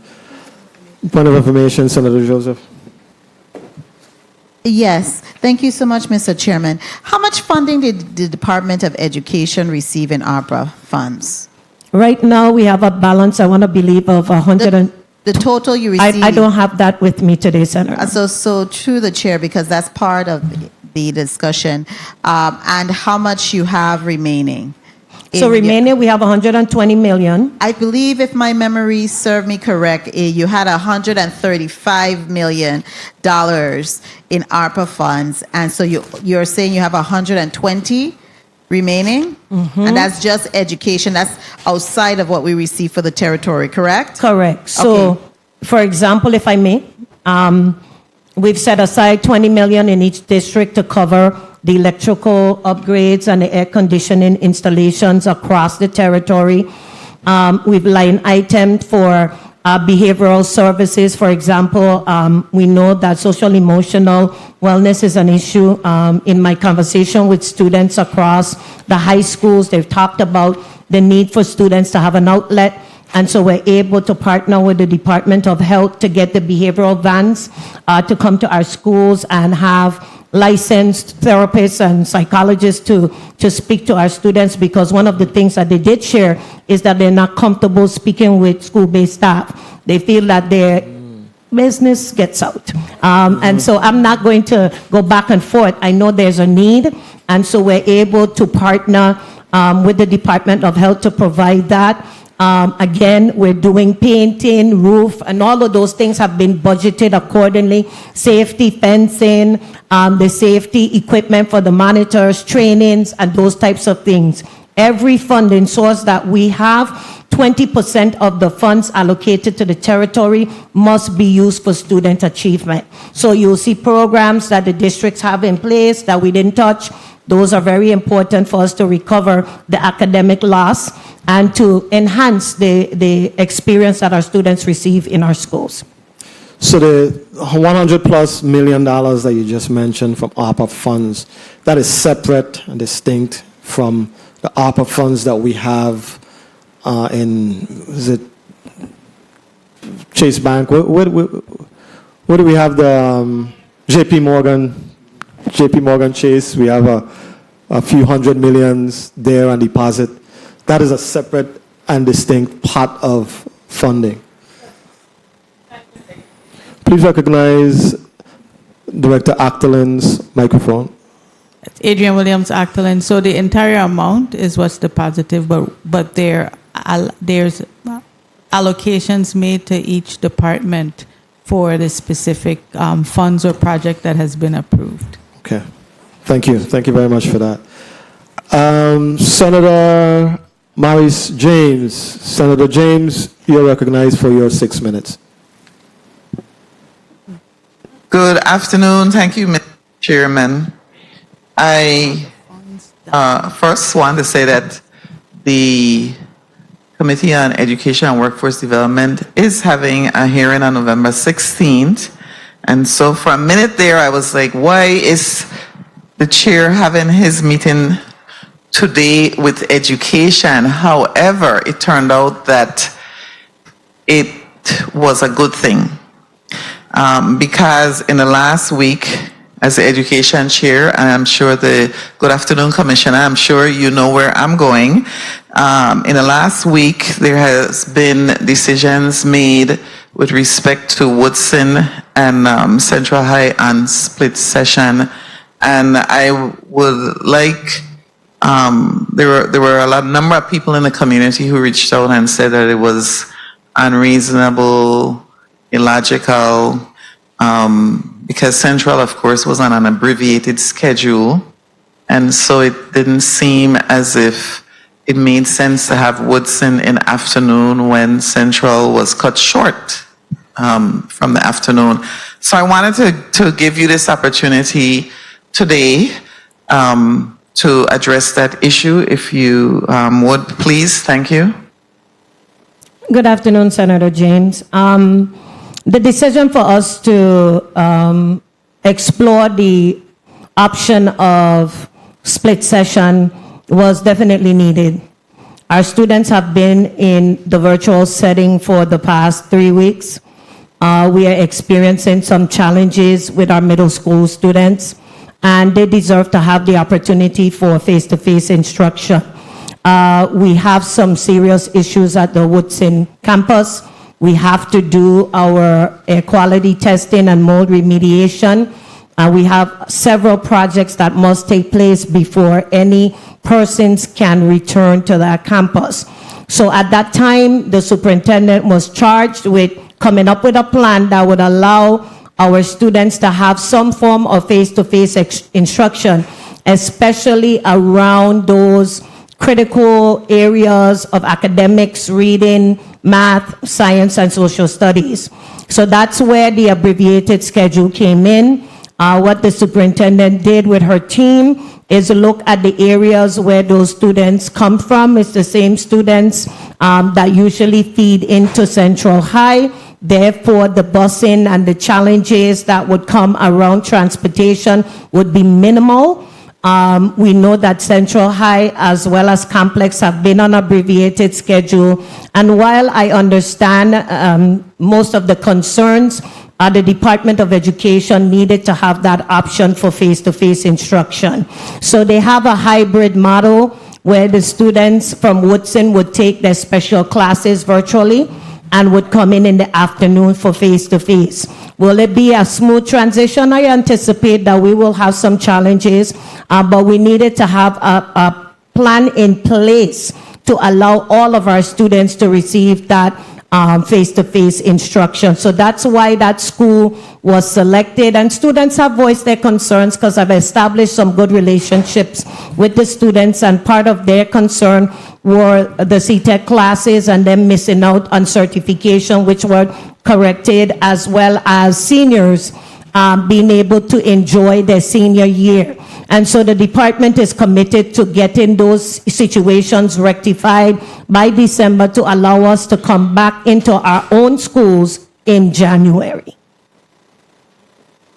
Thank you. I was actually going to ask you that. When did 2 minutes. do you anticipate them returning to their original schools? Was my time called? No, Senator, you have 2 minutes. Oh, okay. Thank you. Thank you, sir. Thank you, Commissioner, for that answer, because I, of course, have been receiving complaints, comments, recommendations, and there was one recommendation that came, which was, why not take the modulars from Stony Ground and Central High and put them by Alfredo Andrews, but I guess the same amount of time. Whether or not the condition of the trailers permit that, I don't know. Maybe you can address that. But it seems as if you are going to have the children return to school by January, it would take that amount of time anyway to move the trailers and get them situated at Alfredo Andrews. So I don't know if you want to comment on that. So actually, Senator, I think it would be longer to install those trailers into the Woodson campus. And so this alternative that we have chosen, this route, would allow us to remediate quickly to allow our students to go back into their home schools. I am not, and I repeat, I am not sending any faculty, staff, or students back into Woodson until we receive the all clear with the air quality and the remediation has taken place. Thank you for emphasizing that point, because that's important. Our children need to be safe. I wanted to go quickly, if I have enough time, just I don't. may I just? Yes, you may, Senator. You may wrap up. Thank you. I was just going to say that when I looked at your summary, the addendum A, it's, and I want to confirm this, in the future, at some point, Rivera, Muckle, and Ricardo Richards will be shuttered. Is that, it seems as if that's the long-term plan, correct? Yes, Senator, to reduce the footprint to allow for better maintenance of our facilities. If, as we are going through the plan, there's a need to pivot, we would, but right now, as it exists, maintaining as much schools as we've had to in the past has not been successful. And so we want to make sure that we have a manageable footprint that allows us to keep these schools operational and safe and secure the way that they should. I agree with that. In the next round, I think there's a next round. I hope so. Or I can use the opportunity November 16th to let everybody know we're having the Education and Workforce Development Committee meeting. Thank you, Mr. Chairman. Thank you very much, Senator James. We have a one burning question round, so if you have that one burning question that you want to ask before we depart, you'll have an opportunity to do so. The chair recognizes the presence of Minority Leader, the Mayor of Savannah, Senator Dwayne DeGraff. Yes, that's the official title that Senator DeGraff has on. Yeah, Rick Fonseca is the assistant mayor. I want to ask you, Commissioner, and I know that Charlotte is slated for a full replacement. Central High is slated for full replacement. Have we thought through the process of how that is going to work, where those students are going to be placed while these schools are being rebuilt? Can you comment on that? So will allow Ms. Coward to elaborate on it. But one of the things that you will see with Central High Design is we're flipping the campus. So the campus is actually going to be constructed where the modulars are on the opposite side. The gym will be demolished and construction will start on that side so that the academic buildings can be ready for students to transition before we demolish the original site. With the Charlotte Amalia High School campus, I often smile, Senator, because I don't know if you remember how much flack I got when we put those modulars on that field. But if those modulars were not on that It was a field, lot. It was a I lot. don't know where Charlotte Amalia High School would be today. So God is good. But Ms. Coward can talk a little bit about how we're going to maneuver the students at Charlotte Amalia. Certainly. At Charlotte Amalia, the work will be done in phases, and we do have a video from the contractor who won the bid for that shows what he's going to do first, what buildings he's going to build first, next. We have a contractor already on board for the demolition. We're going through the consultation process for historic preservation. We've done 99% of the lead and asbestos abatement. So those are the pieces we need to get that clearance from DPNR to actually knock the buildings down. Those first 3 buildings, that area has been fenced off, and it will be kept fenced off throughout the demolition. Then the contractor will go in and he's going to build the academic buildings in that area. Once he does that, the students who are housed in the modulars and on the buildings on the periphery of the campus will all move in within that fence into the new buildings, and then he will work outside. Excellent. Sound like you have a plan in mind. We do. That's We a do. good thing. That's a good thing. Point of information, Senator Blyden. Please recognize Senator Blyden's microphone. Thank you, Mr. Chair, and good afternoon. Testifier, Ms. Calwood, let me ask you in respect to the chair's line of questioning when it comes to the demolition and asbestos, etc. Of course, we know at the same time, too, since the students are going to be there in the modulars, what would it look like in terms of outdoor activities when it comes to the students? Number one, and number two, in terms of the asbestos and the containment of the particles, etc. How will that work in that space with this particular school? I'm interested to find out how that's going to work. Okay, good questions. The asbestos has been removed from the campus entirely, and the lead. They were put into shipping containers, removed from the campus, and the material in that one last room will be removed from the campus. That has to be done, and DPNR has to see not only has it been removed, but that it has been taken off island and disposed of at an EPA certified location before they give us clearance to knock the buildings down. So when the buildings are being demolished, there will be no asbestos in the particles or anything to go into the air. Okay. Thank you very much. The Committee on Disaster Recovery, Infrastructure, and Planning stands in recess for 2 minutes.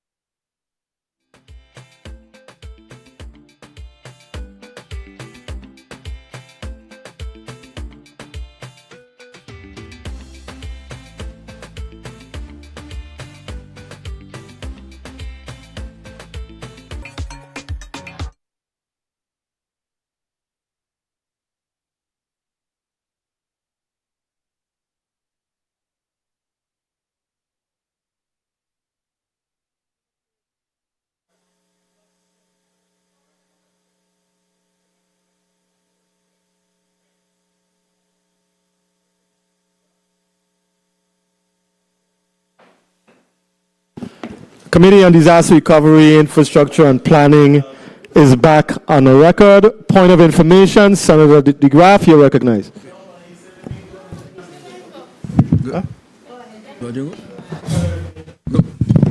Thank you, Mr. Chair. Good afternoon, colleagues. Good afternoon, testifier. I just wanted to get in a concern in regards to CAHS, and I couldn't have a Ray ask the last question, so a chicken hawk have to be the one.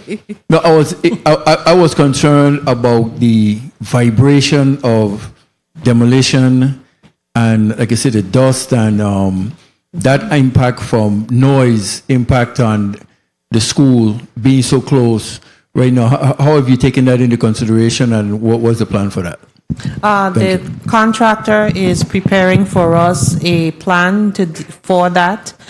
Some of it will involve working early in the mornings or in the evenings. He has not given us his plan yet. He does plan to wet everything down before he knocks down pieces, so that minimizes the dust. We also have the contractors monitor the vibrations, and they go out and they make a survey of adjacent buildings for cracks and such, structural conditions, and they monitor vibrations during the process. You're welcome, sir. Thank you very much. Senator Gittins, you're recognized for your 6 minutes. Thank you, Mr. Chair, and good afternoon to all. I think you have to give the Director ODR and his staff member office here today. They've been there all day. But Commissioner, welcome to you and your staff as well. On page 4, I was following your testimony, and this additional funding for maintenance that you speak about sounds amazing. But I'm concerned about how we're paying as well, and I need to know who's responsible for approving these funds, and who's inspecting the work that's being done. So I will let Ms. Calwood Daniels talk about who's inspecting the work. Our fiscal office monitors all the payments. It goes through several approvals before it gets to the Department of Finance for payment of local funds. If it's federal funding, it's managed by the third-party fiduciary. Okay. With regard to inspections for the disaster projects, we have disaster recovery project managers who go to the sites and observe the work. For Arthur Richards, because of the size of the project, we also have there's a consultant on St. Croix, Antillean Engineering. They do specialized inspections as well. So, for example, when they were doing the first pour of the cistern, they were all there on the site from 4:30 that morning until after 1 a.m. Watching that pour, taking test samples of the concrete. Every batch that was poured, it was tested, and the project manager over there sent me the results of those. For the ARPA projects and the maintenance projects, our maintenance department staff, they go and inspect the work after it's done. It's quite a few of them. And of course, we all help each other with the projects. And who is the contractor that was awarded the contract work to replace the AC units at the St. Croix Educational Complex? Custom Builders. And to what tune was that contract? Funding-wise? I don't have the contract amount with me, Senator. Okay. It's about 90% completed. You know what we're going to ask you next. How much of the work has been completed? Mm-hmm. And who is the engineer that would have signed off on this work? James Bonnier. All right.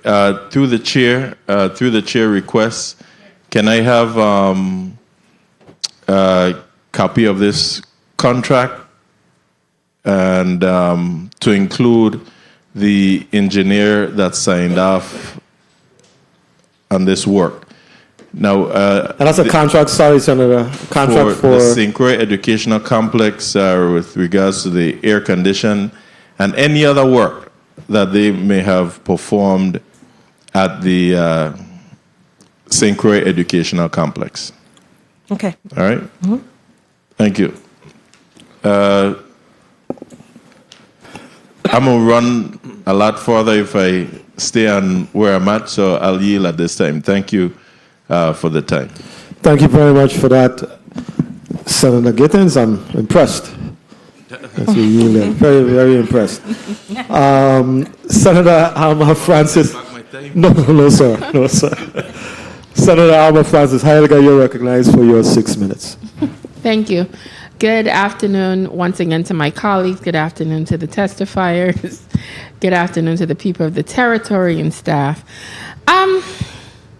I enjoyed seeing the pictures. I like to see that, but I am a hopeful optimist. And I need for someone to tell me realistically, what do you think the timeline is for us to actually get this done? Because I happen to be born and raised here. I just turned 50. And I have seen quite a bit of projects where everybody have all these beautiful architecture, they have all these beautiful pictures and videos, and nothing either happens or it takes forever. How serious are we about getting these things done in a timely manner? We are very serious about that. People who know me know that I'm driven by time. I always want to know when.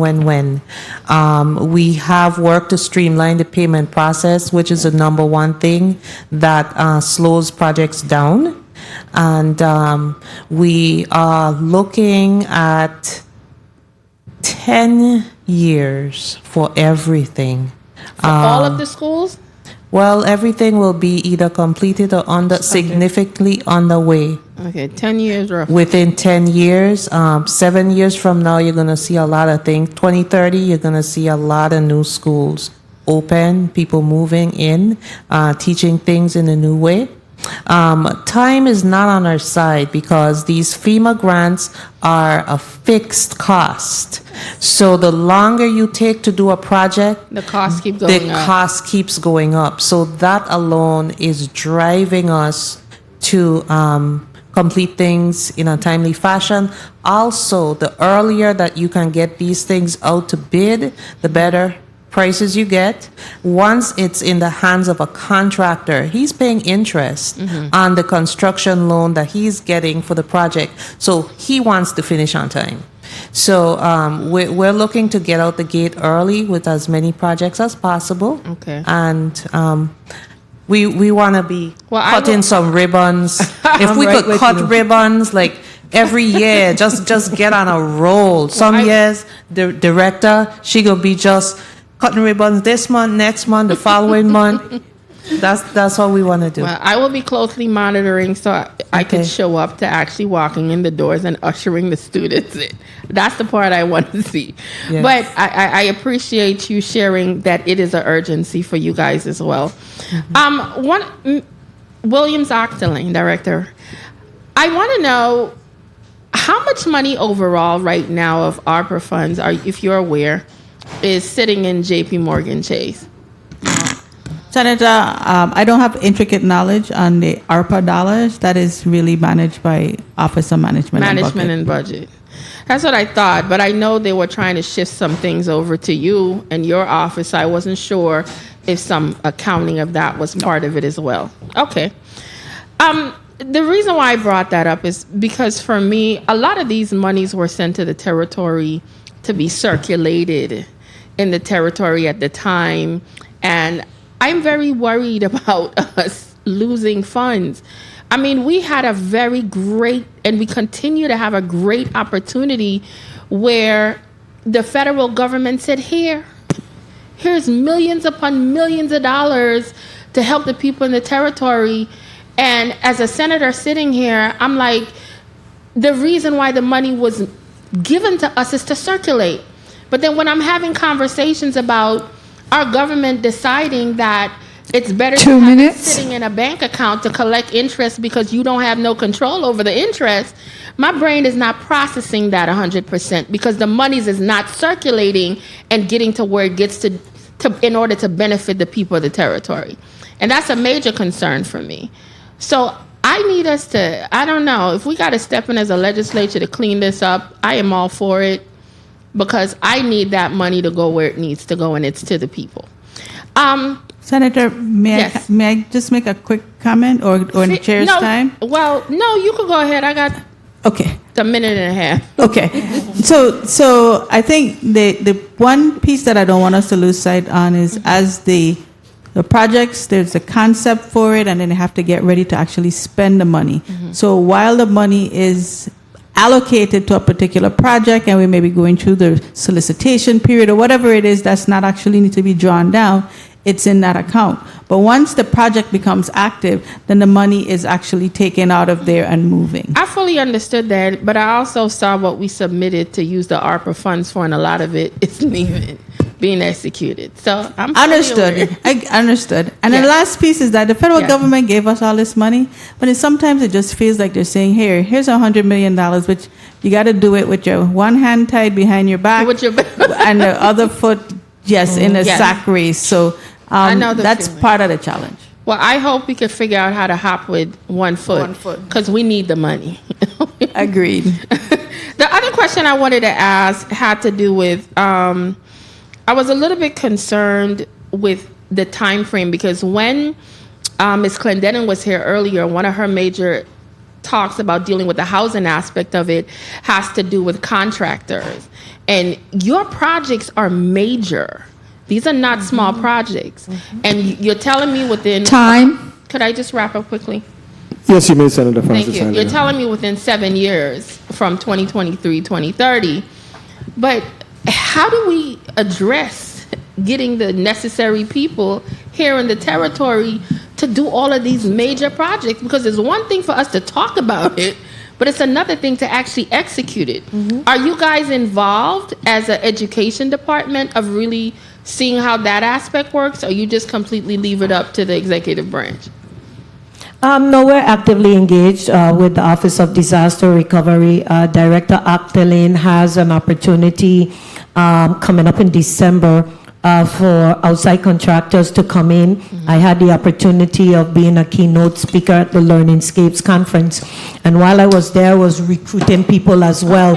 So some of those contacts that I made, I passed them on to the director because we're going to have outside people coming in to help with the magnitude of construction projects that we have territory-wide. Okay, thank you. I appreciate the additional time, Mr. Chair. I hope you remember my generosity. Thank you very much, Senator. I'll think about Appreciate it. Commissioner, I wanted to shift gears to St. John. And you know we had some very robust discussions about the new school on St. John, and St. Jonia's asking me, now that this initiative has passed, what are the next steps? Help me to understand the next steps in that process, in the process of St. John actually finally getting a school. And what is the plan for the old Sproul footprint once that new school has been constructed? So as customary with any VIDE properties that we don't intend to utilize anymore, we turn them back over to the Department of Property and Procurement. As a St. Jonian, I would love to see more office spaces in the downtown area, but that's above my pay grade. But that property will be turned back over to DPP. As the community, I am also ready to see this project take off. We were halted because we did not have the land secured. Now that the land swap has gone through, now we're able to solicit for the architectural design, to finish the design and to build the new school. Chanel, did I forget anything? No, ma'am. We are working on having an early phase of work at Sproul so that we may be able to have a field or a play area and maybe a little conference center that we build right away, an interpretive center, so that we do something at the site while the plans are being finished, because it could take a year or more to finish the plans. So we're looking at that. So if I may, Senator, to piggyback off of that, St. John has no shelter. And so if we're able to expedite that portion of the construction, I think that will serve the community well as we work to complete the entire campus. So we're looking at different things. I said, Chanel, I need to see the land cleared. I need to see something so people understand that it's a reality for St. John. But again, it's going to happen in phases. Okay. So when you say a year or two for the plans, I think two. I normally Yes. think two. Yes, the site is a very complicated site. Once we do have a layout, the next step, we would need to do soil borings. We need to do the archaeological work. We've done level 2 archaeology, but there is another level that you enter into when you're on a site where you know that there are artifacts. So once we do the soil borings and we do archaeological investigations in those locations, they may turn out fine. We think we've avoided everything by where the buildings are placed, but when we do the investigations, then we'll know. It may turn out that we have to shift some buildings around a bit. So it's just a time-consuming process. Right. So the first graduating class might be the class of 2030? Probably. I'm trying to do the math That's in my clear, head. yeah. Perhaps. We will 32. strive for that. Okay. Maybe 32. Maybe 32. Maybe 32. Yeah. Okay. Thank you for that. I appreciate the feedback on that for sure. Senator Blyden, you're recognized for your 6 minutes. Thank you so much, Mr. Chair, and good afternoon again, testifiers. Let me continue that line of questioning because that's where I was going. In respect to St. John, Sparrow, I know while we were doing the hearings, etc., timing was of the essence. In terms of FEMA, it's a FEMA project, so there won't be no issue with the funding in terms of the timeline in respect to the funding, correct? No issues. We're waiting for the obligation of Sprout. And so that solicitation for the design build is going out in the first quarter of the 2024 year. And so I think we're going to fall in good timing with the obligation. Okay, very well. So, Senator, if I could just add to that, all the FEMA projects does have a period of performance. So what happens if it runs out, then you'll have to request to FEMA to get the time extended on the project. Okay, thank you for that. In respect to the chart on page 11, I want to speak about Gomez School. How many students did we have at Gomez? Because I know you stated that in terms of update project phase, you said that Oliver School will be modernized to serve Gomez students, and this property will remain in VIDE inventory. How many students was enrolled at Gomez Elementary School? How much students was enrolled at Oliver? And how are we saying that the board going to be at Oliver? And based on the drawing, the school is basically the same, but you just have some outdoor space, etc. So, talk to me. Okay. So I'm going to let Ms. Coward speak in regards to the construction aspect of it. Please. Gomez, I believe, is around 450 max. I'll get the exact number for you. That's the current population, and you're absolutely correct. ABO was around that same range. Correct. And so it's more than just the population, it's the amount of construction that will have to take place to rehab those facilities. So, Ms. Coward? Because the footprint basically looks the same. So, talk to me about the space and the class sizes. Sure, definitely. The Oliver School will be modernized to accommodate 575 students. So that is more than the students who are currently attending Gomez. The Oliver students, Oliver School no longer is as a school. Those students will continue to be at Gomez, and a few went over to Bowski. They will remain at Bowski. So we're going to take 400 plus students who are at Gomez and move them into a school for 575. Also, because of the modernization of Bushelte and converting that to a pre-K-8, when that opens as a pre-K-8, many of the students who are currently at Gomez would remain in the Bovoni area and actually go to BCB. So we hope. We hope. They will. When they see the new facility, they will. We hope. We hope and pray. And they're right there. Well, I appreciate your honesty. On page let's go to page 6 of your testimony. You spoke about fencing at various schools on St. Croix and St. Thomas. Description of work status, funding source, amount. There is no amounts allocated for the fencing and or retaining wall at various schools. Now, my question is, how do you go about determining which schools will get fencing and or retaining wall? How did you go about with it, going through that process? Talk to me about that. Okay, our project managers visited the various school sites, and they examined the fencing. They looked for areas where fencing was either missing or severely damaged, and came back with their findings. And that's how we put the scope of work together for the fencing. We also have an alternate in the scope where the contractor will give us a unit price for installing additional fencing, depending on how the bids come in. If we accept that alternate, we will have money in that contract for additional fencing if principals have needs that arise in addition to what is in the RFPs. What about the funding source? Is it to be determined? It's opera. It's going to be the American Rescue Plan funding, but it's out to bid, so we don't put a value next to that. Correct.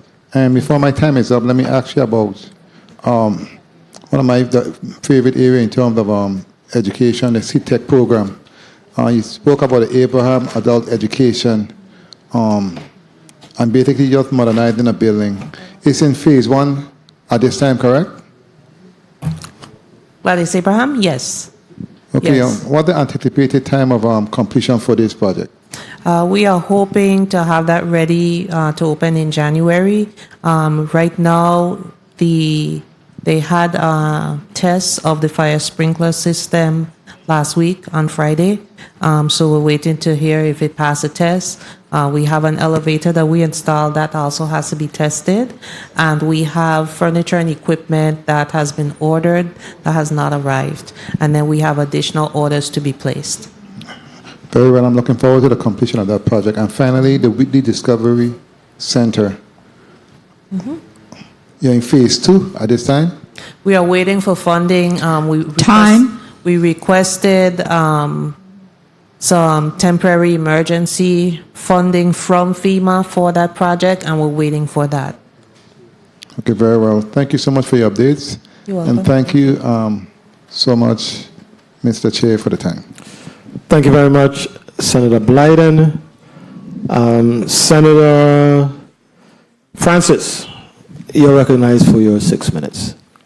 Thank you very much, Mr. Chair, and good afternoon, to the table of women of distinction here this afternoon. There's a lot of power over there. I want to say that I support the concept of the split session under the circumstances, of course, of getting our John Woodson students back into a learning environment. I don't believe that the current infrastructure allow for a good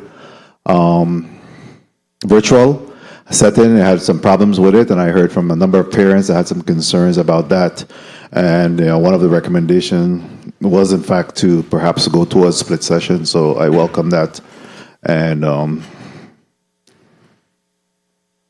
you indicated that perhaps that will be in place until about January or so. Yes, Senator. And you have intentions of making sure that, or there's some timeline that have been established to complete the work that needs to be done at John Woodson, the air quality testing and all the infrastructure improvement that's required by December? Right. So within our 30-day projects, we had the air quality testing first. That is going through the approval with the third party as we speak. Everything that we're doing with John Woodson is utilizing federal funds. After that, the remediation, once they determine what they find, then the remediation takes place. We do have some roofing repairs to do, ceiling tiles, floor tiles, and different things that were destroyed when the pipe burst in the wall. Those things need to be fixed before we allow persons to return to the campus. Very well. The other issue is in regards to your testimony that the kitchens will be upgraded. And you say by July 2024, Do you have a more definitive timeline by which the work can be completed at those kitchen, Alfredo Andrews School, I think Henderson, Claudio Marco, and Juanita Garden? I'll let Ms. Coward answer that one. For those kitchen projects, the deadline is July 31st, 2024. The contractor has started work at Plado Marco. He's gutted the kitchen. He's ordered the hood and various other items. And he's in the process of ordering the hoods for all the campuses. And he'll be gutting and doing the work once, once his materials have arrived. We already have the kitchen equipment, but the upgrades have to be made before For they can be installation installed. of equipment. Yes. Very well. Also on page 9 of 12 of your documentation, where you talk about the 3 steps, I'm concerned a little bit about the number 1, the replacement plan for the following sites, and St. Croix in particular. I counted 7 schools. Can you qualify what you mean when you say replacements? Are these schools earmarked to be replaced? In what sense? Rebuilt? Rebuilt, Senator.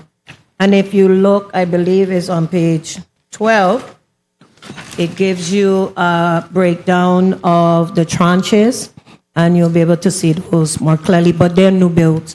New built, and that's for Central High School, Arthur Richards, pre-K to Yes. 8, Henderson, Alfredo Andrews, Juanita Guardian, Perby Larson. Yes. All of those Yes. tended to be built. Very well. Thank you for that. And in your, I guess the photo that you show, the flyover that you show, I'm equally concerned about the sprawling outlay or footprint of our schools. Have the assessment been to continue to have those sprawling schools? Our numbers 2 continue to minutes. dwindle, as well as challenges to maintain those schools. How do you address the issue of continue to have these big sprawling schools exist? What we did with the new campuses is we're building up. That reduces the amount of roof area that we have to maintain. We're installing central air. In some schools, we had more than 80 classrooms, and to maintain that many split units is impossible. It's Right. very difficult. So with the central systems, it'll be easier to maintain, and the staff will receive training hands-on from the contractor before they hand over the sites to us. So those are some things. We're also installing solar panels to the greatest extent possible, so that when we lose power, it would automatically go to the solar power, and that would continue our systems to be able to operate. And just to clarify, because we're going to the pre-K to 8 model, you'll see buildings that are tailored to the grade levels. So we have pre-K in an area by themselves, kindergarten through 5th, then you have 6 through 8, and then you have your commons and your gym. And so that's why it's that way. And we try to set up our campuses where the commons, which is a cafeteria, and the gym are on the outside, so that we could isolate the main campus if we have outside activities that the community may want to use the facilities for. Also, you spoke a lot about, which I embrace, the outdoor spaces as well on those, but have you taken into consideration the heat index that we experienced over the last summer? Was that built into this new design to make sure that we don't expose our children, our students, to that heat Time. as we go into global change and global warming? We continue to be challenged with heat issues. Yes, we had extensive discussions with the architects and the contractor about that. We made some strong requests for the facilities. For the outdoor spaces, those are optional learning spaces. So, they're outside, so they're not conditioned, but care was taken in the design to make sure that there's shade trees and shade structures, so that they can be used on all but the hottest days. Okay. In addition, in our new schools advisory meeting at Pro B, I remember one of the participants asking the architects at that time about misting stations. Yeah, so the infrastructure does allow us to do that. So that's one of the things that we made note of, especially when it comes to the outdoor play and the outdoor learning. That may be an option that can be added as well.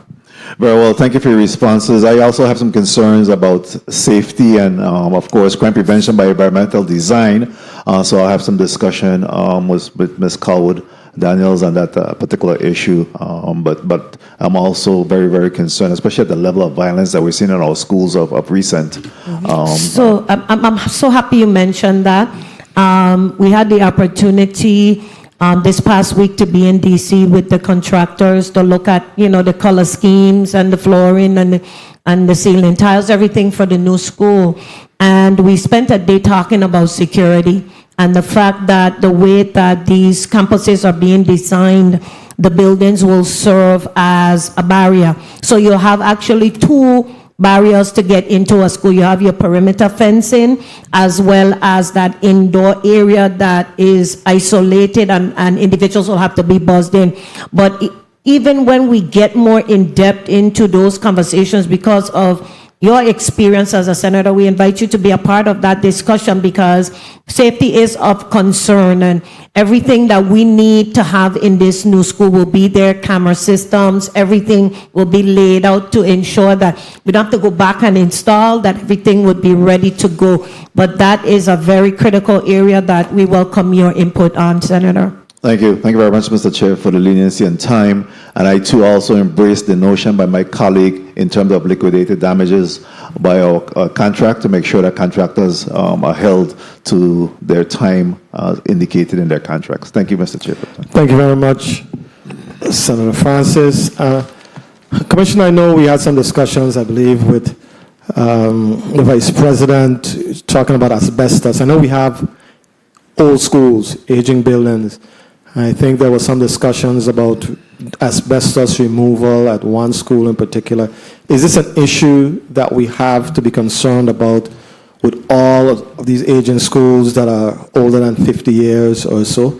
When we're talking about doing rebuild or modernization, is that something that we have to be concerned about? It is something that will come up once the contractors are selected. Part of their due diligence in their construction process is to test materials for the presence of asbestos and any other hazardous substances. They have to do that before they can even get a demolition permit. So they have to do it, and if they find anything, they have to abate it before they can demolish. And when it's tested, DPNR has to approve who is doing the test. They also have to receive the test results and everything. Okay. I know that Ivani Dorken is probably 50 years old or plus, but it's slated for modernization. BCB, for example, is one of the newer schools, and it was approved for a rebuild. I know you're doing a modernization, even though it was slated for a rebuild. It wasn't a practical thing for us to do. So we're doing a modernization in that school. I'm trying to understand, and you guys are the experts, Ms. Calwood, what goes into determining an old school like Ken. Why wouldn't that be slated for a total rebuild, just given the age of that school? I mean, look at me. I graduated from That's Eureka. exactly what we asked FEMA. And FEMA came and took a second look. They did some other walkthroughs of the campus with our DR project manager here on St. Thomas. The principal joined them on part of the walkthrough, and they saw so many things. They saw so many structural issues at that campus. So they took a second look, and they many of the buildings there, more than half, are now slated for replacement. So we're still pushing. We're still asking them to take a look at other things, and we're hopeful that we would be able to replace the campus. Excellent, excellent. I'm glad. Thank you for your persistence. That's my alma mater, Senator DeGraff. Senator DeGraff, you're up for your 6 minutes. Thank you, Mr. Chair. Good afternoon, colleagues. Good afternoon, testifiers. I support you 100% anyhow. No problem. I came specifically, not being a member of this committee, to find out about your testimony. I don't know. I didn't get a chance to hear it, Commissioner. You're having about Jenny Tuitt School, or I missed it. What was the feedback on Jenny Tuitt School? Jenny Tuitt is a replacement as well, Senator, and it will be replaced to accommodate pre-K to third. Right, and Jenny Tuitt School came from a different pot of money than the other schools, because I think it was a delegate who was able to get FEMA funding, same Senator. FEMA funding. Yes. $75 million it was, or 70 something. How much money was it for slated for Jenny Tuitt School? I don't remember the obligation amount, but it's the same federal funding. Okay, and I was saying that because again, Jenny Tuitt School right now doesn't have a nurse, an accountant, a computer teacher, a counselor, and is slated for repair. Do we have a timeline as to when? Because being an ESL school, we don't have all of these things. I mean, there's no way for this school to move forward at the level they should be moving forward if we don't have all of these things right now and waiting to be rebuilt. So you're talking two different things. Exactly. So we're talking infrastructure. Exactly. Infrastructure is needed for Jenny Tuitt School. It needs to be retrofitted to be more early childhood centered. As you recall, it used to be up to 5th or 6th grade, Correct. right? So the infrastructure will change. When we talk about personnel, you're talking a different talk now, and that's the recruiting efforts that Human Resources Division is doing. But again, one of the things that we want to ensure is by reducing the footprint, right? We are able to move resources around more prudently to cover our needs in our schools. When it comes to nurses, overall, we have nurses shortages across this territory. And we're engaged in conversation with Senator Giddens and some others who have brought forth solutions to our problems. One includes partnering with the Department of Health to hire the nurses and place them in the schools because our salaries aren't competitive enough with the Department of Health. So we will continue our efforts to have individuals within our schools, but again, it's based on people applying.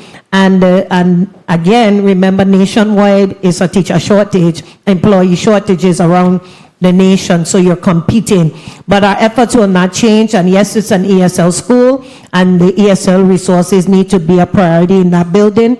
And so I will definitely double back with the superintendents to see where they are and be able to provide you those updates on the 16th. And that's what I'm saying. That's why I mix the apples and oranges. Yeah. Because the bottom line still remains, if you're not going to give me a timeline and say Jenny Tuitt School in my neighborhood, that then it means this school continues to go on month after month, year after year, minus all of these pertinent things that are needed, counselors, computer teachers and stuff, which I'm sure all other schools. But I'm just saying, what's the timeline? When will It's hard to tell you a timeline on personnel, Senator. No, not for personnel. Oh, for the building. For the building. Okay, Ms. That's why I'm Coward. glad I have Director Acklin Williams and stuff here. Williams Acklin, I apologize. In regards to, the money being released and where are we for Jenny Tuitt Elementary School? Well, we don't know as yet. We do have the funding obligated, and we do have some concepts in the facility master plan. That's where we are right now. We are looking at bundling projects so that we can attract 2 minutes. firms that are large enough to build them and build them quickly and that would bring on our local firms as subs. So we're still working on the timelines for Okay, that. are there any renderings for the Jenny Tuit School? Not as yet. sir. Okay, right now, Jenny Tuit School is built over Dion Gut. Mhm. There's a gut project also slated to be done. Will that portion of the gut project monies be given to the school? No, unfortunately not. We recently met with Public Works, with our DR project manager and our engineer. We met with their engineers and their design team. Based on the timelines that we have in mind, we're going to be finishing up right when they start. So we do have some coordination to do, because we don't want them to come back and dig up or destroy anything that we build. But we can't wait until they finish to start our work, because their timeline is very long. Okay, so also is it taken into consideration the community project right now for the basketball court? Because again, that runs adjacent. Also, the Barnaba Well historic site, would that be also kept pristine so it is not damaged during all that taken into consideration? Yes, and that's the benefit of us having the coordination meeting, Senator, that we're able to come to the table and discuss our timelines and see where the overlaps are and see how we can make sure that everyone is able to meet their desired targets. So I like to be on board with all of them again. Specific Jenny Tuit School, that's my neighborhood. But again, to all the schools, okay, they're just as much a concern to me as any. So when we have our next new school advisory meeting, we'll be sure to invite you as well. Okay, thank you very much for that. Thank you for the time, Mr. Chair. Thank you very much, Senator DeGraff. Colleagues, we've completed our main line of questioning. I said that I would give you the opportunity to do a lightning question. If you have one burning question before we conclude this afternoon, I would allow you to ask. Senator Franklin Johnson, do you have that one question you'd like to ask?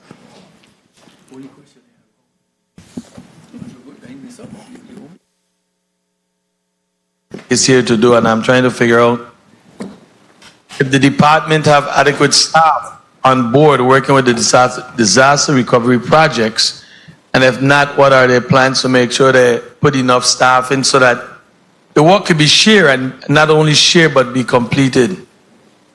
So we've had conversations with the Office of Disaster Recovery. We do need additional personnel, Senator, to answer your question. And so we're going to work to staff up to make sure that we have the capacity within the Department of Education to oversee projects in the interest of the Department of Education. So that is coming up, and we will be sure to share that information once that is solidified.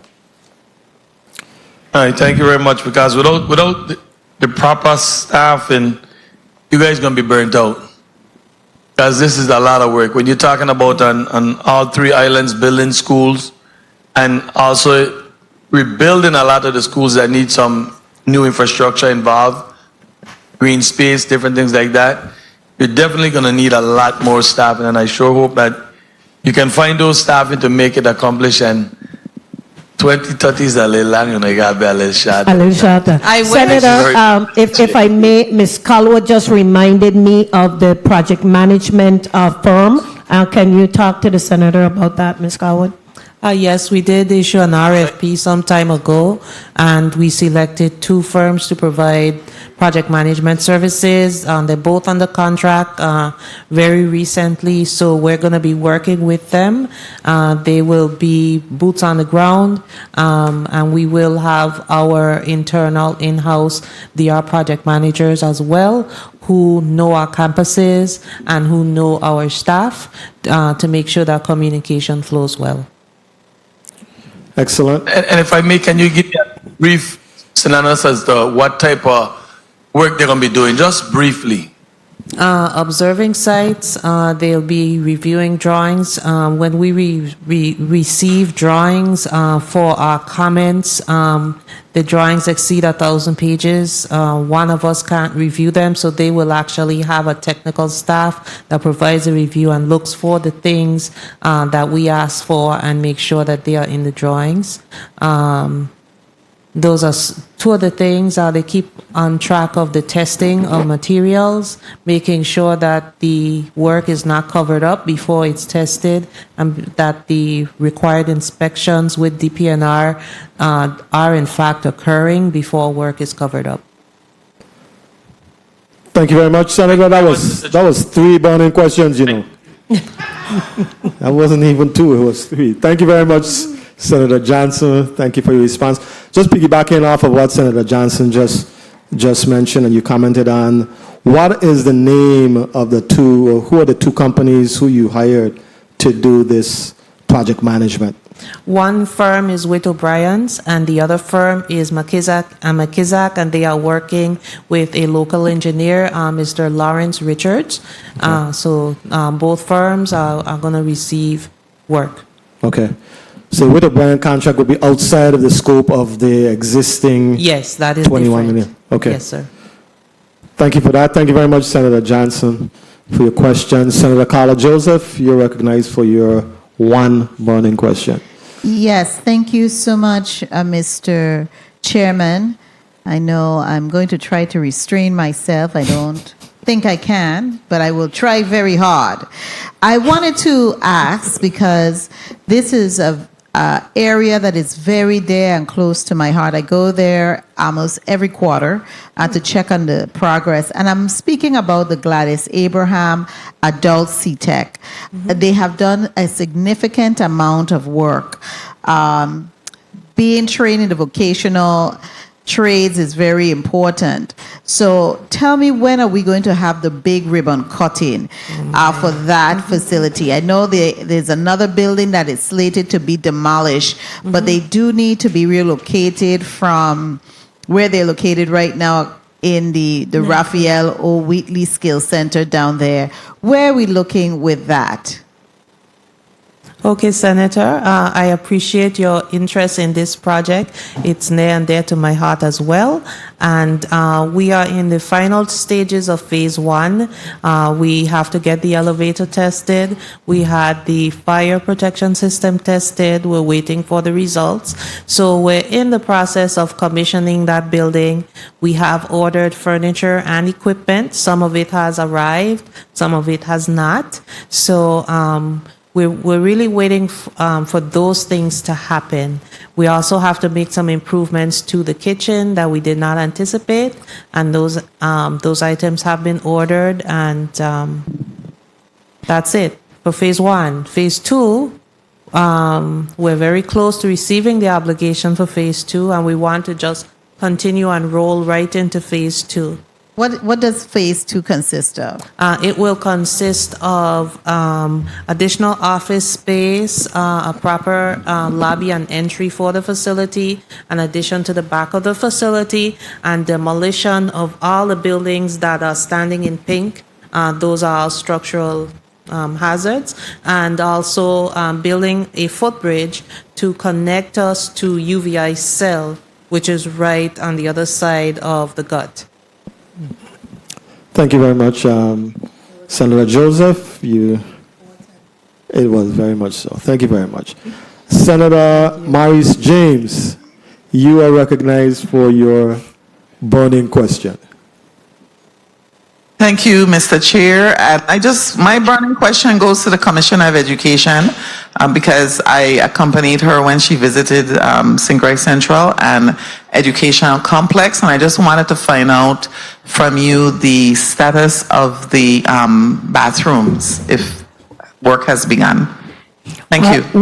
We are currently, thank you for that question, Senator James. We're currently in the contracting phase. We have the quotes and we're going through the third party. I'm hoping that that is finalized with DPP and the contractor is ready to mobilize and start that work. So we've extended that into the next 30 days as well, and so it should not go past the next 30 days. Thank you. Thank you very much, Senator James. Ms. Carwood, the bridge that you mentioned, I love the idea, I love the concept of having that bridge between UVI Cell. What's the time frame for that particular project? We're thinking it could all be done within next year, 2024, for phase 2. Okay. But for phase 1, we're hoping to be able to have folks move in by January. If they Okay. can move before, the administrative staff certainly will be able to do that. Okay, thank you very much for that. Senator Francis Heidegger, you're recognized for your one burning question. Thank you. My burning question is more along the lines of to the Commissioner of Education as it regards learning and education, the future of it. I see all the designs and everything. Does the Department of Education have a plan or focus on looking forward to the future 5-10 years down the line when all these things are completed? Because the way children learn and with new advances, artificial intelligence, virtual learning, virtual auditoriums, all of these things, are these ideas built into these new designs?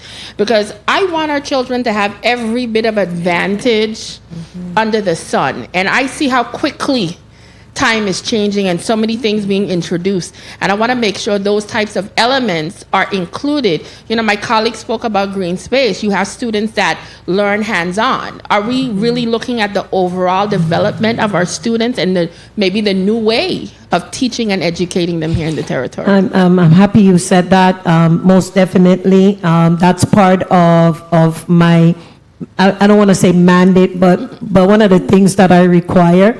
And when you look at our designs, and I would love to show them to you, Senator, it doesn't look like your traditional classrooms. So every teacher doesn't have their own space. That's why I said people have to be trained on how to utilize spaces. So you would have a space that's set up like an auditorium, one that is more centered as a lab. Then you would have a collaborative space. So you're forcing teachers to be more collaborative, which is what we've been trained to do for the past 15 years, but our spaces haven't been accommodating to the concept. So yes, you're going to see things look a lot different, but I do recognize as a former teacher, people have to be trained as well. We're not going to put people into spaces and just assume that they know how to utilize them. So that's all in the plans moving forward as we get nearer to the actual opening of our facilities to incorporate that in as well. But as far as artificial intelligence, coding, and all the things that we are moving towards, yes, that will be a focus as well. Well, that makes me very, very happy because at the end of the day, as representatives of the people, we want to make sure our children have every advantage. And be as competitive. possible. Exactly. Yes. I'm all for that. Thank you Yes. so much, Mr. Thank Chair, you. for the time. Thank you very much, Senator Francis Heidegger. Senator Novell Francis, Mr. President, you're recognized for your one burning question. Thank you very much, Mr. Chair. In the essence of time, I just wanted to ask the Commissioner, what is the level of engagement being utilized to capture the input of our student bodies? Not enough. I just had that conversation with Chanel the other day. At that same conference where I had the opportunity to speak, there was actually a group of students that piloted a design program where they designed their own school. And one of the things that they mentioned was the fact that schools aren't inviting to students but don't represent students. And so I've had the conversation with the student council since I meet with them monthly about being more actively involved. And so I have some volunteers that are going to join the new school advisory board. But having the students engaged in the design and the conversations about programming is on the top of our list. Thank you very much. I realized that during the recent protest that, in fact, I believe that's a necessary voice that we have ignored or left out, I will say, of the past. So, yeah, that's something we definitely need to bring into the mix. Thank you very much for the Your time, Mr. Chair. Very good hearing. Thanks. Thank you very much, Senator Francis.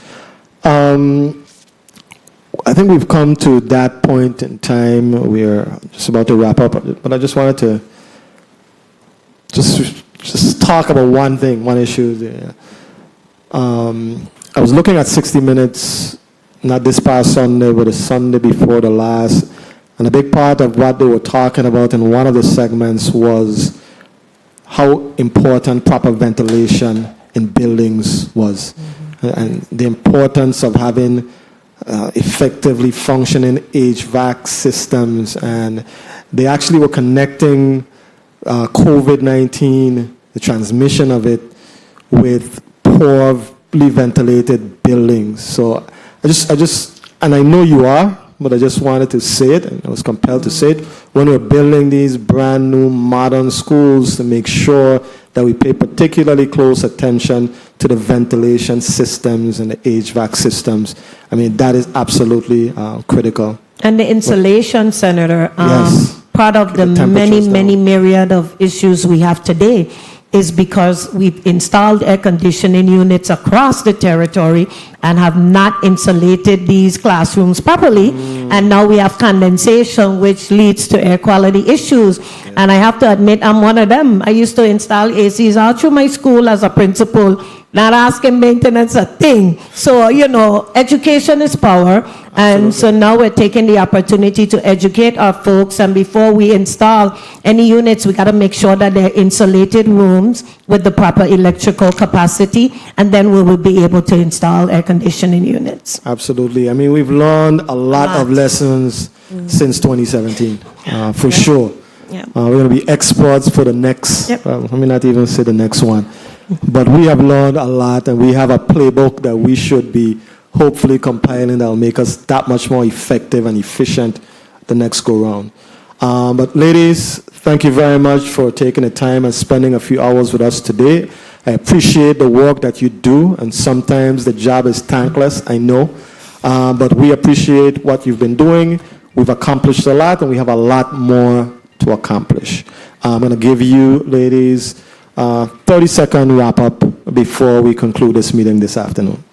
Thank you, Senator. I want to thank you all for the opportunity to be here to have the discussion, and we welcome any input and partnerships that you would like to have as we work to improve the conditions of our schools in the territory.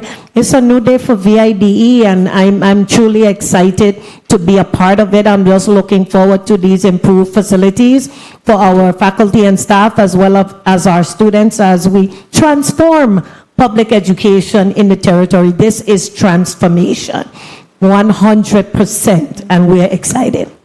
Thank you very much, Dr. Wells Hedrington.